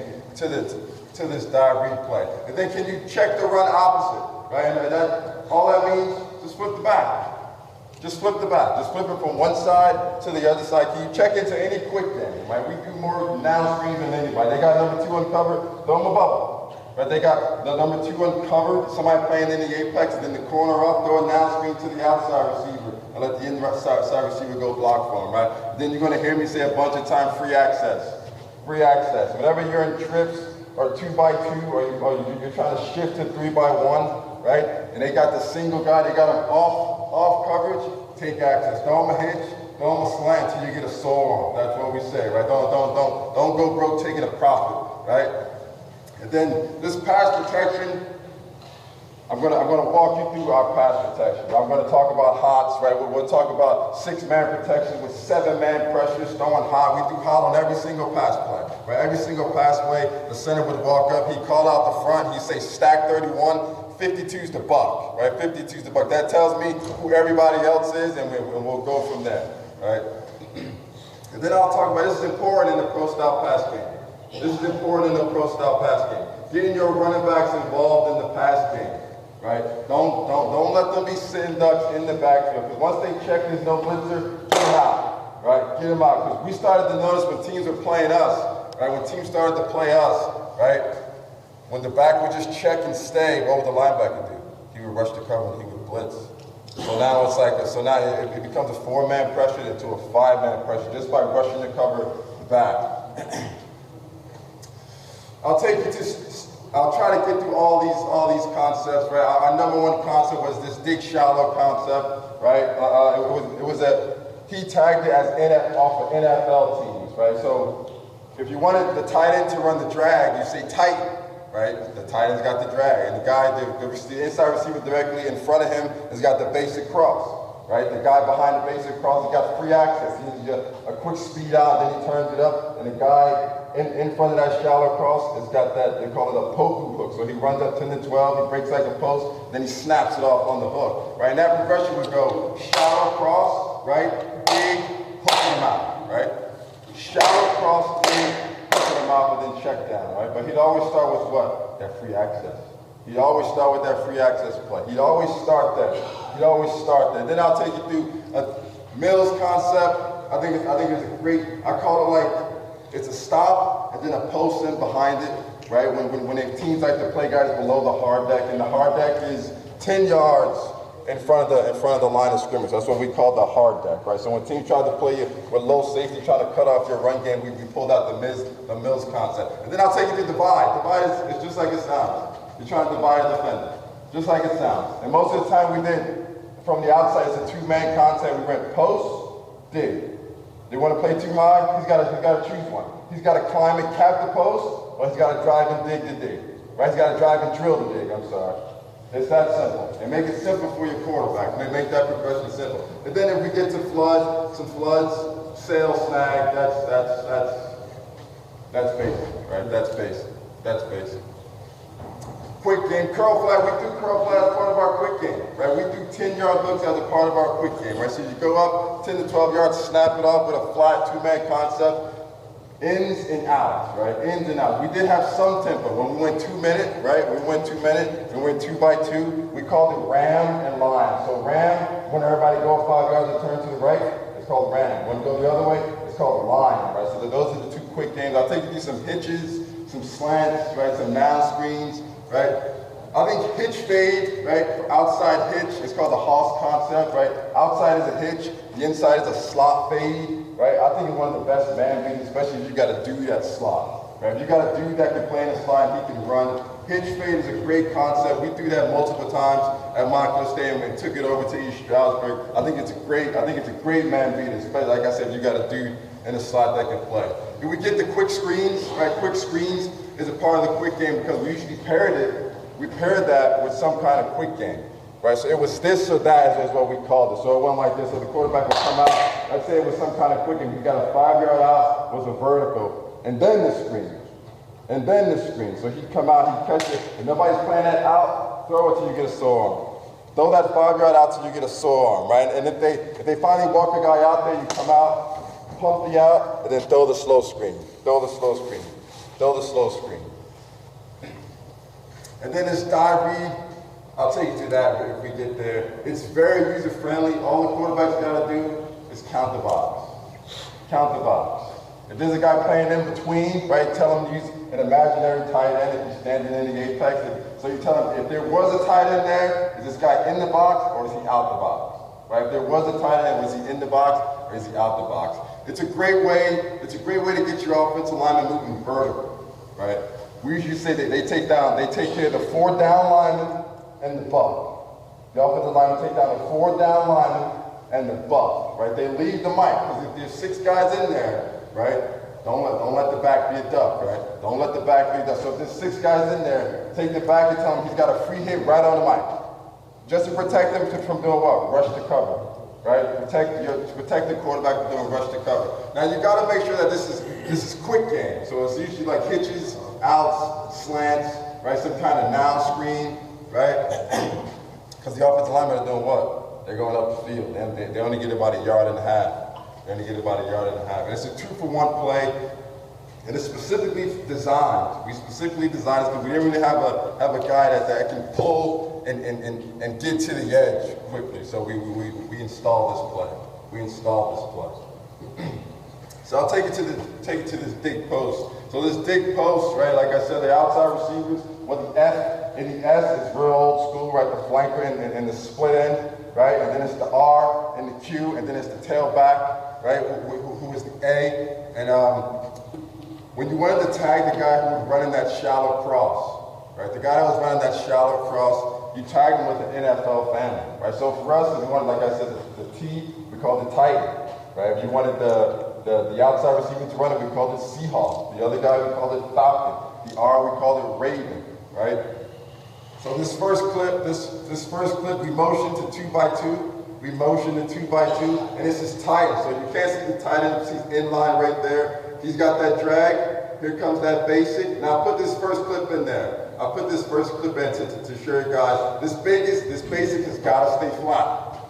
This basic has got to stay flat. Because we say this guy gives you a headache, the guy on the other has to push you in the hospital, right? It's got to stay flat. It's got to stay flat. He's got to stay flat. Now, he was all right, and they threw that guy out the game, but he's got to stay flat. He's got to stay flat, right? So watch the drag coming through, right? You'll have access on this side. The access is dead. We got pressure. We wanted those speed out. There's the hook coming out. He's drifting a little bit. He's watching the play. But that's a good play. So his eyes should start hot. Right, so we do hot on every play. So this is north protection. North protection tells the offensive line in the back, right? We're going to protect his strong side, so we're going to put the back on this side, right? Let him stay there, and we're going to throw hot to the other side. So every play he come out, he can say, hey, we're hot off 22 and 14. If they both come, we got to throw a high. We usually side adjust and give him a new route. But his eyes should go hot, shallow, basic, out, right? Shallow, basic. Good. And I'll show you another one where it all comes through. If you watch the offensive line again now, we were a man scheme on the offensive line, so there's a technique called a molly, right? For the offensive line coaches in the room, right? He'd use a molly technique, right? So he'd block one guy with his feet and block the other guy with his eyes. He's kind of drop at an angle, especially if he's uncovered, right? If he's uncovered, they like to bring the guy off the edge, so he'd watch the mic, and then he'd drop to the sand, and he'd take whichever one went first. And if they both came, the quickest way to something is a straight line. Take the guy standing in the A-gap, or the mic. I think this is a great clip at it. I think this is a great clip at it right here. You're watching the whole scheme come together. So this protection is stud up, right? This protection is stud up. So it's exactly the opposite of north. It's the opposite of north. So we're telling the offensive line, we're going to protect the strong side. We're going to protect the strong side because we said it's right? We're going to protect the strong side. Then we're going to throw hot over here. We're going to throw hot to the left. You can see the quarterback. He's changing the route right there. He says, if this guy and this guy both come, we're going to throw hot over here. We're going to throw hot over here. So they drop him so it's not hot. They drop him so it's not hot, right? They drop him so it's not hot. They drop him so it's not hot. So his eyes should go, watch his eyes go, hot, shallow, basic, hooking him out, right? Hot, shallow, basic, hooking him out. And you got to watch his eyes right here. Watch his eyes go, hot, shallow, basic, hooking him out, right? Hot, shallow, basic, right? That's what pro style pass game is, right? I'll put this clip. I thought this was a great clip. We'll watch it one more time. He'll start hot to his left, shallow cross, basic, hooking him out, right? And I thought that was a great clip because of this, right? I thought this was. I'll stick on this clip for one more because we believe in the pro style pass game. You have to read the field as you're dropping, right? That's the confusion with quarterbacks when they go to these 7-on-7 leagues and all that jazz, right? You got to drop it. You got to read the field as you're dropping. You got to help out the offensive line. You can't get to the top of your drop and say, all right, I'm going to read the field. You got to read the field as you're dropping. I thought this was a great clip of that, this kid going through his progression. There's one more clip out. It's another clip of tight. So all these have been tight, right? All these have been tight. I'm just showing you a couple different ways he's throwing it. So here it is one more time. It's tight, the inline tight end. He's got the drag. You should have a hook backside, a basic coming in front of him, and access down here, right? And access down here. And I know the quarterback gurus, right? They always say, isn't the basic going to run into the hook? We haven't had that instance where he does because it's a progression read, right? So he should move with tempo, and he should read the field as he's dropping. He should read the field as he's dropping. Now he goes from left to right to left. He's got his eyes all over the place. But that basic should be thrown right before this kid breaks the hash, right? Right before he breaks the hash, this ball's got to come out. This thing's got to come out. Now he's a half second late, but look who's hitting it right on the half. That's where that ball's got to be thrown, right? That basic is about 12 to 15 yards, right? It's got to be flat. It's got to be flat. It's got to be flat.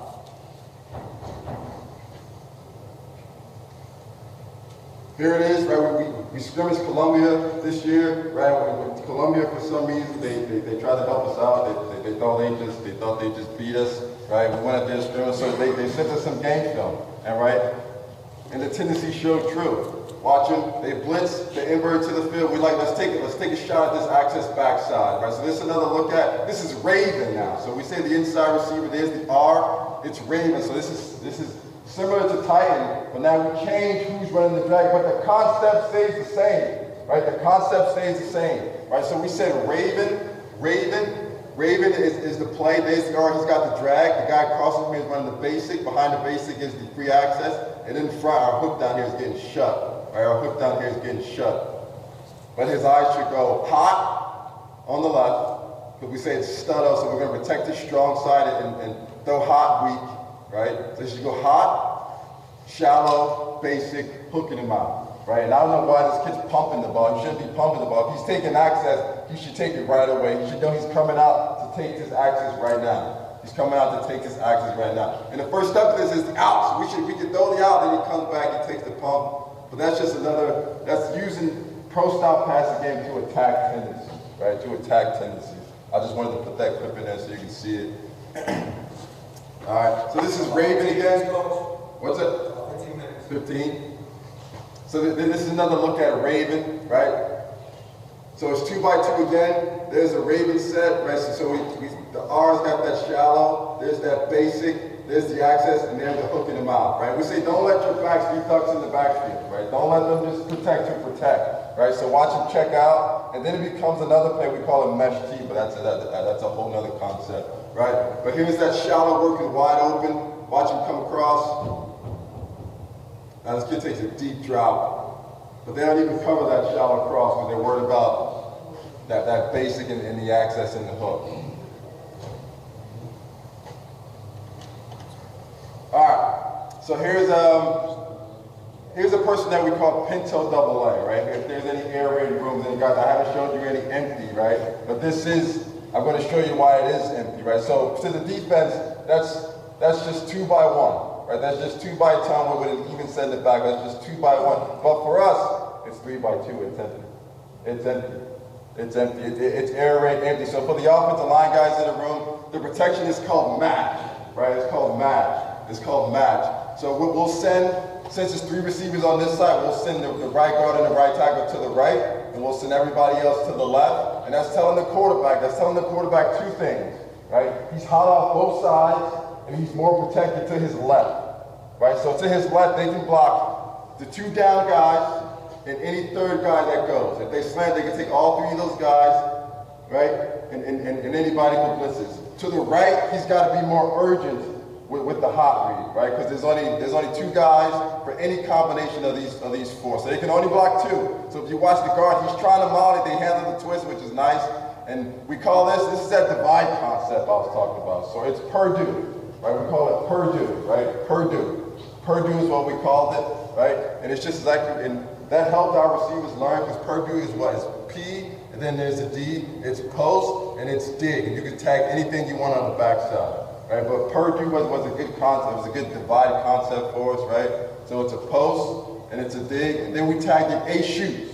The backs are the A's. So if you watch the backs, they got no job in Patrick. They're just out right now. They're out right now. They help open the field and watch the basic come open. They help open the field and watch the basic come open.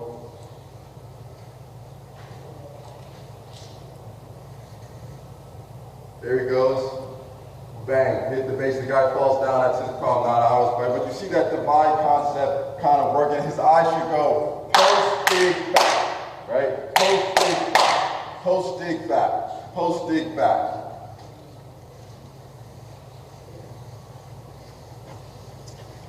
Let's do this here. All right, so here's that Mills concept, right? So here it is out of 3x1. Here's that Mills concept out of 3x1. So Mills, we said, was post, and then 10-yard stop, right? Post, and then 10-yard hook, 10-yard stop. But since it's 3x1, we tag this guy, and we tag him R pivot, right? Because that's why I said the vocabulary gets larger in a pro style pass game, right? We tag him R pivot, right? R pivot. So he pivots out, and there it goes, right? They do some kind of invert. They invert to take away the post. So he'll peek the post, but he knows the post dead unless the safety falls down. Because the middle of the field, the defender's supposed to do what? Defend the post. So unless he falls down, we're working this stop to this pivot route. This stop to this pivot route. And I want you to see the timing of this deal. Watch him go through his drop. The post is dead. Watch him go pivot. Bang! And the ball comes out. And the ball comes out. A particular thing about pro style pass game is that you limit the amount of sacks for using check downs and short passing game and decisive progressional reads, right? Decisive reads, decisive read. We recruited this tight end, right, from Poland, right? He's a big kid, he's about 6'3". He was a step slow, he thought he was a receiver, but watch him work, bang, just find space, and Stone's so on time, as soon as he turns around, the ball hits him right in the face.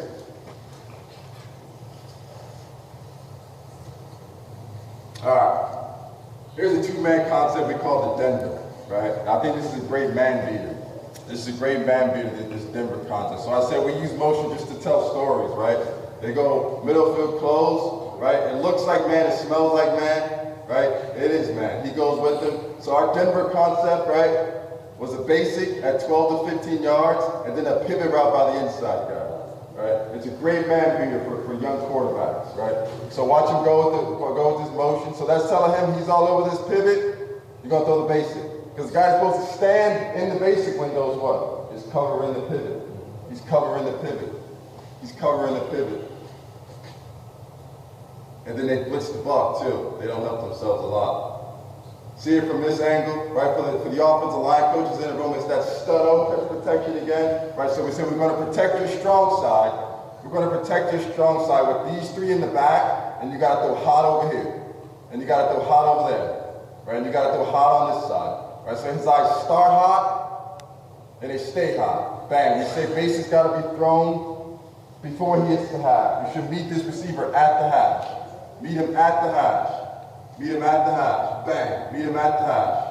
It's a good, I think the Denver concept is a good man beat. It's a great man beater for young quarterbacks, right? And the ball's coming out, because we say he's got to read the field as he's dropping, right? So he's got to read the field as he's dropping. Let's go. He'll go 1, 2, 3, 4, 5, ball, right? 1, 2, 3, 4, 5, ball, and it comes out.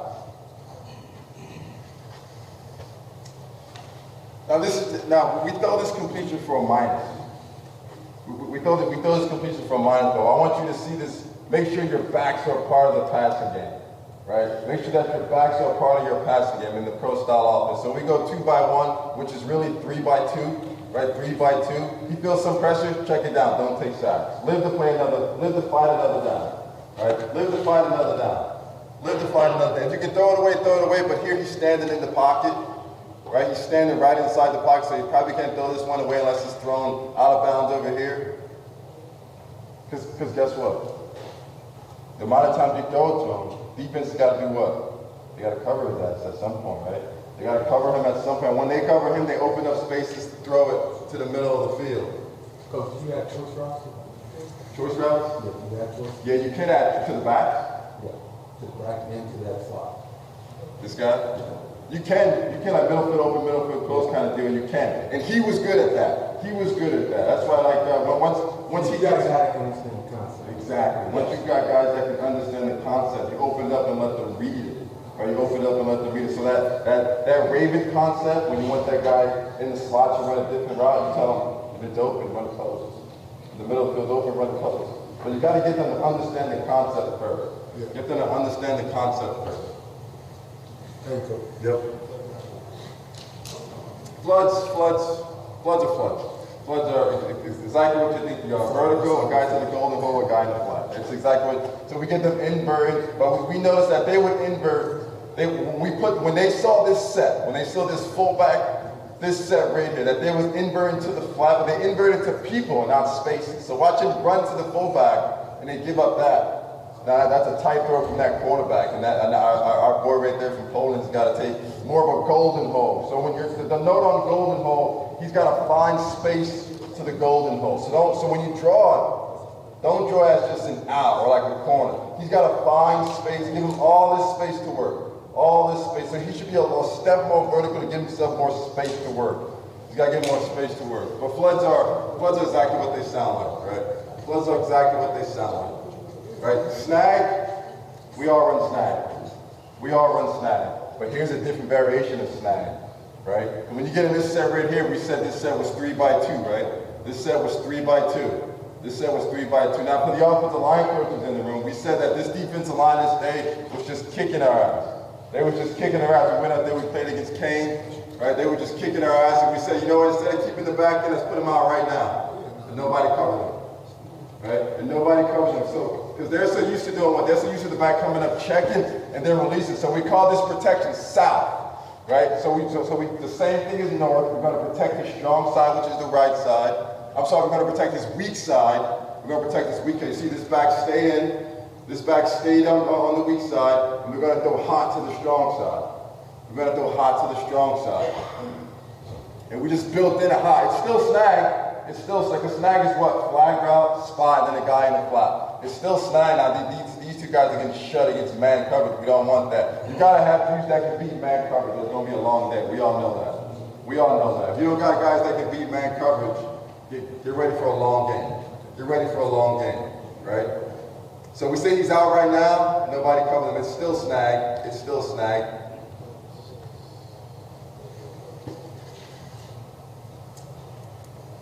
Quick game is quick game.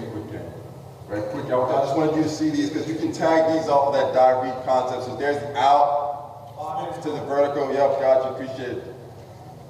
And this is an important clip to show your quarterbacks if you decide to go with some man blocking schemes, right? Because we say this protection is stud up. So we're going to say we're going to protect the strong side, which is the right side. And we're going to go hot on the weak side, which is the left side. So we see this guy creeping. This ball's got to come out hot. Because we're not going to block him. We're not going to block him, right? Because you see the guard mollies, right? He mollies, but we say what? He'll take the first guy that's short. So they blitz both of them. He takes the inside guy, we're hot off that guy. Now he takes it in the face. He takes it in the face. Yeah, no, he takes it in the face. That ball's got to come out hot. That ball's got to come out hot. And make sure you have dudes that can beat man coverage. Have dudes that can beat man coverage. Here's another look at that Mills concept, right? But here it is with an attached tight end. So you see this set right here. You see this 21 personnel set, right? Pro style, you can throw out all different personnels, right? You see this 21 personnel set, right? So in your head, you're thinking some kind of inside zone, some kind of power to an attached tight end, right? Power to an attached tight end. We come out, right? We go play action, there's the stop, and there's the post. Right, this safety's got his eyes in the backfield. He's got his eyes in the backfield. We're gonna hold him with this stop route. We're gonna hold him with this stop route. And we sneak a post in behind him. He's got his eyes in the backfield. He stutters, never gets off the high, and we throw a post in behind him. You gotta have guys that can beat man coverage. Have guys that can beat man coverage. Have dudes that can beat man coverage.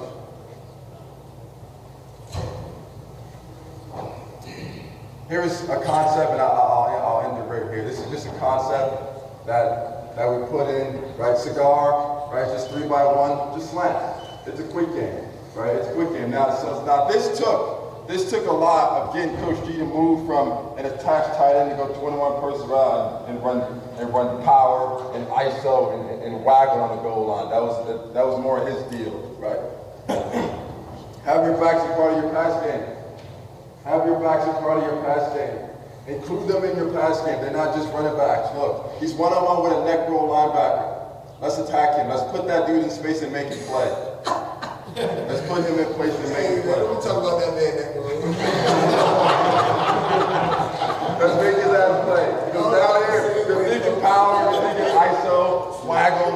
I've been thinking the same way. He got neck roll. We go all that.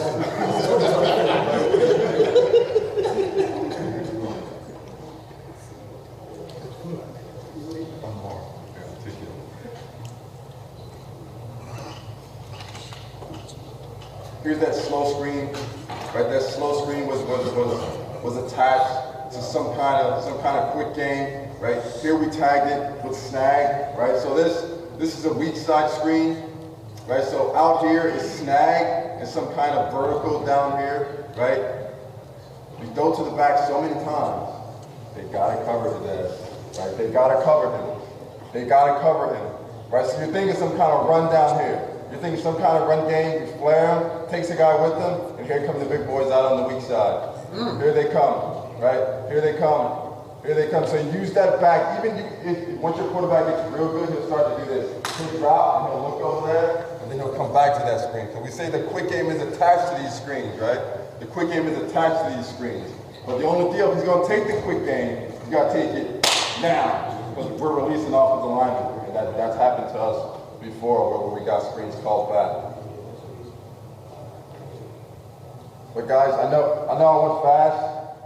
I tried to drop as much as I could in 40 minutes, but I really do appreciate you guys having me. And these kind of deals, I always tell my man Joe, these kind of deals, you walk out of here with three things. Either you agree, you disagree, or you learn something new. I just hope that I give you an opportunity to develop an opinion on what I just presented to you. But I appreciate you guys having me.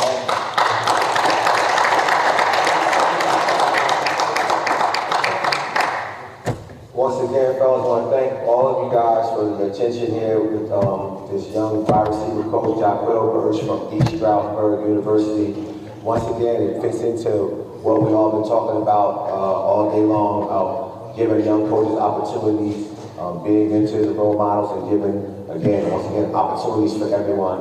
I've learned a lot today, hopefully you guys have too. Jacob, would you come on up, man, for a picture, please? Yeah. Get in the middle. Yeah.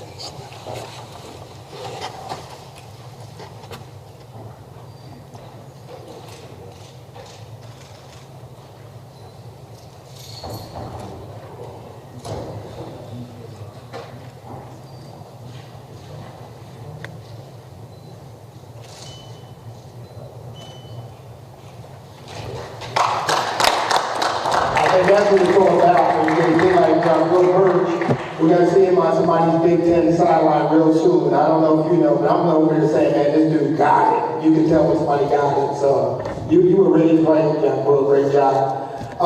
We're going to wrap up now with Elizabeth from the NCAA. She has some information to give out for you. And Elizabeth, you can come forward and with your slides. She also has a bunch of information at the back table when you go out to the left.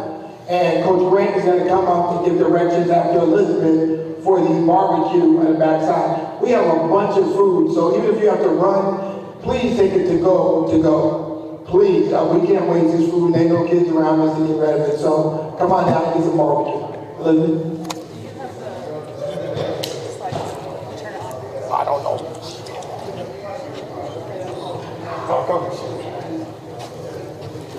I'm a dinosaur. I'm like, it should be waiting forever.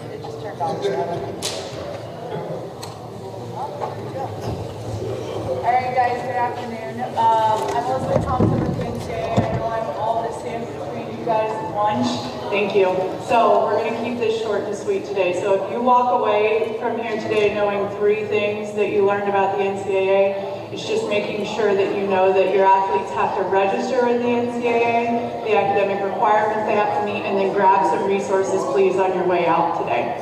So how many people here have heard of the clearinghouse? There we go. How many people still call it the clearinghouse? Come on, be honest with me. There we go. So when you're telling your athletes that they need to be registered with the NCAA, just make sure you know it's at our website, which is eligibilitycenter.org. So we haven't been in the clearinghouse since 2007. Sometimes kids get lost in the registration process because they can't find a clearinghouse website anymore. So just knowing that our website is eligibilitycenter.org, and all of your athletes have to register to go on official visits, to be given offers from the school, written offers, things that are more than verbal. So making sure that they start at minimum in middle school. We tell them 7th, 8th grade, get this information, get registered with our free profile page. It's just that, it's free. There's no cost to them, and it's an opportunity to get them in the system, get their NCAA ID number for them, so that once that recruiting process starts, which is typically the summer after 10th grade, they're all set up, they're ready to go, they've met with their counselors, they know the courses that they need to take in order to be eligible to receive that scholarship and be immediately eligible to compete for that school. Sometime in grade 10 is when we recommend they transition that free profile page over to the certification account. This is the account type that they have to go on an official visit, to sign with the D1 or D2 program. So just make sure that if you have counselors at your school that you work with, make sure that they get this information. Every high school and district should have a primary and secondary NCAA contact. I have flyers outside with information for them. If anything today, just walk away with one of those to take back to your high school to make sure your athletes are set up for success. And then again, we'll keep it short for the purposes of time and lunch today, but just knowing the 3 things for qualifier status for D1. So 1, make sure they have 16 core courses. We tell student athletes if you do 4 core courses a year, all 4 years of high school, you'll be set up to be a qualifier by the time you graduate high school. Second is the 10-7 requirement. So this went into place back in 2016, which means 10 of those 16 core courses have to be completed prior to their senior year. So that can include summer school. So if you've got juniors right now and you're worried they're not going to meet that progression, make sure that they're talking to their counselor. They're finding out if they're missing anything. Get in a summer school course. get it taken care of so that they're not automatically going into senior year at best an academic redshirt. So that's really, really important information. 10 of those 16 core courses, 7 of which have to be English, math, or science. So again, grab resources on the way out, meet with the counselor, make sure they're on track to be eligible. And then lastly, aside from being a graduate, obviously, in those 16 core courses, make sure they're getting a 2.3 or higher. 2.3 is the bare minimum. So admissions may require more to some of the colleges and universities. So make sure your student athletes understand that they have to be getting the grades in those classes. It's not their overall high school GPA. So phys ed, art, all of those courses aren't going to count towards that 2.3 that they need. That's just looking at their English, their math, their science, their social science, and then if they've taken any language courses. D2 is similar to D1 in the requirements. I always tell student athletes aim for D1. By default, you'll meet D2 eligibility as well. Slightly different, the 10-7 progression requirement is not there. The GPA requirement is a 2.2 versus D1, it's a 2.3. And then my favorite change that D2 has made in the past few years, which allows more access to higher education for more student athletes, is partial qualifier. So we all know with COVID in the past 4 years, stuff happens. Kids have had to repeat a year of school, there have been failures, it's been hard for everybody. So just knowing that D2 is an option so long as they are a high school graduate. So if they didn't get that 2.2 GPA, if they didn't get those 16 core courses, they could still at minimum have access to a scholarship and practice at the D2 level their first year out of high school. So all the flyers that I have out there on the table are also right here on QR codes, so feel free to scan those QR codes, send those digital copies out to your student athletes, to your counselors, to your parents, anyone that's helping those student athletes. There's information here for you. And then lastly, I know coaches love the recruiting calendars. So if you go to our website on.ncaa.com/recruitcal, that is where you can find every year the most updated information per division, per sport on the recruiting calendars. And with that, I'll leave it up here for you guys to sign up for our coaches newsletter. We send out great reminders, information. We've got a YouTube channel that we have webinars put out for high school coaches all across the country. So I would just encourage you, sign up for our coaches newsletter so that you're getting this information and reminders for your student athletes. But with that, I'll see if anyone has any questions. Otherwise, I think we're about ready for lunch. Any questions? All right, well, thank you so much to the Giants and to everyone here today, the New Jersey Minority Coaches Association, for having us out. We appreciate the opportunity to talk to you.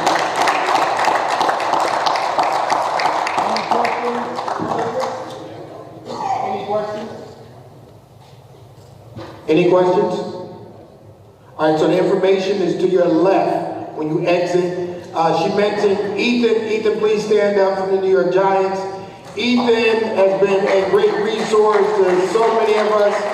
To any of you new coaches who do not know Ethan, please have a piece of barbecue chicken with him on the way out downstairs and go. But at this time, once again, thank you to the New Jersey Minority Coaches Association Executive Board, Coach Grant and West Orange for their hospitality. All of our sponsors are on the back of our t-shirt. We appreciate it. And the vendors, check them on your way out. But at this time, Coach Grant will give you directions for lunch. Please do not leave here empty-handed. Thanks again, Coach. Hey, we thank everybody for coming. Fellas, when you walk out, you go out the auditory doors, you make a right. We're in the parking lot where most of you guys park. There's the barbecue tent. You're more than welcome to take it to go. Or also, our main cafeteria is open. You can go inside, have a seat. I'm telling you, I hope you're hungry. It's good. I'm ready to hurt something. I don't know about the rest of y'all, but I'll eat till I get tired. Thank you for coming, guys.